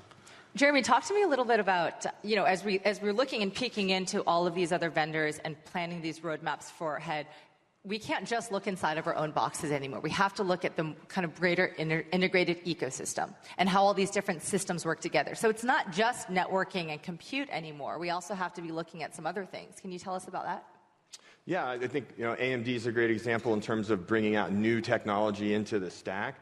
There's a lot of things that I know Yusuf's working on in terms of new innovations in the network and some of the kit that you want to talk about there as well. Absolutely. Look, I mean, as you are coming up with the new servers and new form factors, we are also helping our customers migrate from 25 gig attached servers into the 50 gig attached servers. And this is one example that you see on the screen, which is our newest one of the 9300 switches that helps customer migrate from 25 gig to 50 gig densities in the data center. And not only, I mean, this is just an enterprise use case, but it has Class C timing devices on it also that helps for our service provider customers to utilize it for the use cases when it comes to ORAN front haul services also. So again, one switch, very power efficient, supported by very power efficient optical transceivers also, so that we can help our enterprise customers as well as service provider customers to do this migration, the servers that Jeremy and his team is building it. Right? That's great. Across the hardware platform, there's so much new things coming out to help us with that performance. But hardware is just part of that story, right? When we think about energy management, we think about that software layer. What does it look like, and how are we further building on top of this hardware stack within the software space? You're absolutely right, Denise. I mean, I think we focus on three things. One is hardware, other is software and management tool chain. But the third thing is also the network design, and we're going to talk about it a little bit later. From an energy management perspective, we have built in these capabilities into our premier unified management software, which is called Nexus Dashboard, and it relies on the capability on the hardware and the software for have streaming telemetry so that we can get all these telemetry into the Nexus Dashboard, and we can show the power footprint of the devices, and we can show it based on the devices, based on the fabric, based on the site, and we can show customers that how much power is being consumed, what are the sources of the power that is being utilized, what is the carbon footprint and the emission footprint that shows up as the result. So customers have complete visibility into the trending information also, and it all culminates into a sustainability report that customer can generate on demand or on a monthly basis. Yeah, that's right. And you nailed it, Denise. I mean, it starts off with innovation in that hardware platform, but customers really experience using the technology from a day-to operational perspective with the software across Nexus Dashboard and Intersight. And with Intersight, we've recently introduced an energy and power management dashboard, which allows customers to track how are they doing towards those sustainability goals over time. How can they identify anomalies in the environment so that they can go remediate those, or understand things that perhaps they have areas in the data center where they're not using a ton of power. They can redistribute their virtual environment and turn servers off, which is a great way to take back some of that power utilization. And also, I think communicating this information back to the lines of business is really important. So that reporting piece you mentioned, Yusuf, is really key to getting this information out of the data center into the hands of the line of business so they can together understand how are they tracking towards those sustainability goals. I actually had a customer tell me across his management chain by site, he gave them a bogey and said, if you don't hit 20% reduction in your overall energy efficiency, you're not getting your bonus. So these tools are really helpful for his team. That's really important. It's really important. That's really important and that's actually starting to become more and more common in some of these metrics. Yusuf, can you tell us how we're making it easier for our customers to consume and to use some of these features? You're right. I mean, I think we talked about sustainability report earlier on the previous slide, and that is a very, very important tool for our customers to understand the power footprint of their data center devices. And that capability was available through our Day2Ops or Premier license.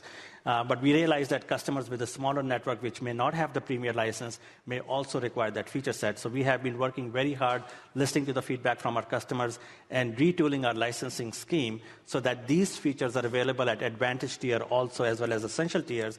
For example, customers running Essential tiers will have full coverage on the P-certs so that they can run their environment securely, and they will also have access into the hardware and the software compliance information. Customers running Advantage tier will have the access to the sustainability report we just talked about on the previous slide, and as well as anomalies and advisories. But the customers running the Premier tier will have access to all Day2Ops and all features for management without any control. So Yusuf, these are great changes, but how does a customer who already has purchase this software take advantage of some of these new features and capabilities? They don't have to do anything, right? I mean, it is already done. It has already been shipping, so customers can continue to take advantage of all these features even today. So if I didn't have that feature yesterday, I have it today, and I don't have to pay anything additional. That's a great way to get started. That is absolutely right. More value. What about as these ecosystems get more convoluted with other vendors coming into the space? Again, like power is so, the connectivity, even how we distribute air cooling, potentially one day in the future, hopefully liquid cooling. How are we working with other vendors in this space integrated into energy management? It's a very good question, Denise. We totally realize that Cisco is not only the only vendor within the data center, right, and within a rack. So that's why we wanted to bring the benefits of this solution to the customers through our partners, and we want to expand these benefits. So anything that is plugged into a PDU that is developed by either Panduit or Vertiv, through the integration that we have developed with them, the power footprint is going to be available to the customer. So, you may have any storage devices, you may have any non-Cisco compute or a non-Cisco networking devices plugged into a PDU powered by either Panduit or Vertiv. We will be reporting on the power usage and the carbon footprint of those devices through the sustainability report also, right? That's great. What about the partner landscape in the compute space, Jeremy? Yeah, it's really all about bringing solutions together. And I don't know how many people in the audience out there are familiar with Cisco validated designs, or what we like to call CVDs, but we take Yusuf's stack on the networking side, the computing pieces, and the rest of the data center architecture and put it together with our partners that you see here. And we do those to deliver value along those use cases you see at the bottom of the slide, whether that's infrastructure modernization, application modernization, cyber resiliency, hybrid cloud. We've extended all of our CVDs to have that hybrid cloud context into them. So if you aren't just focused on the four walls of the data center, but how do you leverage that infrastructure you're going to buy with AWS, Azure, and the other folks in that cloud space. And then, of course, AI, which I know we're going to talk a little bit about in a minute. But we do have one new big partnership that you see mentioned several times on the previous slide in each one of those use cases, and that's Nutanix. And I think we have a very great technological fit with them in terms of bringing Intersight, which is our SaaS-based management platform, to help customers see and understand what's happening with their Nutanix clusters, not only in the data center, but across their edge. Which is really big for AI transition, as well as where those hyper-converged solutions often play. Now, it's also great from a scale perspective because we give them the visibility and control with Intersight across that entire compute estate. And from an alignment perspective between the two companies, we have a very unique business relationship where we can make it a one-stop shop for customers to get an entire end-to-end Nutanix solution on UCS through Cisco, and then also have an industry-first type support experience across the two companies. That's great. It's so great to hear that we're not working all these in different silos, that bringing together the hardware, the software, and these validated designs in an easier way to consume through licensing. That's really helpful for the customer. But of course, we can't go too far. We know AI is changing the landscape. We've had so many conversations. I know I've had a number of industry conversations where they close the door, everyone's in the room, there's no competitors. This is an industry problem. Data centers are out of power. We have an energy problem. We don't have a space problem. We don't even have a performance problem necessarily. We have an energy problem. And so when we think about how we are solving this, specifically for what's coming with AI, we know that these growth numbers are kind of mind-boggling when you think of it. Gartner has recently come out with a study and said in 2023, less than 5% of data center enterprise said they were going to re-look at their strategy. Less than 5%. No, we're good. Less than 5%. By 2028, now over 70% in this last year are saying, nope, we need to relook at this. Right? And Cisco recently put out their AI readiness survey and index, and the number of people who said, big problem, don't have a plan, right? The numbers are just staggering. And so when we think about how Cisco needs to come together, specifically in the data center, the number of times I've heard from customers in multiple continents around the world saying, hey, you guys are in a unique situation. What is Cisco doing? That's part of the reason why all three of us are up here today. How is Cisco looking at sustainable AI infrastructure? So how are we pushing for these infrastructure requirements? Yusuf, do you want to start? No, absolutely. I think you gave a very good example in terms of how data centers are power hungry, right? And this is, again, everybody needs more computing power, but they cannot get more power into the data center. So how energy efficient we become from an infrastructure perspective means more power can be dedicated for computing, right? And that is where customer focus is, because one of the conversations I was having with a customer, and customer told me that, look, if you can give me a more efficient infrastructure, and replace my existing and aging modular chassis, I can save up to 1 megawatt of power in the data center that I can use it to roll in additional 64 compute racks. And that's going to be a big, big boon for my business. And how can you help me? And again, this happened to be an AI and ML workload conversation, because customer was bringing more and more dense infrastructure, GPU cluster into the data center, and they wanted more and more compute power, and they wanted more and more power to power those compute racks, right? So this is why we built Cisco networking blueprint for AI and ML fabric, so that we can help customer and give them a prescriptive way is how to configure the fabric using Nexus 9000 switches, which uses underlying Ethernet Rocky V2 fabric. And the capabilities that we provide are high throughput, low latency, as well as lossless fabric for our customers. Not only we give them the hardware, the software, the optical transceivers, but we also give them a prescriptive way of building that fabric, how to tune there. And there is a complete automation through Nexus dashboard. They have these fabric templates that they can use to build those AI ML fabrics in a matter of minutes.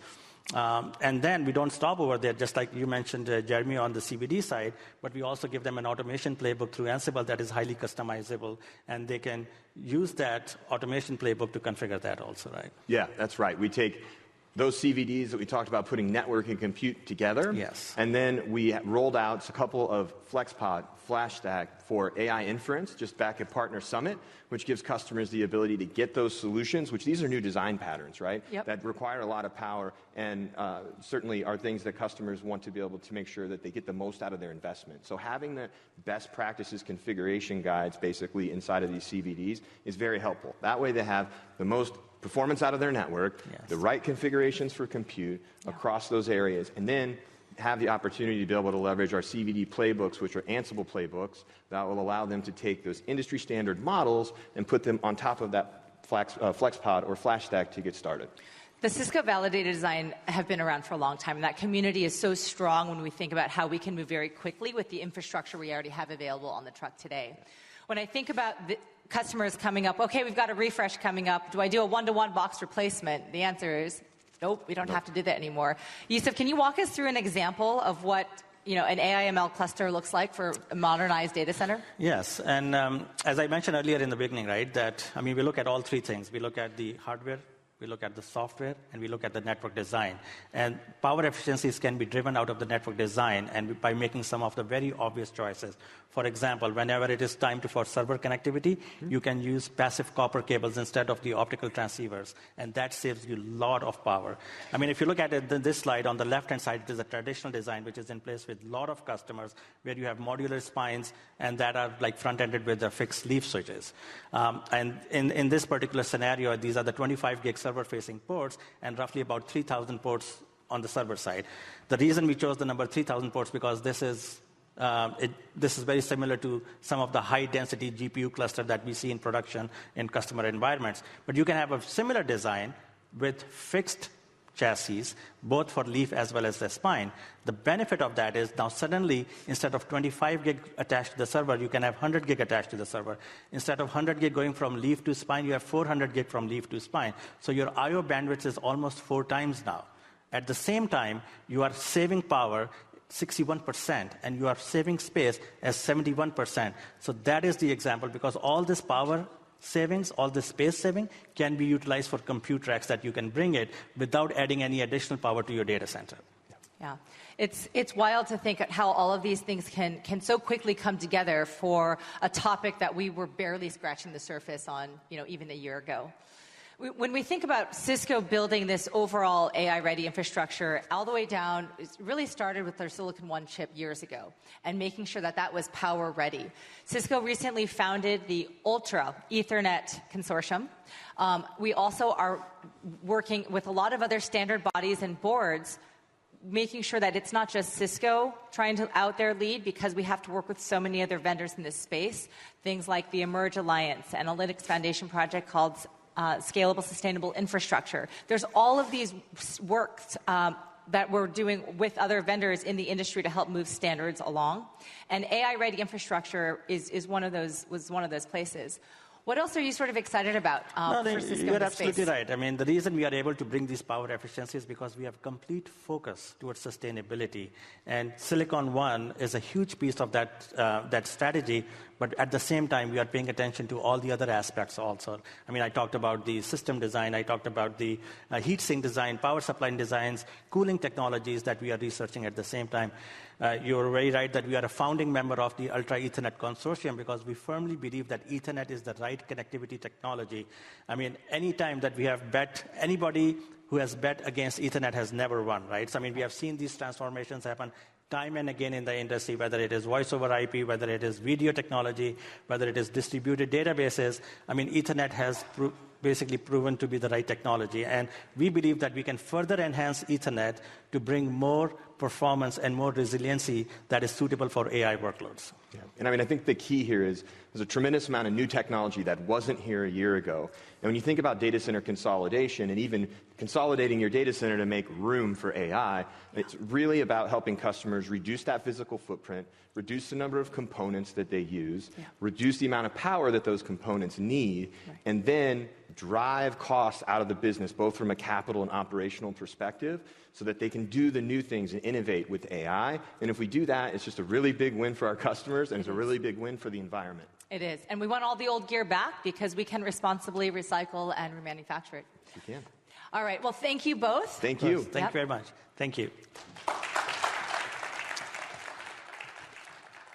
We are not stopping there. Cisco, across our end-to-end lifecycle value chain, are looking at programs and additional incentives. So not only will we take your product back for free, yes, we'll come pick it up directly from your front door, but we'll also give discounts to make sure that we're getting that useful equipment back in a time frame that we can do something with it.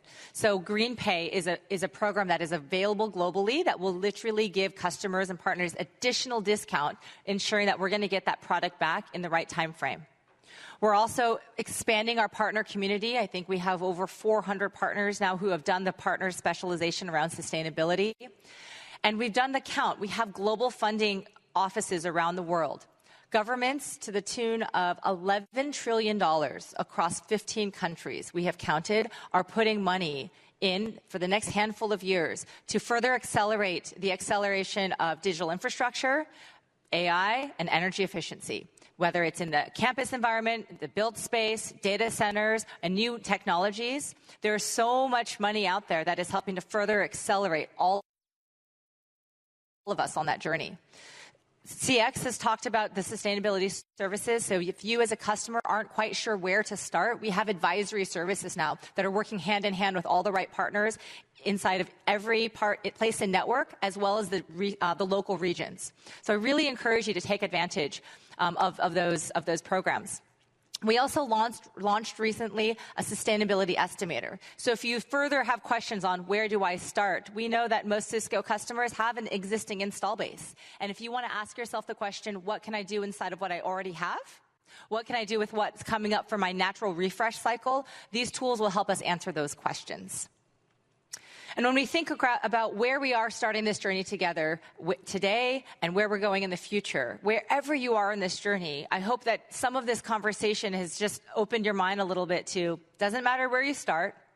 We've got things that can get you started today in the visibility and the measurement of the energy usage you have and what those targets look like and what capacity needs to look like for you as you grow in the future, whether it's in the campus or in the data center.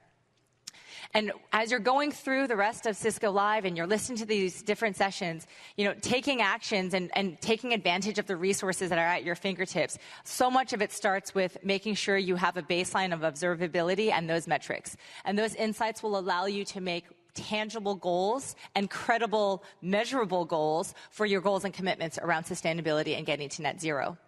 And as you think about what's coming in the future, you can know that you have a trusted partner and advisor in Cisco because we're out there working on standard bodies and working with other vendors on what the roadmaps look like 18, 24, 36 months out.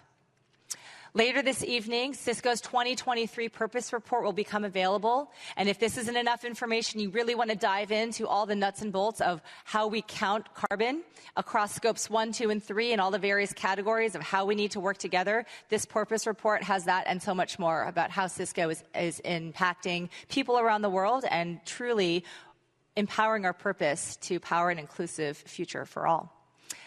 Thank you so much for being here, and have a great rest of your Cisco life.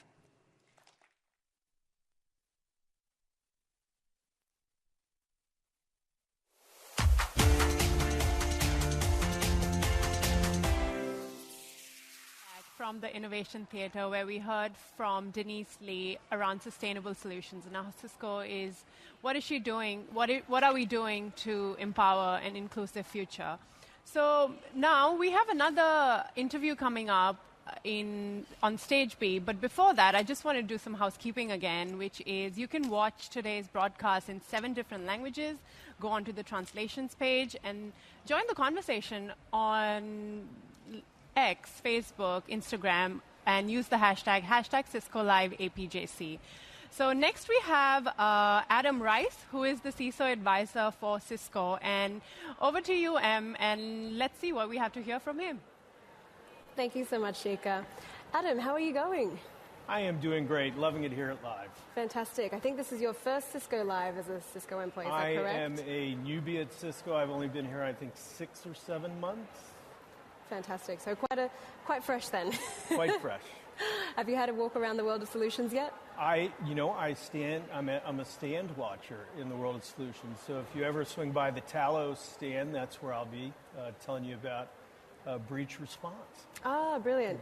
Yes. Talos is a fantastic product that we have. I am impressed with it. That's brilliant. So tell us, Adam, what is a CISO advisor? So, a little bit about me. I came up through IT technologies about 30 years ago, because I'm old, and worked my way up to a distinguished engineering role at Lucent in cyber engineering, and then moved into management. And for 16 years, I was the chief information security officer at a number of companies. And so when Cisco hired me, my job is to act as a resource to our customer CISOs or their cyber leadership teams. And this is strategic advising, everywhere from preparing board presentations to risk management strategies and so on. Just leveraging my experience when I was a chief information security officer. That's great, and I think that's a valuable role to a lot of organizations who may be needing that expertise and the experience that you've had as well. Are you industry specific, or do you look at all industries across? So in my career, I worked I did some consulting, so that was across a lot of industries, but as a CISO, big telecom, tier 1 telecom, the defense industrial base in the U.S., hospitality, Hilton, and mining at Rio Tinto. So cybersecurity is a skill and a trade that kind of lends itself across industry. There's a little learning curve when you come into a new industry, but at the end, it all runs on IP-based networking, usually. And I guess I was about to say those industries are quite different. If you're moving from the hospitality industry and then into mining, I guess they don't have a lot of similarities, but perhaps in the cyberspace they do? In many ways, they do, right? You're protecting what's precious, and you're following industry standards. You're doing what's reasonable to protect the enterprise. You're watching for trouble, and you're responding to trouble. And those things that need to be done by a corporate cyber team kind of are the same across a lot of industries. Obviously, Financial Services Institute put a lot of money into cyber because they got money. People try to steal it. But it is pretty much the same job. Now, there are people who say, oh, wait, nuance, there are a lot of differences. But yes, it works well across industries. Absolutely. Yeah, brilliant. So picking into your experience a little bit, what's your most exciting job that you've had? So for about 10 years, I worked in the defense industrial base in the United States. Now, I worked at 2 companies that did like top secret and secret program work for the U.S. Department of Defense. And so from the time I started in those companies to the time I left, it was every day bar fighting, fist fighting, scrapping with all the usual suspects that were coming in, nation-state cyber espionage crews, Chinese, Russians, Iranians, all those people were trying to come into our networks and steal our stuff.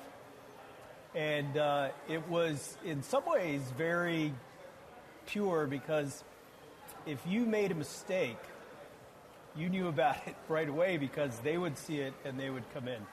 And it was truly about 10 years of every day you woke up, and it was you had to be on point, because if you let something slip or something happen on the enterprise, they would be in. They were very good, very capable adversaries. I had a lot of fun doing that. That was a good time. Was it like the movies? Well, I imagine it's like the movies. The movies where the big screens and the dark rooms with people guessing passwords in 2 seconds. No. But I mean, we would sit there and watch on the screen while the adversaries coming from wherever were in our network actually stealing credentials and trying to steal things. And we worked a lot with the U.S. government, the FBI's National Security Cyber Squad, and we got a lot of threat intelligence that way. And it was good because when you worked for the Defense Industrial Base, if you did have a problem, it wasn't reportable because you're doing the work on behalf of the U.S. government, and they don't want it in the newspapers either. So in some ways, not as regulated as privacy data, but certainly very exciting times. Mm-hmm. Absolutely. I can imagine. I liked it. That's great. And that would have been 365 days a year.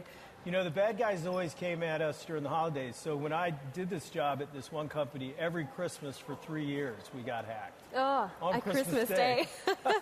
You have to say, sorry, family, I've got to go. I actually was visiting Sydney. I was in the States. I was visiting family in Sydney, and I got the phone call in Sydney. I had a $5,000 phone bill because I was on the phone back to the States for, I think, like 15 hours. I was going to get on a plane and go home. And my team was like, no, we got it. But yeah, Christmas Day, every Christmas for 3 years, we got breached. Oh man, and that's why you need a robust security strategy. You know, you don't want to be woken up. It would be great if they could work between the hours of 9 to 5. They don't. They don't. Well, they don't work U.S. hours. Or, well, maybe Australian hours. Closer. Potentially. I mean, because the adversaries literally go to work every day. They work 9 to 5. They're in a building. They leave. They go home. They take vacation. It's all the same. But they got a bigger budget than I did. The bad guys had a lot bigger budget than I had. Yeah. Actually, so you mentioned that you were an engineer previously before becoming a CISO. Yep. What was that transition like for you? I resisted getting into management because I don't know, I really enjoyed my job as a engineer. I did kind of top out, and a couple things happened. The internet bubble burst, and there was that huge correction in the market in the early 2000s.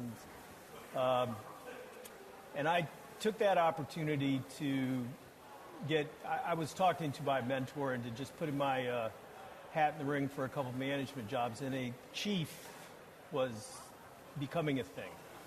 So I got my first chief security officer job at Tata Communications, and actually moved to India for a couple of years. And I also built their managed security services. But it is a different job, right? If you come up through the engineering ranks and you think that your future is CISO or another cyber leadership job, it's great when you have CISOs that do come up through technology and have that background. It just makes the job easier. But it's not the same job. Mm-hmm. If you're a great cyber technologist, it does not mean you're going to be a great CISO. The role of CISO has evolved from being what used to be just a cybersecurity technology leader, project, firewall, stuff like that, to really managing corporate risks. So the largest non-financial risk that many organizations face is cyber risk, right? Like hurricanes or earthquakes or whatever, right? Non-financial risk. So to be an effective CISO, you're not going to talk to the board or the CEO about technology. You're going to have to qualify it as a business risk, and you're going to have to demonstrate strategies to either reduce the risk at a cost and balance cost over usability and a number of other things. But if you go to the board and talk technology, everyone's eyes will glass over. They're not going to really care what you have to say. So you've got to learn that coming out of technology. You have to learn to be a risk manager and manage risk as well as the new regulations. Make sure that the organization you're working for doesn't get in trouble with privacy regulations. Yeah, that makes sense. I guess there's an entire new set of influences that you're talking to as a CISO versus when you're as an engineer. Yeah, it used to be you stayed in your lane within technology, and now a modern CISO is dealing with the legal team all the time, the corporate risk team all the time, compliance team, all of those people, and business continuity, right? So within that transition as well, were there particular skills or knowledge that you think transferred really well between that role? Or I assume you don't necessarily need to be a principal, like a security architect, to become a CISO in that space, or vice versa? I think that the thing that I had to do was learn governance, risk, and compliance, GRC, which is a typical part of a cyber organization now, has a GRC element. But those people are usually hired out of things like financial audit. Right, pre-law, completely different set than your SecOps people who are engineers. And if you're a technologist, nobody wants to do GRC. Oh, it's boring. And so I went in hard with GRC and learned the ropes there, and that helped me an awful lot in taking the message that this isn't just a technology weakness we have. This is an existential risk to the organization that will cost us money, time, reputation. And making that translation for the business leaders to be able to balance usability, cost, and risk, because it's their decision to accept the risk or not mine. I never said no. I said, sure, but here's the risk. And if you do that well, I think that's 80% of the job. So in a sense, almost that CISO is, if there was a Venn diagram, would be sitting in between the GRC organization and then the technology part of the organization to make sure that they connect at least. Yeah, I mean, within cyber, there's a GRC group. Okay. Absolutely. Dedicated, and they tie into corporate risk. Of course, if you balance this out, the difference between a small business and a super large enterprise, there's a lot of difference, where smaller businesses, one person does 5 things. And the larger the organization, then you have dedicated staff. But the role is pretty much the same. You've got to measure risk. It's about risk management. And to do that, it's technology, it's people, and it's processes. Yeah, no, that makes sense. Actually, so I'm really, really curious. You spend a lot of time talking to CISOs who are working in other industries. What are the greatest challenges that you see there, or what are you talking to them about in that cybersecurity space? So I think the challenges that CISOs have now, and it's just all the usual stuff, is there's not enough qualified people who do the work. So the people who do the work are expensive. Retaining good staff is always a challenge. I think that a lot of CISOs struggle to get the message out and kind of pivot into a pure risk, be able to describe what they're doing in terms of business risk. I help CISOs with that. I think that the thing that they are looking at now, coming over the future, horizon, and everybody's talking about it everywhere. I'll just say it. It's AI. We almost got through Everyone's the interview. got to say AI. I mean, it's not. Everyone's saying AI. And the reason why I think AI is going to be something that people have to pay attention to is not, it's just because it's such a question mark. Nobody knows where it's going to go. Everybody who knows a lot about AI and AGI know that it's going to be revolutionary. And a lot of the things people talk about AI doing, code writing, all this stuff, easily translates into much faster and more precise pinpointed attacks.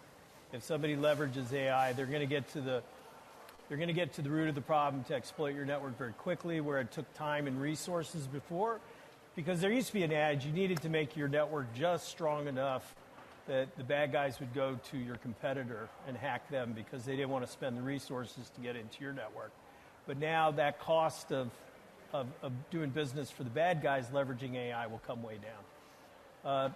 Spear phishing emails. You're not going to see the Nigerian prince asking you to send him $1,000 so he can give you the 20 million that's just laid around for you.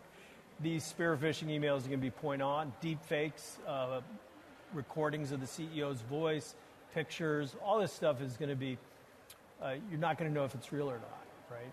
And the bad guys, if they can find a way to leverage that to do their evil deeds, they're going to do it probably better than the people will be doing to protect against it, right? Yeah.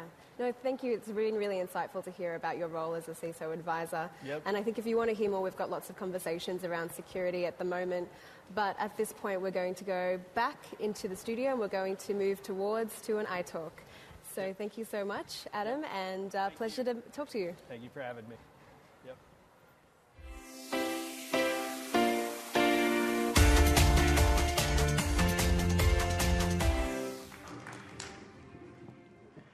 All right, good afternoon. Thank you for being here. I'm sure some of you heard me talk about full stack observability and how we can help deliver that flawless digital experience in the morning keynote session. But for those of you who didn't get a chance, so we'll cover some of those, and then we have some fantastic demo, which you will be delighted to see it. So let's just double click on it. We live in a digital world. Digitization is not a new thing at this point. Every industry and vertical, you see it, is on this journey. And I'm sure you all are sort of trying to drive this across your business. Whether it's your retail store, point of sale, right? People are monitoring the campaigns they run from a point of sale through the digitization journey. Whether you're trying to do your laundry or you're running an e-commerce retail site, all of those entities are super focused on how do we make sure that we deliver that flawless digital experience. But we wouldn't be here if we didn't have challenges, right? This is where, if you look at it, we did the survey of users who use, your users as well, who use some of the applications which we built it. And it was interesting to notice that 62% said that they expect exceptional experience. I would say it's probably 90% plus, all of us, right? This is we have come to expect that at 2 a.m., if I'm going to do a transaction on my bank, I want to make sure that it works. There is no downtime. There's no maintenance window, right? The users are expecting us to deliver something which is always on and always works and always flawless. They get the job done. In fact, 88% unfortunately reported that they have experienced some sort of problem with the application they were using it. And the last stat, which is very interesting, 68% actually said they wouldn't hesitate to remove the application, whether it's on their mobile phone, or switch the vendor if it didn't meet that digital experience they were expecting. And I know you all, also from supporting this application for your enterprises, understand this very well.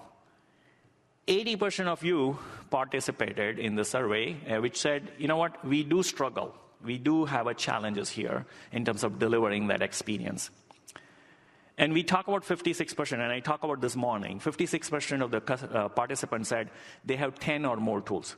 Actually, the surprising stat was there were 10% of the participants who said they have anywhere more than 100 plus tools. Just think about it. Take a minute and think about it. 100 plus observability tool, right? Even if your scenario, you don't have 100, even if you have 10 or more, and when you have outages, and we have seen some big outages around the world, not having the right set of insight really puts you all in a really difficult position because your CIO and your executive leadership team is trying to figure it out what is going on. They go to the network team, they go to the security team, they go to the application team, they go to the infrastructure team. Everybody has their own dashboard, which looks green. But at the end of the day, still, the customer is seeing a problem, right? And this is where we really need to do better as an industry. In fact, 71% of you already figured this out, saying, hey, you know what? We really need to think about bringing this data together. Because when you bring the data together from different tools, magic happens. You start to get the insights, which you wouldn't have got it if you had all those 4 or 5 or 10 tools deployed in an environment. It's just when we start to put the data together, suddenly a lot of possibility opens up. A lot of possibility in terms of being predictive and proactive opens it up. This is where we've been working on it, what we call it full stack observability. So we're really looking at every domain and every component your application depends upon. You know, when we started looking at application performance monitoring 10 years back, it was all about APM tool. It's all about looking at the business transaction of your applications, looking at the database monitoring, looking at the end user monitoring. Those are extremely important, and that's where we believe the full stack observability journey starts. But what has happened is your applications have started getting deployed across public cloud, private cloud, colos, multiple data centers, multiple different public clouds. And now your users are coming from all over the world. So if you just think about that distributed system, it's quite complex, right? You really need to think about all the components. And when we think about all the components where your application depends upon, is the networking, security, multi-cloud infrastructure, virtual or Kubernetes, right? So we are looking at full stack observability from all the dependent components, really trying to bring the right set of telemetry in a common data lake so that we can start to do those insights. The traditional approach, if you look at it, a lot of vendors have done it. Bring all the data in one data lake, and we'll figure it out, the insights. At Cisco, we've taken that approach really differently. Because when you start to bring all unnecessary data, it's going to cost you a lot of money. So we are actually very intentional about what data we bring. Whether it's your digital experience monitoring or a business observability, we're bringing that right set of telemetry so that we can correlate and give you that insights. More importantly, the place where I feel we really differentiate well compared to anybody else out there is our ability to tie performance with the business outcome. And the classic example I like to give it is, if you're a retailer, if you're an e-commerce site, and you have a checkout cart, and let's say your checkout transaction is failing. There are a lot of tools out there which will tell you, saying, hey, you know what, they have a performance issue on the checkout cart. There are very few tools who actually can tell you, because it's a Black Friday, or it's a big sales event, you have $1 million worth of inventory sitting in the checkout cart, which your customers are not able to check it out, right, and order it. Versus, it's a regular day, and it's only going to affect $10,000. Understanding that business KPI is where we are able to really differentiate, right? So this is where unlocks your possibility to have that conversation with your business partners in terms of how full stack observability and why this matters. Really to double click in terms of what are those set of use cases, I'd like to invite Ananda Rajgopal, who runs all the product for App Dynamics and full stack observability, on the stage so that we can get into the details and get to see some demos. Ananda, welcome.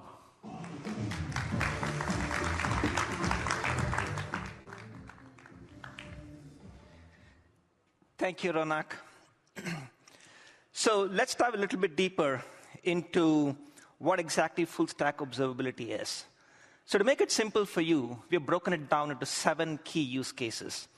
And we have categorized these into 4 key themes: observe, secure, optimize, and also extend the value with partner-developed modules.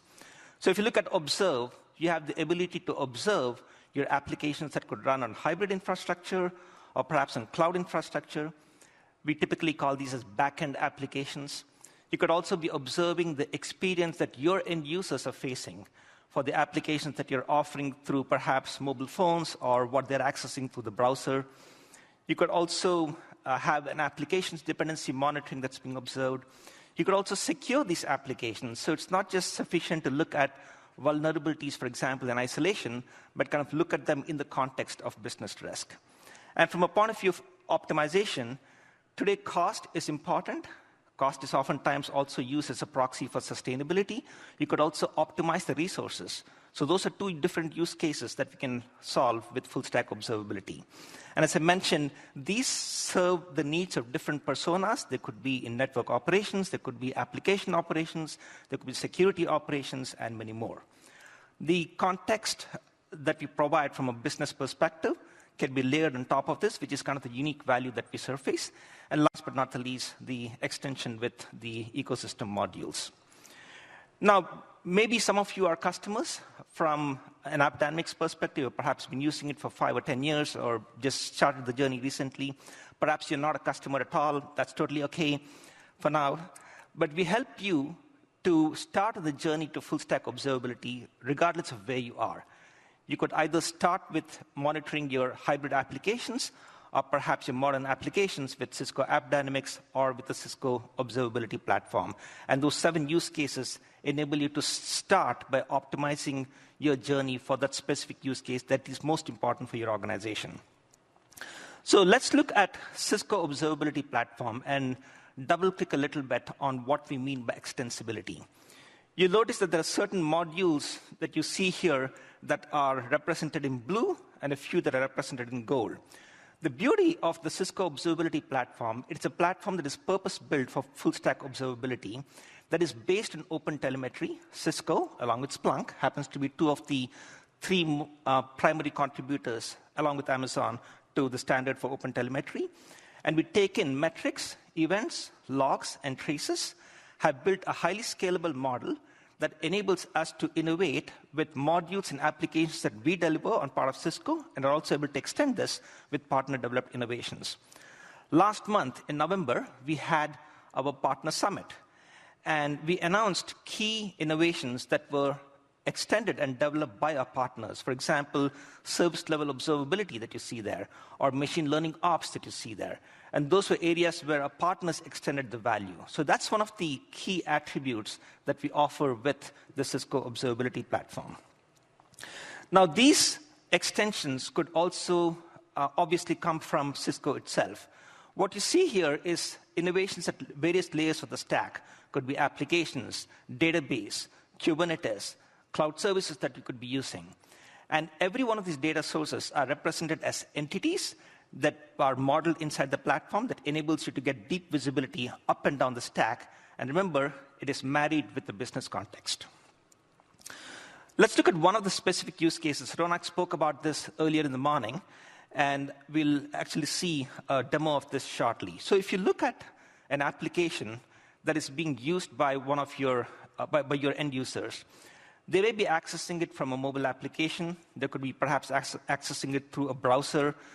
But when you think about it, it's not as if the mobile application is directly interacting with the backend.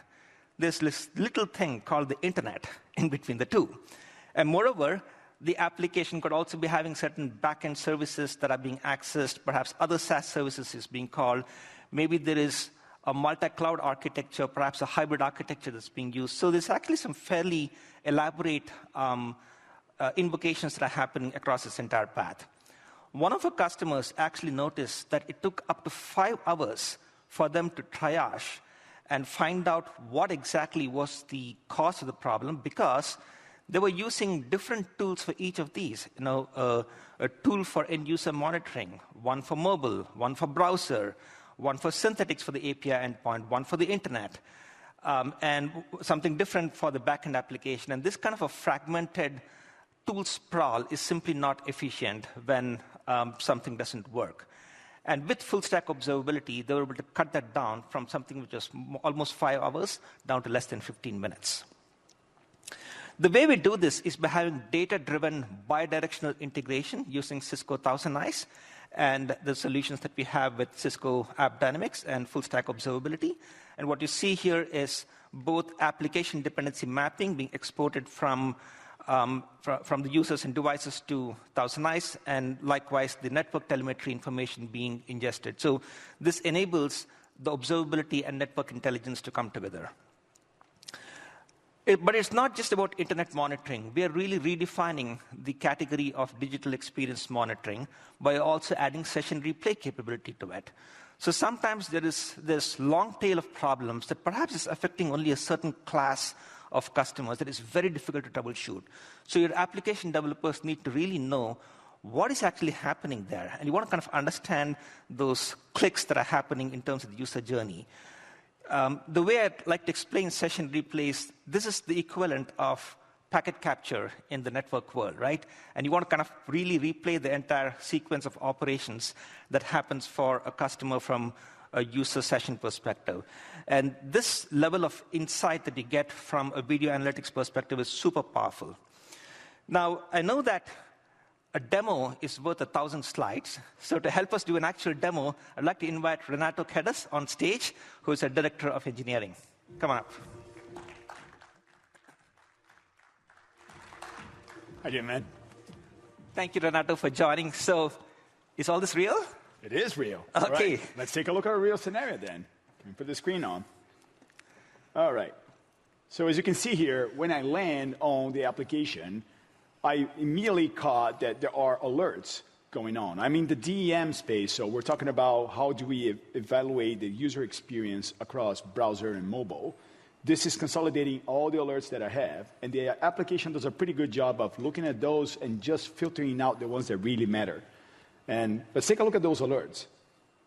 So when I land here, I can see alerts of different types, and at the top of them, there was one saying Core Web Vitals. Core Web Vitals is a very important measurement in this day and age. Like Ronak was referring for people taking their applications out. Google came up with a set of metrics to help people understand when something is doing well or not, and actually that impacts how the application is searched, how it's ranked on Google search pages, and things like that. So it's something that you as an application provider has to pay attention a lot. So let's take a look at that one because it's impacting us. Let's take a look at that one. So when I land here, now I got details of the particular alert that we got. And as you can see, the users that are being impacted by this alert are distributed across Australia, right? There's about 777 users being impacted, and our system has captured that impact live with our session replay. So what I'm going to do here is, let me see, I got oh, can you guys hear me now? Most likely. It's good. It's okay. The beauty of being bald. So now when you're here, you can basically look at the sessions. So these are all those sessions that were recorded that got impacted. So if I open a session, I will see live exactly what that user went through. And of course, you can see that it's slowing when it loads, and that's not good. So that's probably what's going on with my Core Web Vital. You can also see that with PII, we do redaction on the screen, so you can see what is particularly PII driven. So I scroll down here because I want to find out what's going on. So I can see which metric was violated. It's the largest content pane. It's taking too long for render. And when I go into the breakdown, I can see all the metrics related to my application, but I can see that there was a call to the server. This signal here says, actually, we know more about what happened here. We're not only telling you what's going on. If I click on it, I realize, oh, wait a second. Actually, this guy experienced a networking issue. So the alert came up from the experience, and now it's saying, we know something about what happened with the networking that might be impacting you. So let's take a look at that alert. Now I'm looking at a 1,000 eyes alert. So we capture, like Ananda was explaining, we gather all the data for the 1,000 eyes pipe. We correlate that with the user experience so we know which pages people are using. And I can see here that actually the problem is with my payment app that we use, the API that we use, the third party. If I scroll down, you will notice that the problem actually is bigger than we thought, because not only my e-commerce app is being impacted, I also have all these other apps that are being impacted by the same payment API. And I can see right now, Ananda, that the e-commerce guys, we thought it was a problem. Actually, the marketing microsite is someone that we need to go talk to. Nice. So I think what you just showed here is not just internet monitoring with 1,000 eyes, not just Google Analytics with Core Web Vitals, but also the end-user response times, all of them integrated into one offering that is effectively the digital experience monitoring offering. That's exactly what it is. Awesome. Well, thank you so much, Renato, for joining us today.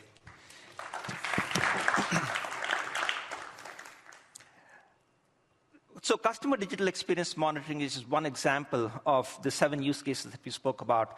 In the interest of time, we won't be demonstrating business risk observability, but this is another case where rather than looking at vulnerability scores and threat intelligence in isolation, we're marrying that with the business context to surface a business risk score between 1 and 1,000 that kind of gives you an idea in terms of how high the business risk is.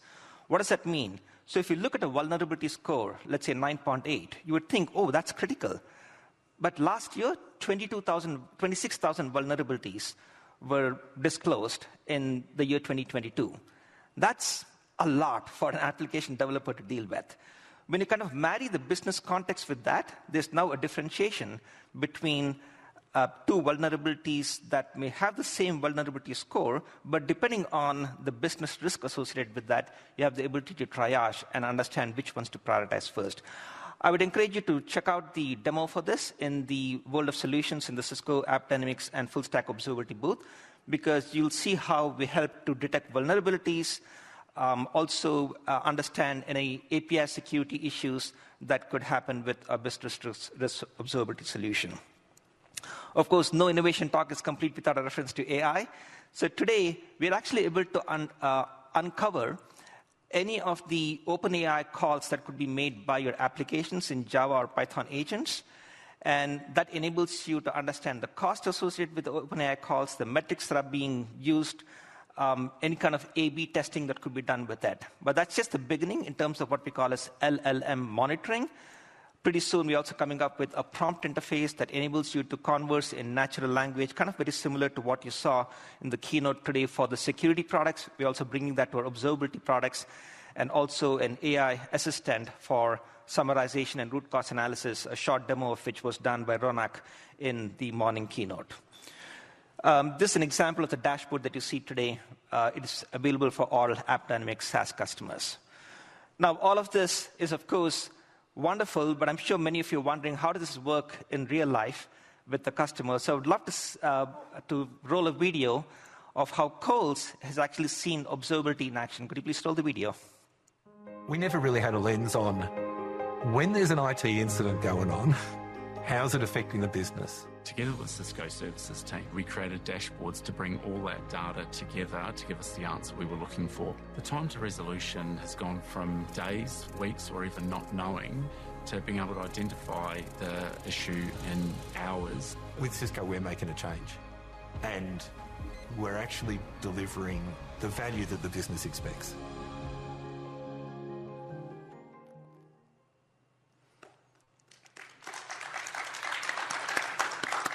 Well, thank you so much, Karen and Andrew, for joining us today from Coles. Andrew Green is Head of Technology Services, Core Technology Services at Coles, and Karen is Head of Workplace Experience and Support at Coles. Thank you so much for joining today. It's actually a fantastic story that you've shared here, but I'd love to ask you some questions to understand more for our audience. First of all, the customer experience is paramount to your brand and business. Karen, could you share how a focus on improving observability is helping to impact the customer experience at Coles? Yes, thanks, Ananda. Well, I guess, as we all know, a really good customer experience is not made up of just one thing. It's 100 different things that have to work together in harmony. And from our point of view, it therefore doesn't make sense to look at those 100 individual things in isolation. So what we're trying to do at Coles, and has just started, I would say, is really switch our way of thinking so that we are looking at things from a more end-to-end services perspective. So bringing all of those things together into one view. And I guess where appropriate or where we can, we want to move from those traditional ways of working, I guess, where we might have monitored sort of components or applications or infrastructure in isolation, and then individually analyze the outputs of those to either try and process of elimination, or to decide where tech support would be best directed. And that's the shift in the way that we want. We want to shift that way of working. And I guess in that particular example, we were able to demonstrate a level of observability for our Wi-Fi experience. I'll call it Wi-Fi. It ended up not being Wi-Fi, through the dashboards of AppD. And we see real opportunity in continuing to do that for the experience for our store team members, but also ultimately our customers. Nice. Andrew, when we were speaking a few days back, you had a wonderful story about collaboration and not looking at problems in a silo. So how did you partner with Cisco to focus on the business impact and help the teams to work collaboratively across your organization? Well, we'd already partnered with Cisco. So we'd already invested heavily as an organisation in the Cisco tool sets, and we have all the Cisco tool sets, but we've also got other partner solutions as well. When we looked at a specific example in our store network, and if you think about Coles as an organisation, the only thing that we need to do is to help feed the nation ultimately and make sure that there's food on the shelves so when customers come in, we can provide them what they want when they need it. And part of that ecosystem, if we look at it really simply, is we need the network to work, we need the devices that the team members use to make sure we've got stock on the shelves to work, and we need the application at the back end to work. And what we were finding, and maybe I'm overly sensitive because I've got network within my accountability, is the network was a really simple thing to solve, to blame. So it was always the network's fault, which I was reasonably upset about. It's always the network, as I say. Always. So what we challenged the team to do is we've invested in these tools. We've got some really smart people doing great things in isolation. So we're looking at the Wi-Fi using DNAC or Cisco Catalyst Center. We're looking at our devices with Thousand Eyes. We're looking at the application with AppD, and we're getting individual telemetry from those, but how can we extract the maximum value from all three of those?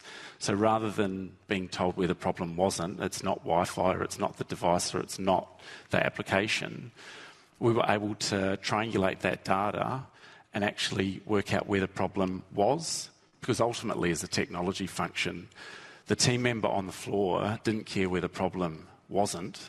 They just wanted it to work. And so our only measure of success was whether that team member experience was really good. And through pulling our own internal teams together and partnering with Cisco and using that deep product knowledge, we were able to pull that all together, create some dashboards. So rather than waiting, or sometimes never finding out, but waiting days or weeks to see where we might have had a problem, we're now in a position where we can actually identify them really quickly, and a team member may not even know about it anymore, but we can zero in as to whether it in fact is very rarely a Wi-Fi problem, or it's PDT, or it is in the application, or indeed somewhere else. And we've been starting to use that model elsewhere in our environment as well. Nice. Any advice for our audience based on your experiences with observability? Well, for me, you've probably got the tools already. It's actually about extracting the maximum value from those. And I would encourage you to, it sounds like a cliche, but really partner with your Cisco team, because they do have that deep product knowledge. You may have that, or you will have that knowledge within your company about how your company operates and understand that really, really well, but you augment it with that deep product knowledge. And I think you'd be genuinely surprised at what you can actually achieve and extract out of things you've already got. Especially at the moment, lots of people want more for less, but I actually look at it and think, I just want more from what I've already got. So it's there for you. So I just encourage you to look at what you've got and extract that value from it. Nice. Anything from your side, Karen, you'd like to add? I guess just to add to that, one of the really good things that came out was how our teams work together. So I would be encouraging teams not to only look at their piece. So if Andrew only cared about the network and I only cared about AppD, we would never have solved this problem. Yeah. It was only when we actually came together and said, let's just work it out. Like, it doesn't matter. Just work it out. And that wasn't actually that easy to do. It is a different way of working. But, persist and you'll get there. Yeah, so well said. We often say that full-stack observability brings teams together. And I think you're just a fantastic case study in terms of how we've actually put this to practice in Coles. Well, thank you so much for joining today. Thank you. Karen and Andrew, thank you so much.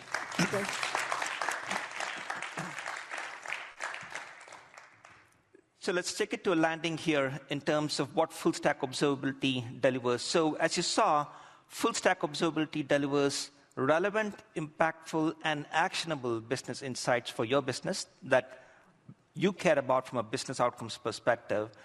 You saw from Coles, from both Andrew and Karen, how it breaks down the silos between the teams and helps to bring collaboration, foster collaboration between the two, because it's about having that common language, multiple vantage points through which you could look across the infrastructure.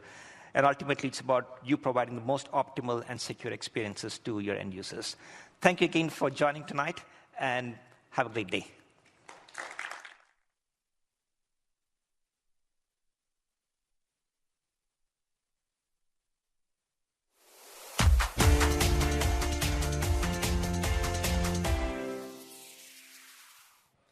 Hello, everyone. Welcome back from the Innovation Centre there. What an inspiring talk about FSO. And I think FSO really is something resonating right now with all of our customers and something that we need to be talking about more and bringing up in a lot more of our conversations. Don't be alarmed if you have missed anything. You can catch up. ciscolive.com/on-demand will be available from the 20th of December. Catch up on all your on-demand learning pieces and talks that have been going on throughout the day. Now, this might be our last session of the day, but we have a lot more interviews and different speakers coming up. So please make sure you stick around and stay tuned. The perfect segue for me. With me, I have Jason Warfield, the Head of Solution and Adoption Engineering for Cisco Thousand Eyes. Jason, thank you so much for joining us. Welcome. Would you like to tell us a little bit more about your role? Sure. Well, thank you, Dave, for the warm welcome. So I lead two teams. The solution engineering team works with customers to help understand their requirements, translate those into use cases, jointly define the success criteria, and prove the value of the platform before the customer makes the investment. And then the adoption engineering team will work with customers after they actually invest in the platform on their adoption journey to make sure they see the value and deliver the value back to the business. Sounds incredible. But why don't you just tell us all and tell us the viewers as well, what is Cisco Thousand Eyes? Well, that's a great question. We probably should have started there. Yeah. So Thousand Eyes is a digital experience platform that really was born out of a research project by our co-founders, Mohit Ladd and Ricardo Oliveira, where they were researching the internet, and they had the foresight to see the importance the internet was going to play both for businesses and really in people's lives. And what they set out to do was basically be able to provide visibility across the internet as if it was a network that businesses own themselves, and really to simplify the complexity of the internet. And we started with one use case around DNS and have since expanded to many others around customer digital experience, for example, where we help customers with everything from moving applications and infrastructure into the cloud to assuring citizen experience for our public sector customers, as well as things like assuring the performance of APIs that are critical to a supply chain or e-commerce or a healthcare system. We also help in the area of hybrid work. So if you look at over half, depending on what survey you look at, of people are working at least one day a week remote. Now it's critical really to assure that we're able to be productive where we choose to work. And that could be in an office with enterprise-grade equipment and highly skilled engineers. It could be at home with a whole host of different provider equipment. But the important thing is being able to extend visibility into the last mile wherever people choose to work to make sure that they can get to the applications and services that drive their productivity. Yeah, a map of the entire internet sounds like something out of a movie. But I think we actually, to help explain a little bit more, I think we actually might have a video. So we're going to go have a look at the video and a little bit of a demo with that as well.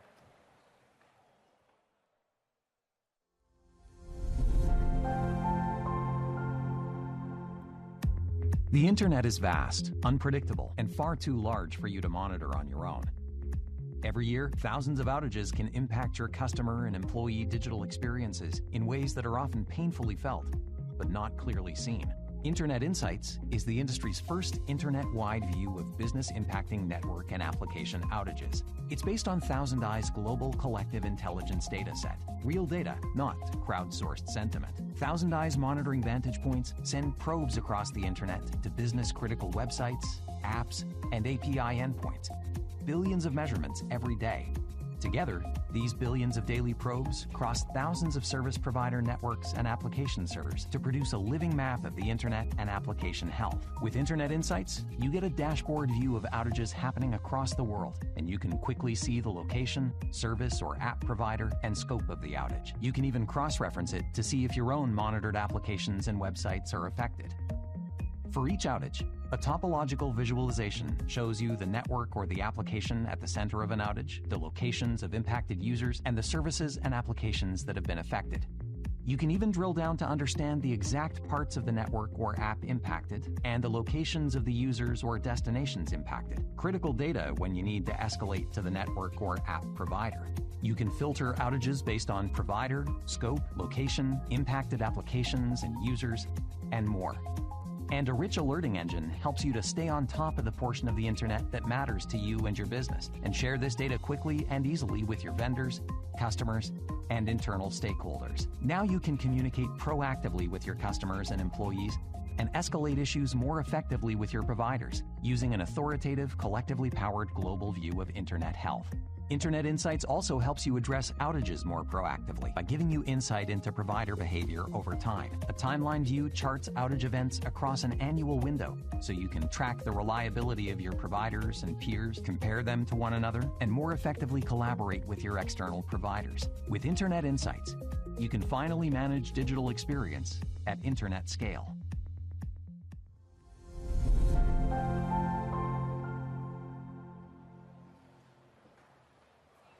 How about that? What a great video, great insights for us as well. So now let's just go talk a little bit more about how Thousand Eyes and how does Thousand Eyes fit into the Cisco portfolio. Let's look at everything. Yeah, so one of the great things about the Cisco acquisition, so I've been with Thousand Eyes 5 years. So I joined November 2018, and prior to the acquisition, Cisco was actually a customer. They were using Thousand Eyes, or we, I should say now, we're using Thousand Eyes across a number of different use cases. And we had also done some work jointly around, how can we potentially leverage the hardware to gain, as a vantage point to gain visibility. So coming in, we already had some idea of how we could actually complement the Cisco portfolio.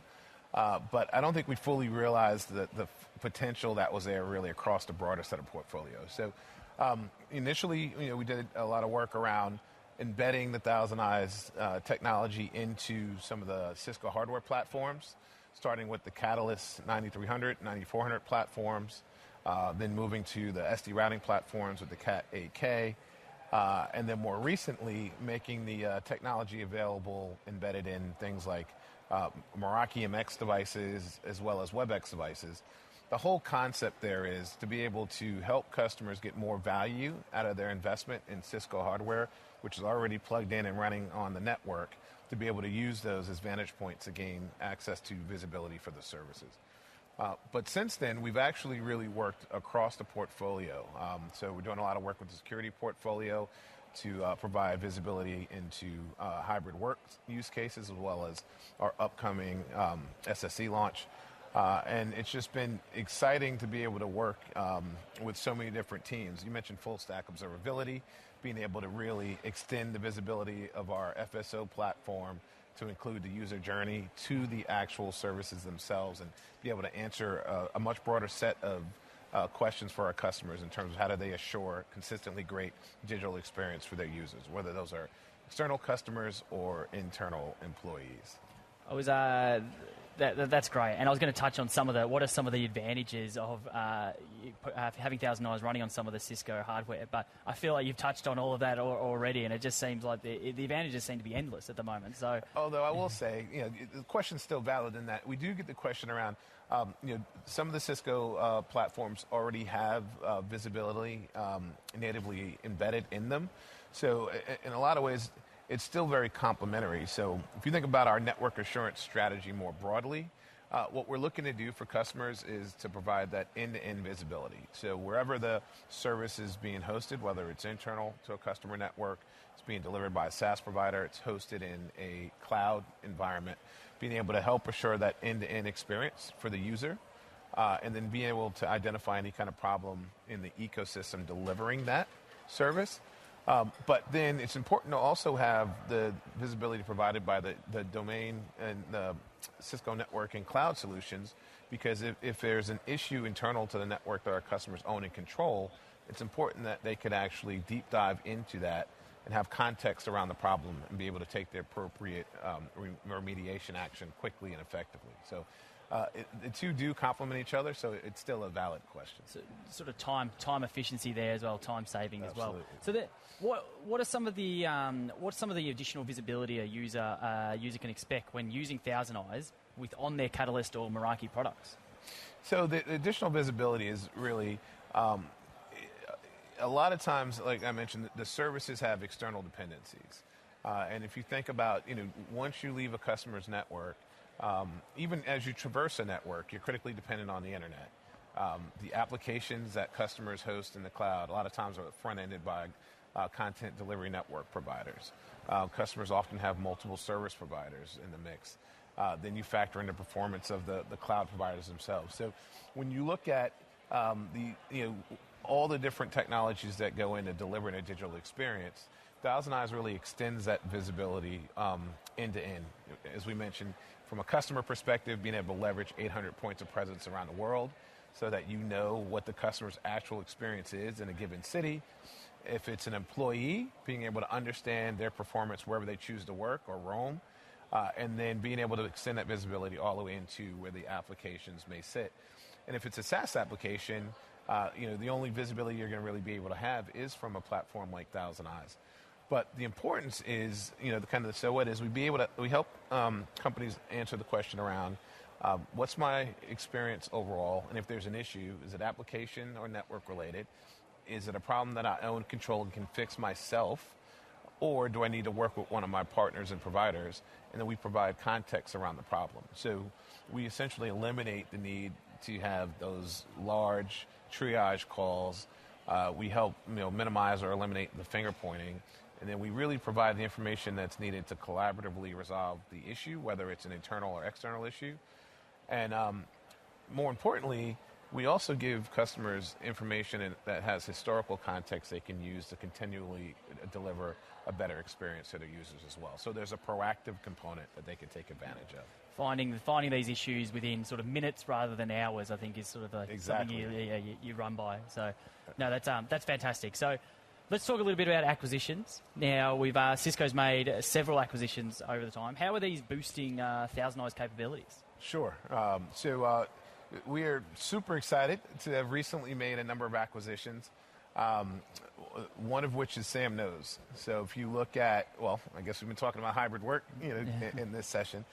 So the great thing with Sam Knows is it really will provide enhanced visibility into the performance of SaaS applications across provider and broadband networks. And that can be a challenging thing to understand. So being able to actually have visibility across provider networks around the world into the most common SaaS applications that we can use to enrich that collective data set in Internet Insights from the video you saw. We're super excited about that and really deepen our partnership with those providers. In addition, we announced the Accedian acquisition. And Accedian has really been very focused on providers as well. Being able to help them provide visibility into the performance of their backbone networks, which are critical to delivering services for customers. And now being able to take that capability and have a much more comprehensive offer for our service providers is something that we're really excited about. And then the other acquisition we made recently is Code BGP, where that's going to allow us to deliver even more value to our customers within the Thousand Eyes platform. As it relates to BGP-related use cases, which BGP issues can have a major impact on a lot of services and a lot of networks. So being able to have more granular visibility and context around any BGP-related changes that could impact a company's business. Now, Jason, just one last question about all this as well. And so how do you find that these acquisitions what are they going to do for our customers from a customer standpoint? Yeah, so I think the really nice thing is From a customer standpoint, we're looking at this as a holistic network assurance solution. In fact, just yesterday, I was speaking at the Network Innovation Summit about Cisco's network assurance solution and how we're looking to bring together the acquisitions we've recently made, as well as the capability we already had in the portfolio to deliver more visibility and more value to our customers. And I think, the simplest way to think about it is I mentioned earlier, where ultimately from a digital experience perspective, it's important to understand the end-to-end performance. But when there's an issue, to be able to understand who you need to work with to address that issue. And if it's internal, we'll give you that visibility within our platform. If it's external, we'll give you what we call evidence that you can escalate to the provider to resolve those issues in a much more collaborative manner. Jason, thank you so much for your time. We are going to stick around with you. I'm going to ask how I get one of those shirts. But we do have another interview in our studio as well. So we're going to head over to Shika, who's with Jerry Lin, our Principal Security Architect. So Shika, I know you're there. Over to you. Hey, everyone. Thanks, Dave, and thanks, Jason. That was amazing. So today I have with me Jerry Lin, who is a Principal Security Architect and a Cisco Live Distinguished Speaker, and he has over 20-plus years of experience in the field. And, yeah, he's here with me to talk about security. Welcome, Jerry. How are you? Hey, Shika. Thanks for having me here. I'm happy to be here. Welcome. So let's get right into it. I know a lot of our viewers, want to know a lot about security, and it's been top of mind forever. And it's with our ever sort of evolving technologies, I see customers are migrating their applications and their data to multi-cloud vendors. So AWS, Google Cloud, Azure. So what sort of complexities does that bring to this scenario? Ooh, that's a good question. So we've been working with thousands of customers, and many of them have started transitioning to cloud, moving their application and data into the cloud. And what we're hearing from customers is that they invested in it. However, as they migrate application to cloud, there's a lot of complexity in terms of skill sets. As an example of, for example, if you move stuff or data into AWS, there's one set of configuration, CLI, command sets that requires a specific skill set. And then as you say, okay, I'm going to go and expand into a second cloud for redundancy's sake, now I go into Azure. Now, if you try to configure a firewall, as an example, it's the same protection, but then again, your skill sets are different. It's a whole new look and feel, a whole different command set. Now things get really complex. And now if you start adding on a third cloud, you can imagine third cloud or fourth cloud, or just matching different things, you have so many different controls, and the skill set required to maintain that is difficult. So, and I always think of like we all have the remote control at home for our TV. We have a remote control for the Xbox. We have a remote control for the cable TV. And my wife always says, geez, which control do I use, right? They all have an on button. Which on button do I push? Yeah. That's the complexity we're facing today, that customers are thinking, this is too hard to do, and hopefully Cisco can help us. And fortunately for us, Cisco does have a solution for that. Like we announced our security vision by G2 2 years ago, and we're starting to fill that security vision. And we recently announced the Cloud Protection Suite as an example. And within the Cloud Protection Suite, there's a piece called the Multi-Cloud Defense, which comes from an acquisition called Valtex, and is designed to help our customers solve the complexity problem across multi-clouds. I think that does make Cisco stand out in so many ways in terms of our security, and I think that's something our customers do want to hear for sure. So from what I'm hearing, seems like this could be a very complex problem and a big challenge for our customers. So would it be right to assume that there is a talent shortage, considering you would need different sort of skill set for, let's say, Google Cloud or Azure or AWS? So how are customers coping? And again, what's Cisco doing to help that? Yeah, you really touched on a sore spot of talent shortage in the cybersecurity industry. Yeah. Our customers, including Cisco, are finding hard to find the right talent. And especially as we migrate into multi-cloud, we just talked about the different complexities, right? If I configure a firewall in Azure, it's slightly different than a firewall in AWS. And so the learning curve is hard. And yet, even learning, if you learn it now, what do I have to do? I have to continue to train, not train myself, but other staff members to learn all of these. So it's being very difficult. So what is Cisco doing? We're trying to abstract the complexity across multiple clouds. I don't want to ask you to install a bunch of firewalls in different clouds and manually tune everything. We're providing a unified solution, and that's the multi-cloud defense, what I was telling you about that. Our multi-cloud defense is designed just for that. We are abstracting the complexity, meaning that we're providing one unified policy, one unified console for our customer to manage a policy across all different clouds. So that means I configure one policy, I make a change, and I hit configure and deploy, and it gets deployed down to 3 clouds, if you do have 3 clouds, all from it. And just think of it as, I used to do some web development as well. Like when I try to develop a web page, when I first learning, I had to learn the HTML commands of here's the header, here's the bold, here's the font, lots of low-level details. But today, how do I do coding for a web page? I don't have to do that anymore. I have tools. I have set that says I drag and drop, configure, I want this page to look really nicely, push a button, and it pushes it down for me. It really simplifies it using our multi-cloud defense solution. Yeah.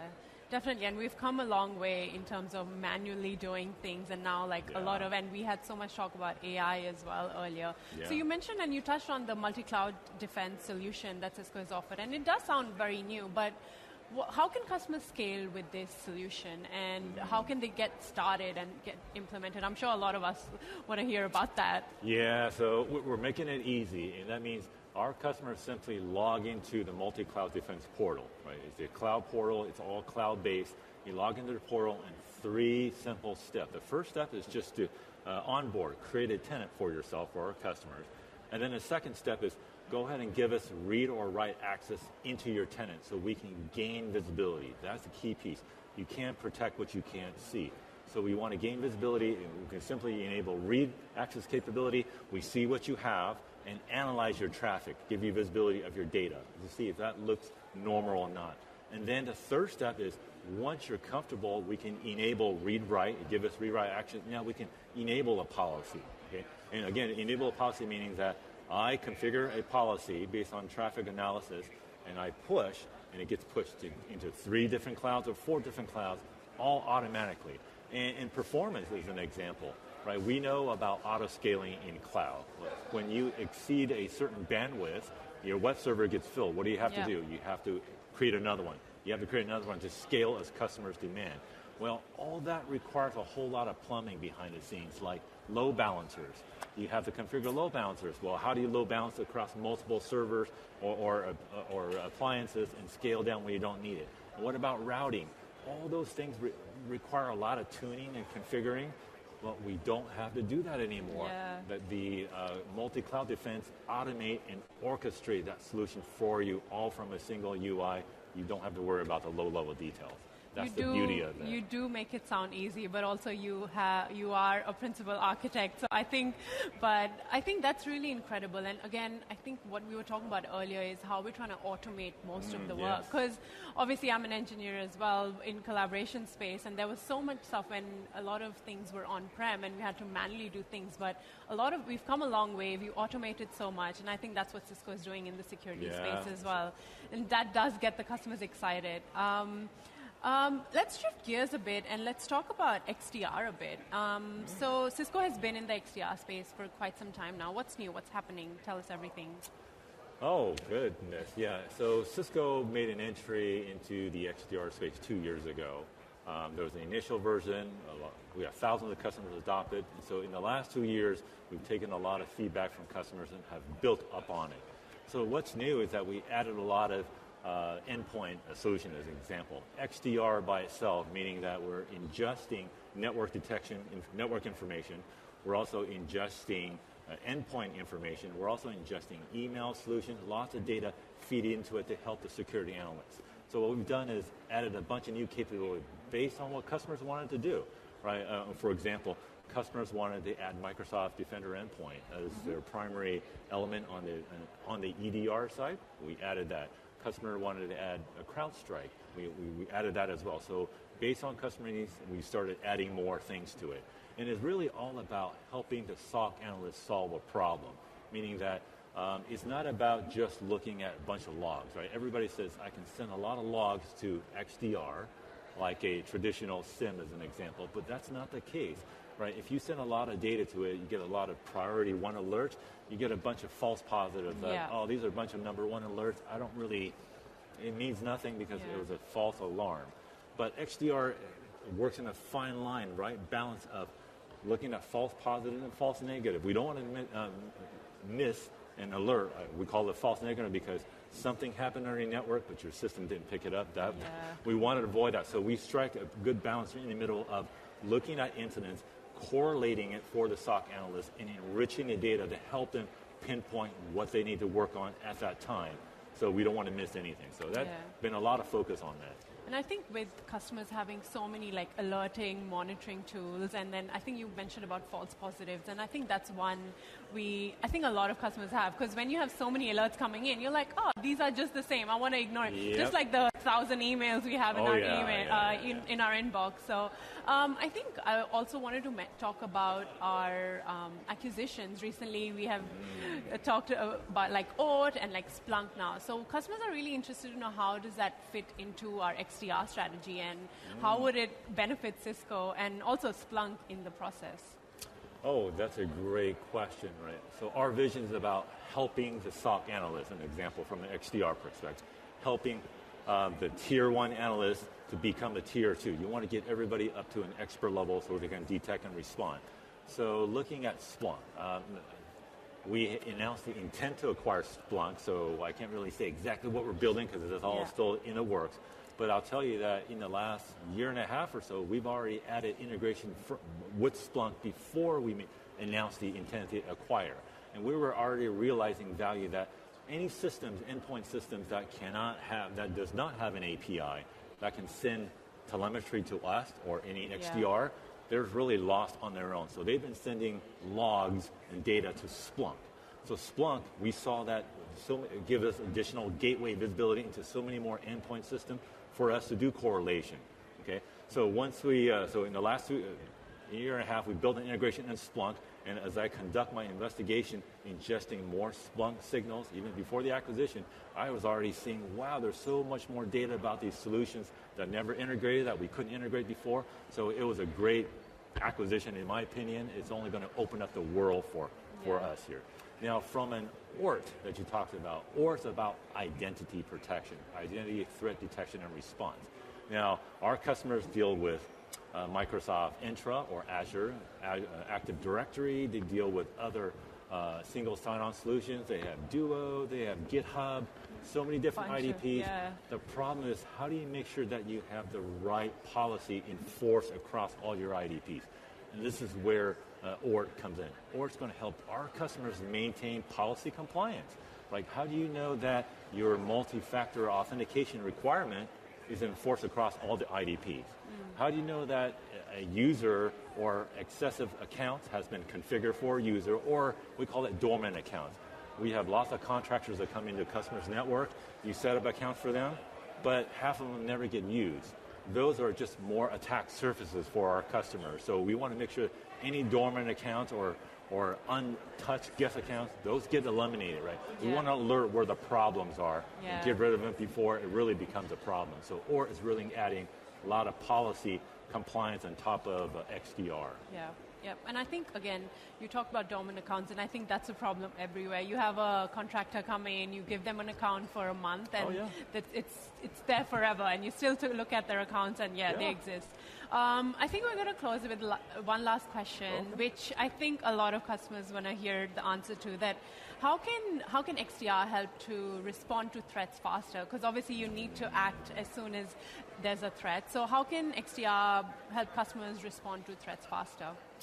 Ooh, great question. So XDR is mentioned all about elevating the level 1 analyst to a level 2. We want to make them experts. So that means the automation, the tool has to be there. So instead of getting a bunch of false positives, we will correlate the events for the customer, looking at events and bubble up the critical one. This is the one you need to look at. So out of 1,000 alerts, these are the top 10 you need to focus on. We will do auto enrichment. We build an auto incident build event, we also enrich them to help them that, hey, look at email, look at the domain, look at Umbrella. These are additional sources that relevant to the incident at the time to help the analysts make the investigation faster and be able to respond using workflows. And workflows is what we built into XDR to help them. If I need to kick somebody off the network, I need to quarantine them, I simply right-click on that workflow and then move them. And again, orchestration and automation is key here. The workflow will configure what needs to be done across multi-platforms to make it happen, right? So the analyst is just right-click. Yeah. It's all about making it easy. Yeah, and I think that's what Cisco does best. Listen to our customers, what they want, and then, try to simplify and automate as much as we can. Well, with that, thank you so much, Jerry. I know we could talk about this forever, but again, I think we're going to hand over to Richard in World of Solutions, where we are talking about reimagining applications. Over to you, Richard.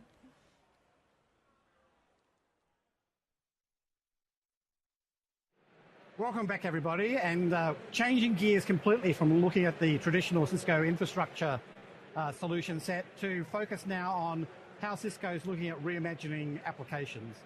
So I'm delighted to be joined by Dave Morgese from the App Dynamics team. Dave, welcome to the broadcast. Thank you, Richard. Good to be here. Excellent. So Cisco's recently got into this sort of area, this full stack observability area, kind of new to Cisco, kind of new for our customers, I guess, who being traditional Cisco clients. So perhaps we could start out with, what is full stack observability, and really what problem is Cisco trying to solve with FSO? Yeah, so what we find talking to our customers is there's more and more of a trend. There's obviously migrating to the cloud. Cloud is a huge enabler for our customers to be able to be responsive to their customers, to be agile, to actually really have an underpinning of technology where they can really meet where their customers are at. Problem is that creates enormous complexity. The technology complexity in that world is just beyond human scale. So for our customers, they're asking us, look, how do I don't want to just manage in silos anymore. I can't just manage the application. I can't just manage my security. I can't just manage the network. I need to see everything. So that's where full stack observability really comes into this, is what's a full end-to-end view. I'm going to see where my transactions are going, what's the performance, if there's an issue, where do I see that? But perhaps more importantly, just beyond just visibility, it's actually we see this in what we refer to as business context. It's really important to understand, hey, not just is my technology running, but is it actually serving my business? Is it actually doing what I need it to do? Yeah, so business context, probably a term not many of us have sort of heard of or used before. So perhaps you could sort of expand on that a bit and why that's important. Yeah, so look, it's critically important. It's where you have to start with this conversation. So when we talk about business context, it's, well, what's my end user trying to achieve? Quite simply, my user is on my website trying to buy a can of baked beans, right? Or trying to trade some shares, right? When they press that button on their app, that triggers a cascade of technology, right? That touches 100 things, 1,000 components in your environment. So everything that supports that one button click is what we refer to as business context. Now, with that, if I place all of my technology in business context, I can do a number of things now. I can say, which problem do I solve first? Which problem is costing me money? Where do I need to invest next, right? The business context is where we start this conversation. So very important concept to understand. Glad you asked. Yep. No problem. And so the other bit here is really, we've got a huge stand here this year focusing on full stack observability. I know there's some demos out the back in the rest of the World of Solutions, 6 or 7 as well. Sort of, can you maybe take us through what we're showing on the stand and what demos were? Absolutely. So yes, this is by far the biggest presence we've had in Cisco Live Melbourne. This has been a huge catalyst year for us, really important year for full stack observability within Cisco. Probably the biggest element is we launched a new technology called Cisco Observability Platform. This was announced at Cisco Live in the US. Really important. This underpins a lot of that full stack discussion that I was talking about.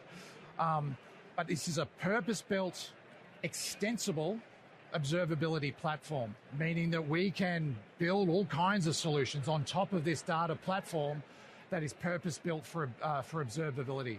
So the stands that you'll see, there's a range of solutions there, some of our partner solutions that are built on top of this platform, as well as the deep application visibility that we'll get with AppDynamics. Okay, fantastic. So you mentioned partner integration, so I'm assuming that's some external partners that are doing work with us. So it sounds to me like potentially there's an opportunity for more of Cisco to integrate with AppDynamics to sort of build on that business context that you spoke about earlier. There is. So the Cisco observability platform, that is extensible. So that means our engineering teams can start building into this and start integrating their solutions and their technology, their IP, into this to include it into that end-to-end view. So yes, we've got partners building a lot of solutions. We've got partners building solutions, for example, for DevOps workloads, for SAP, for things like carbon footprint, like how much carbon footprint does that one application or that one transaction or that one product, what's the carbon footprint of that? But you are also pulling in across the Cisco portfolio. So the security is a very important part of FSO. So for example, we're pulling in feeds from assets like Talos. So are there any known bad actors having a look at your network and starting to scope it out? Kenna, Panoptica, all of these other types of Cisco products. We also have a use case that we talk about with digital experience management, which is, hey, how does my customer that's trying to buy those baked beans, right? What's the experience on the mobile device across the network with Thousand Eyes? So we're seeing, is the public network, is that impacting my business? And then deeply into the application with AppDynamics. So it really is pulling together across the portfolio. In fact, around half of the acquisitions that Cisco has made in the last 3 years all contribute to the observability story. It is a huge pillar for Cisco. So Dave, thanks very much for taking us through what it really means to understand full stack observability.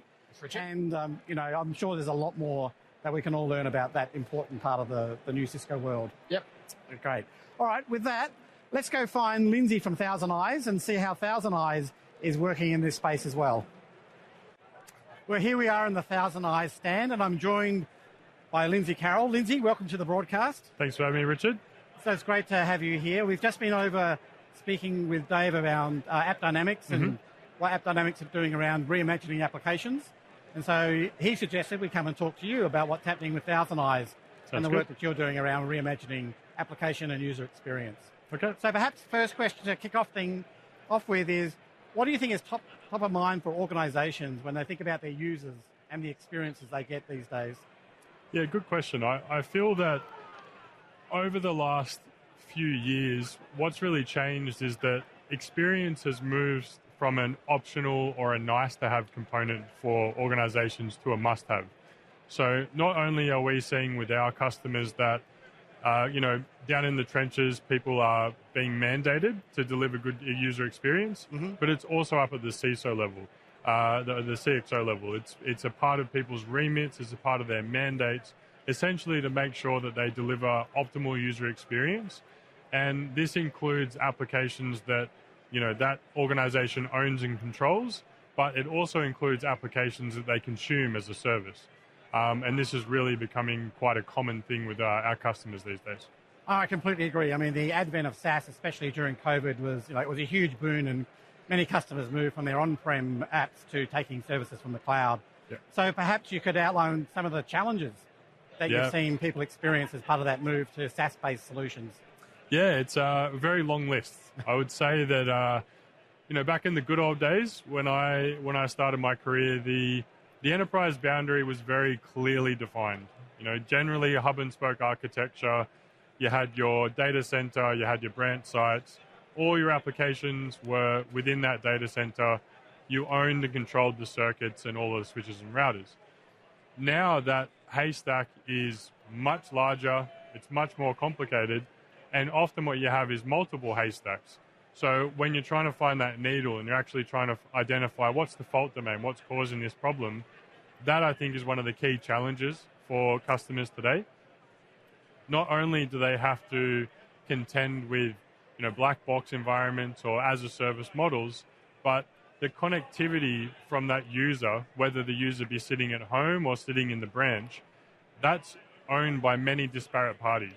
So you've got your service providers for the customer, you've got your transit providers, there's things like DNS, there's content delivery networks, there's cloud, and then there's interconnectivity through microservices and APIs, and all of those different factors can affect that user experience. So really that's a key challenge for customers today, and really they need a new breed of solution to be able to identify and get that end-to-end picture. Yeah, so you spoke a little bit about that fluidity of the boundaries of the enterprise, especially as we spoke about the advent of SaaS. Yep. So, and I'm sure that brings risk and uncertainty as part of that. So are there any things that we can recommend around managing that risk that this fluidity of the boundary brings as part of looking at this? Yeah, absolutely. I think that it goes without saying all of these as-a-service solutions and the proliferation of cloud and all those things, it delivers customers a myriad of benefits. There's no doubt about that.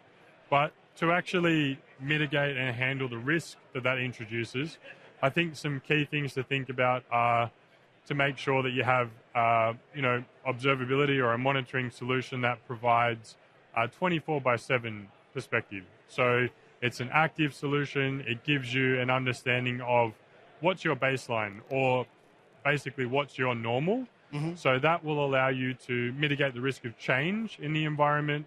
It allows you to identify intermittent or difficult to catch issues.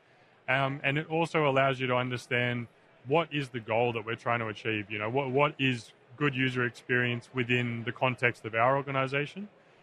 Then some other things to consider is that you really need a multi-vendor solution to deal with that end-to-end picture, because there's so many different parties across that space.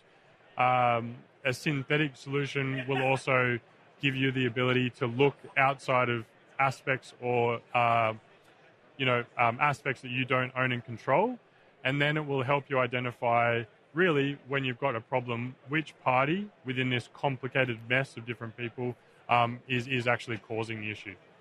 Yeah, so I think what I've taken away was sort of what it is, how it is, some of the complications there. Yep. You don't happen to have a demo that we could look at just to sort of put all this together and, yes, and give people I do a really actually, good view now that you mention it. how that works. Fantastic. Let's get into that. All right. So in this example here, we're actually looking at connectivity of users sitting within a branch connecting through to SharePoint. And what we really need to be able to understand is, what is the user seeing when they're using the application, and are they able to do their day-to-day activities as normal? So you can see here we can confirm the user can authenticate. We're able to confirm that they can browse applications pages within the application. And then we're also able to understand, as we work our way down the tech stack, what about other elements like the web server response for that application, even if it's on a web server that we own? Then, obviously, what's key to that is understanding how the network is performing. So we'll pick one of those branches. Let's look at Auckland in New Zealand. We see that, traffic passes through that service provider, goes through this transit network, and then it arrives in Microsoft's data center in Auckland over here. So at this point, we've got a really clear idea of what is our normal, what is our baseline. Then what we can see is that at a certain point, that baseline is deviated from. It's starting to time out. And what we can see is that even though the user can authenticate, whilst it takes twice the amount of time, what they're actually seeing within the application is this. They just get a white screen. The application's just hanging. So the next thing to understand is what's actually causing that problem. So we can start to build and get a couple of clues by looking at the waterfall metrics. One of the things is we're seeing that receive time or time to last byte is starting to spike.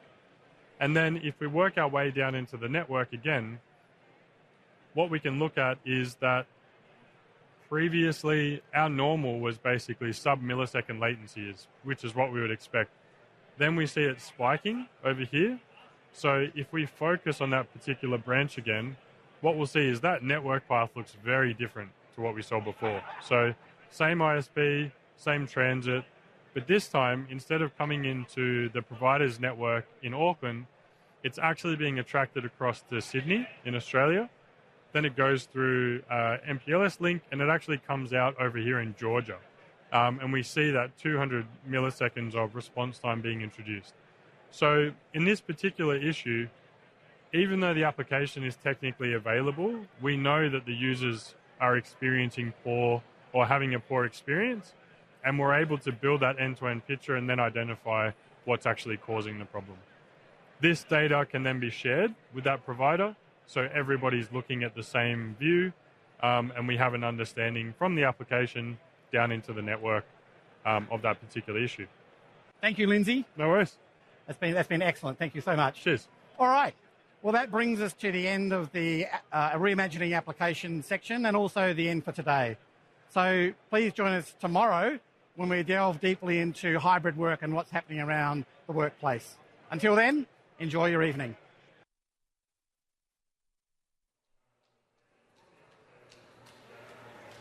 Welcome back to the studio. I think I've learnt so much today. So much. I mean, let's go. I knew we were just talking about the fact that we needed to put more of the theme into the day. And I have to say, our engineers have definitely taken that theme all the way. You know, the one thing that I really love about the world of solutions is actually the demonstrations. Because I'm more of a, see, not tell kind of person. Absolutely. These demos and these little demo labs that they're running, and it's just super helpful. And, exactly what we need. Yeah, and in particular, that Thousand Eyes demonstration.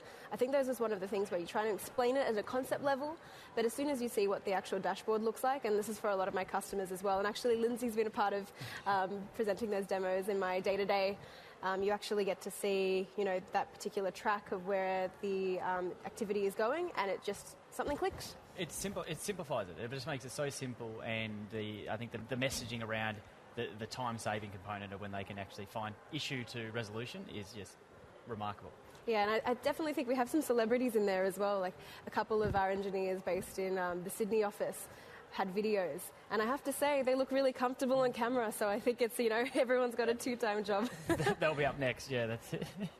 No, but are there any particular products that you were looking forward to? We've got an entire other day tomorrow, so there must be something on your mind. I think for me, I'm just hearing everyone I'm speaking to, all my customers here today, coming back out saying, "Oh, World of Solutions! I've seen this World of Solutions. We're going. I do want to get in there, and I can't wait to see it." I'm also hearing about all this merch going around that everyone's getting, and I'd love to get my hands on some of that as well. But no, I think the messaging for me, security's big for me, right? And that's really where a lot of the conversation's been going, and cybersecurity in general is something that I can't wait to hear more about. Yeah, no, absolutely. And for me, it's still around the networking piece as well. And actually, we've got Shika who will be interviewing Mark, and they'll be talking about wireless technology. So rather than us talking about it, let's hear from Shika and Mark. Thank you, Dave and Em and Richard from earlier. So yes, from one architect to the other, I am with Mark, who is principal wireless architect in Cisco, and he joined Cisco with the Radiata acquisition back in 2001, which was the first Australian startup to develop 802.11a chipsets. So I have Mark here with me. Welcome, Mark. Hi there, great to be here. Yeah, welcome. So I think we'll just get right into it. So there's been a lot of excitement around Wi-Fi 6E and the expansion of Wi-Fi into 6 gigahertz. Yeah. What can you tell us about that?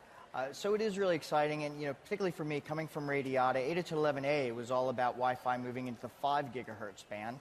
Here we are now 20 years later, and we're finally getting brand new spectrum. 6 gigahertz is a potential for up to 1,200 megahertz of available spectrum there. Here in our part of the world, South Korea was actually the first country to open up the band, third in the world after the US and the UK. And then things kind of slowed down because of COVID. But then in January last year, things wrapped up really quickly. So we had Malaysia, followed by Australia, Japan, Hong Kong, and New Zealand. And then this year we've had Thailand, Singapore, and Taiwan. Now, all of these countries after South Korea, they basically opened up we're doing a two-phase approach. So they've opened up the bottom 500 megahertz, which is going to limit us a little bit in terms of the channels that we can make use of. But the good news is the ACMA, that's the regulator here in Australia, they've already announced that next year they're going to look at extending that to the upper 700. And Japan has also started looking at it already as well. And I think what you mentioned earlier, so you were working when the Wi-Fi went into the 5 gigahertz and like 6 gigahertz now. That must have been an incredible journey, experiencing all of the changes. So thanks for that. But so Cisco has released new Wi-Fi 6E access point recently. So what can you tell us about them? So we've now actually pretty much rounded out our entire Wi-Fi 6E portfolio. But two of the new APs coming out are pretty exciting. So the first one is a variant of one of the APs that we've already had, the Catalyst 9166. This is the 9166D, and the D is for directional. And the reason this is important is the 6 gig band hasn't been lying empty.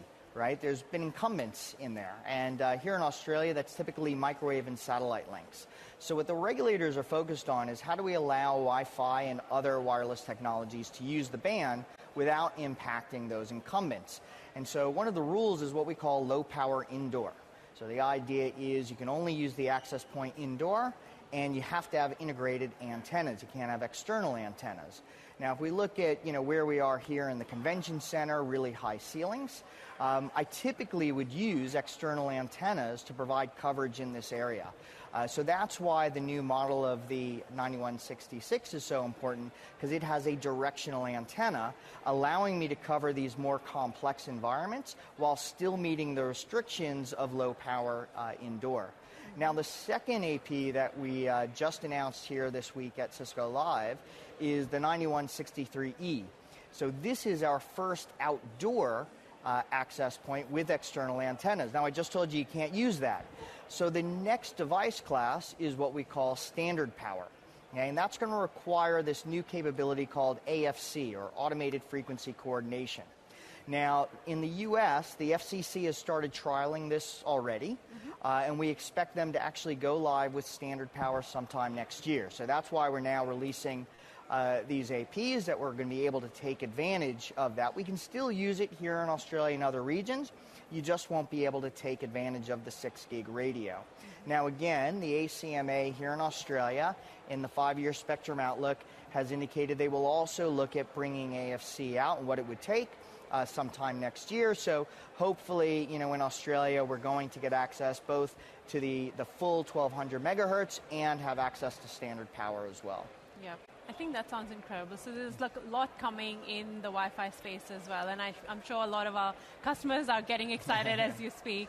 So a bit early, but we're hearing things about Wi-Fi 7, and again, as I said, it's a bit early, but do we know what's coming and what's new in that space? So my number one message on Wi-Fi 7 is, despite what we keep hearing and seeing, and if you go down to JB Hi-Fi and you look at what you can buy, at the end of the day, Wi-Fi 7 does not exist yet. And the reason I say that is because Wi-Fi 7 is going to be defined by the Wi-Fi Alliance interoperability testbed, and that testbed doesn't exist yet. We're not expecting it until the first half of next year sometime. Now, Wi-Fi 7 is also going to be based on the next generation IEEE 802.11be standard. That's not going to ratify until the tail end of next year. So, from a Cisco perspective, when we look at bringing out enterprise-grade products, these are the things that we're looking at, right? We also want to look at the chipsets, the maturity, the software, because we need to bring out an enterprise-grade product. Now, kind of my evidence for this is, if we look at some of the top-end consumer products that have been released, like we just got the new iPhone 15 Pro, some of the new iPad Pros, the new MacBook Pros, Microsoft has their Surface Pro, everyone's using the word Pro. The Meta Quest Pro is the new VR headset. The Vision Pro from Apple, all of those are Wi-Fi 6E devices. They're not Wi-Fi 7. So from a high-end device perspective, everyone is still focused on 6E. Now, if I look at what's coming with Wi-Fi 7, a lot of the benefits are actually based on the fact that we're now having access to 6 gigahertz, things like multi-link operation. And so the point here, what I really want people to take away is, because Wi-Fi 6E provides access to that 6 gig radio, what that basically means is the customers have confidence that if they go with the Catalyst 9160 series access points today, with support for Wi-Fi 6E, access to that 6 gig radio, they're basically creating a network that's going to be ready for those Wi-Fi 7 devices, when they start coming out next year. Yep, and I think probably we'll be here in a few more years. We'll be interviewing you, and maybe at that time you'll have more about Wi-Fi 7. Next year I'm going to tell you all the reasons why everyone needs Wi-Fi 7. So you need to tune in next year as well. So we're both going to be here doing this interview again. So another thing which everyone's been talking about today and in the industry and our customers, not just in terms of wireless, but generically in terms of IT, is artificial intelligence, machine learning. So is there, can you touch on how that can be incorporated into the wireless technology and in our products? So I just finished talking about, how we're extending Wi-Fi into the 6 gig band, 1200 megahertz. And so obviously that's going to create challenges in terms of how am I going to manage this RF environment, now 2.4, 5, and now 6. So Cisco pioneered what we call radio resource management, automating that RF management. In fact, it was very early days of artificial intelligence, algorithms that could understand the environment and optimize things like channels and transmit power. We were always kind of limited, though, because we're doing that on our wireless LAN controller, where I'm limited by CPU, memory, and storage. And so over the last few years, what we've started doing is looking at how the power of the cloud allows us to expand that, because the cloud is giving me effectively unlimited CPU, memory, and storage. The other thing is, with my controller environment, I'm limited to visibility of my actual wireless network alone. With the cloud, I have access now to every Cisco wireless network. So what that's allowing us to do is now I can create my artificial intelligence algorithms, use machine learning from all this information in my data lake of all that visibility of those networks to tune those AI algorithms. And so this is what we call AI-enhanced radio resource management.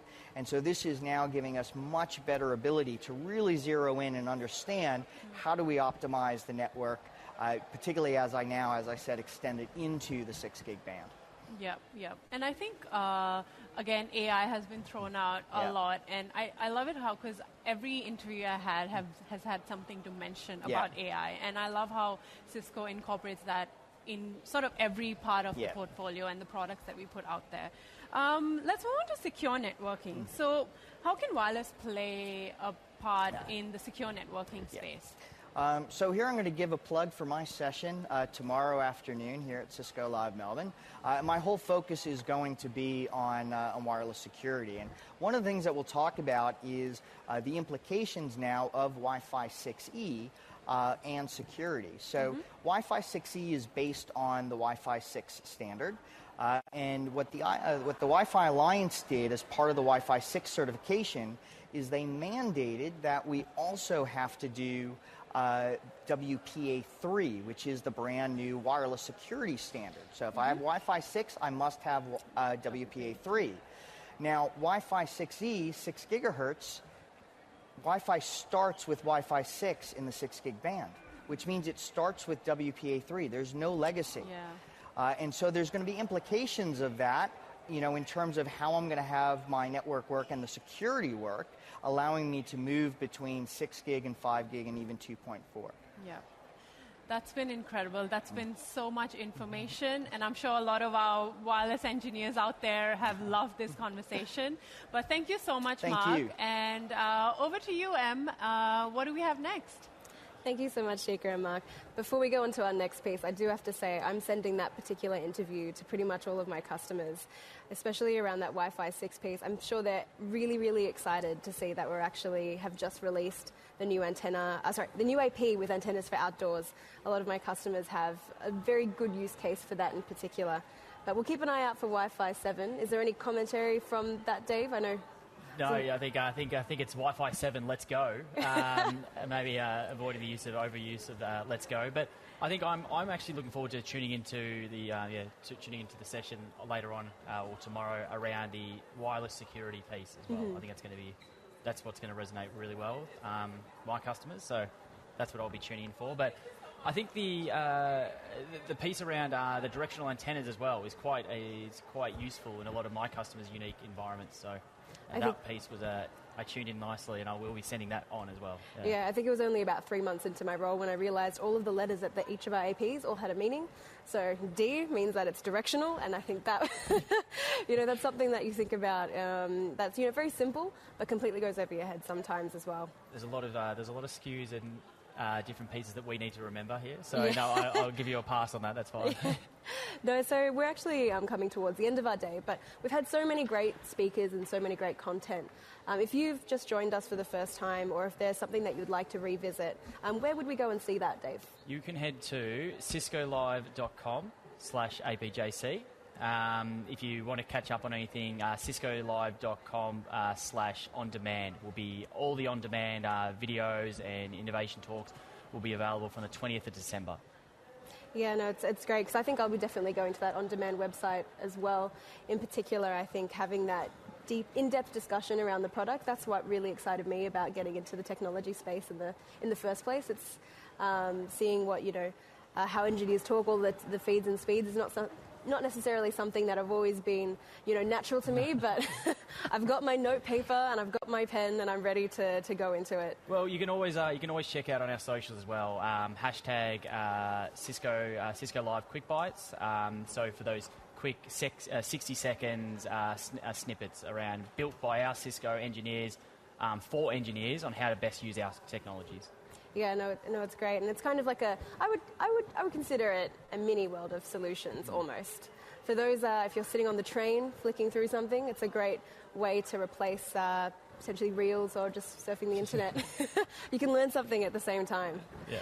So I know we've got lots of other interviews to come up in the future as well, but who are you most excited for coming up into tomorrow? So tomorrow I've got a couple of good interviews. So I've got our actual Eilina, our our head of Cisco IT. So it's going to be a super exciting talk for me. And also from an engineering standpoint, I have Rob DiNicolo as well, who will be joining me to talk about specifically to our director of engineering to talk about more specific to our engineers.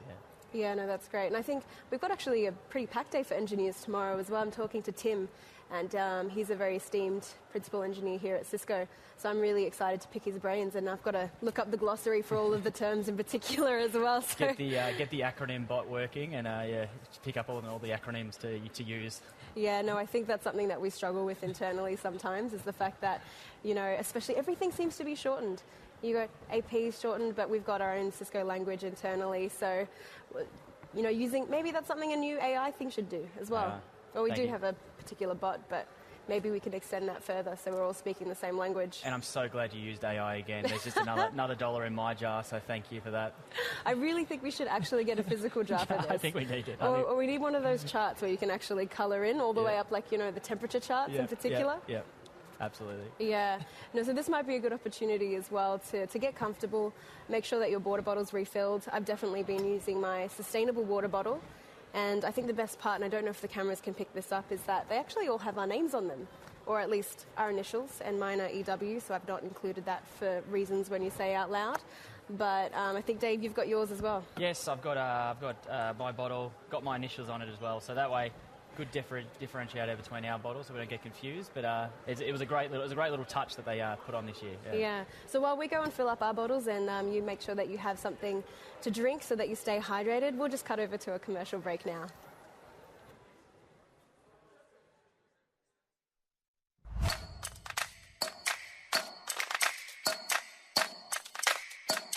사무실도 넓어지고 인원수도 늘었는데 네트워크는 좀 답답해요. 스타트업에게 시스코는 로망이죠. 근데 스타트업이 대기업용인 시스코 네트워크가 필요할까요?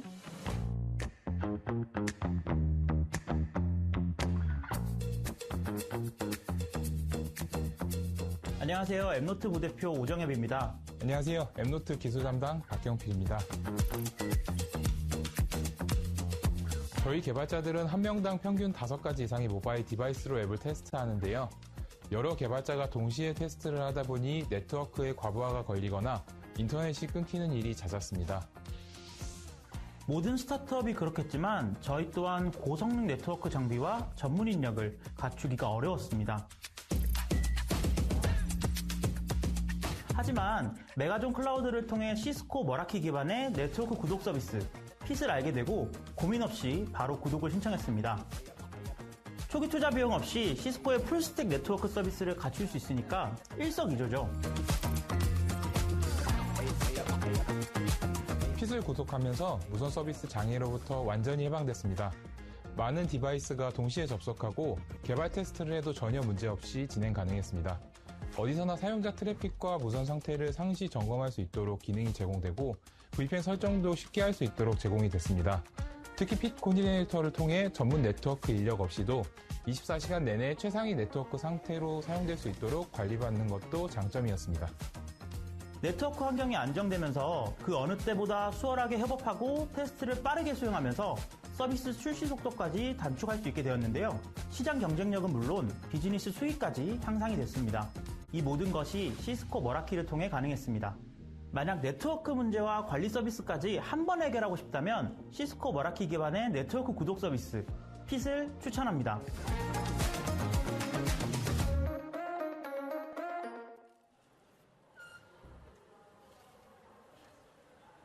Fighters are winners. They're two-time Japan Series champions and have won the Pacific League Championship 5 times. The team plays more than 70 home games per season at Escon Field, Hokkaido, with as many as 35,000 avid spectators.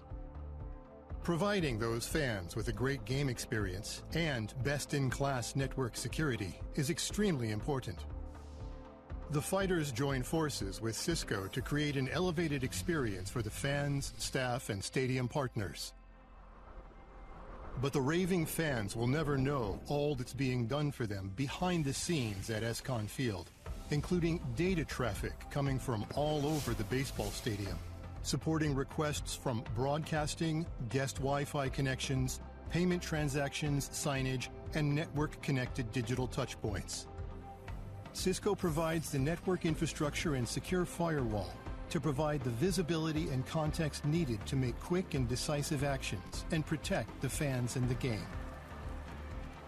If it's connected, it's protected. Cisco. Now that I've had a drink from my water bottle, I can truly say, what a day. What a day. Yeah, what a day. Yeah. So much content. I feel so, I don't know, like I'm oozing with like information, and I'm like, I want to talk to my customers and just take all that in. Yeah, and I have to say, what are your highlights from the day? I think it feels like we've had about 3 or 4 days in one, so to pick one thing will be really difficult. But Dave, what do you reckon that thing is? My one thing was my interview with Jason Warfield, talking about Thousand Eyes and the capabilities of that platform and mapping the internet and solving customers' issues and time to resolution. That's probably the key for me. So that was a great interview and probably one of my key highlights that I'll take with me and be utilising a lot of what was said in that to pass over to my customers, as well as might get a sneaky T-shirt out of it as well. Yeah, I was about to say we shouldn't even limit to one thing. We could talk about 2 or 3 because we've got the interviews as one thing, but we've actually had all of these activities throughout the day and then all of these iTalks as well. Yeah. What do you think are your highlights, Shika? Again, as you said, that there's been so many, and especially the iTalk from Denise, I think that stood out.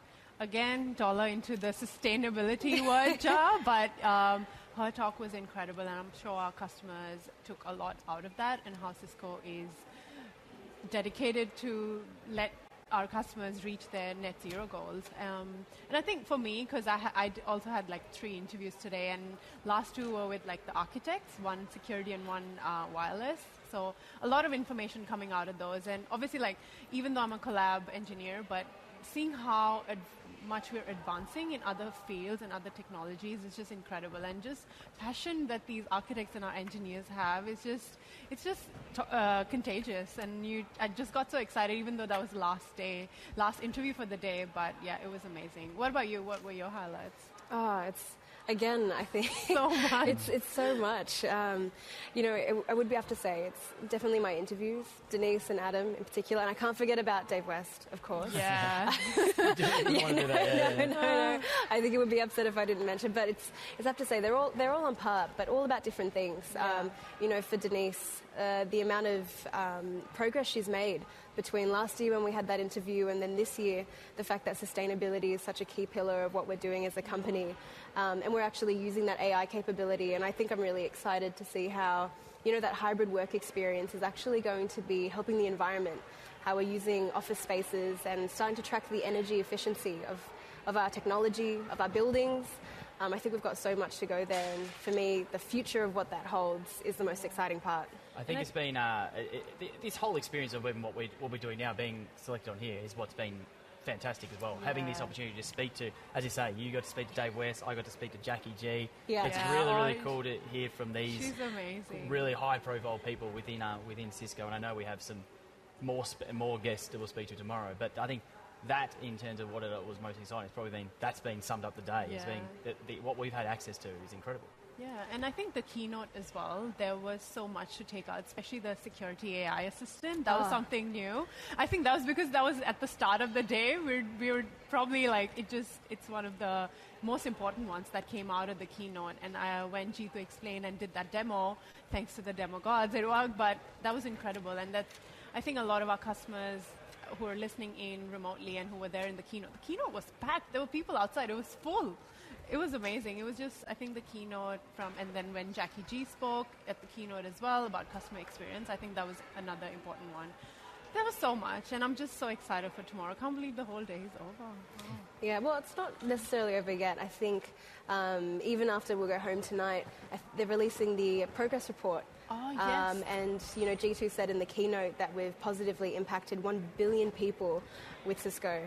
And so to see actually, what those particular metrics are, how we've contributed back to communities, how we've contributed back to the environment is something that I really want to dive head first into, and something that I'm really proud to talk about because, it's not only the technology piece that we talk about with our customers, our customers are actually working within their organization to make sure that they're also contributing back to their community and their environment. And if we can partner with them on, a more strategic level, then I think that's something that's fantastic. So I'll be definitely reading through that quick as a book.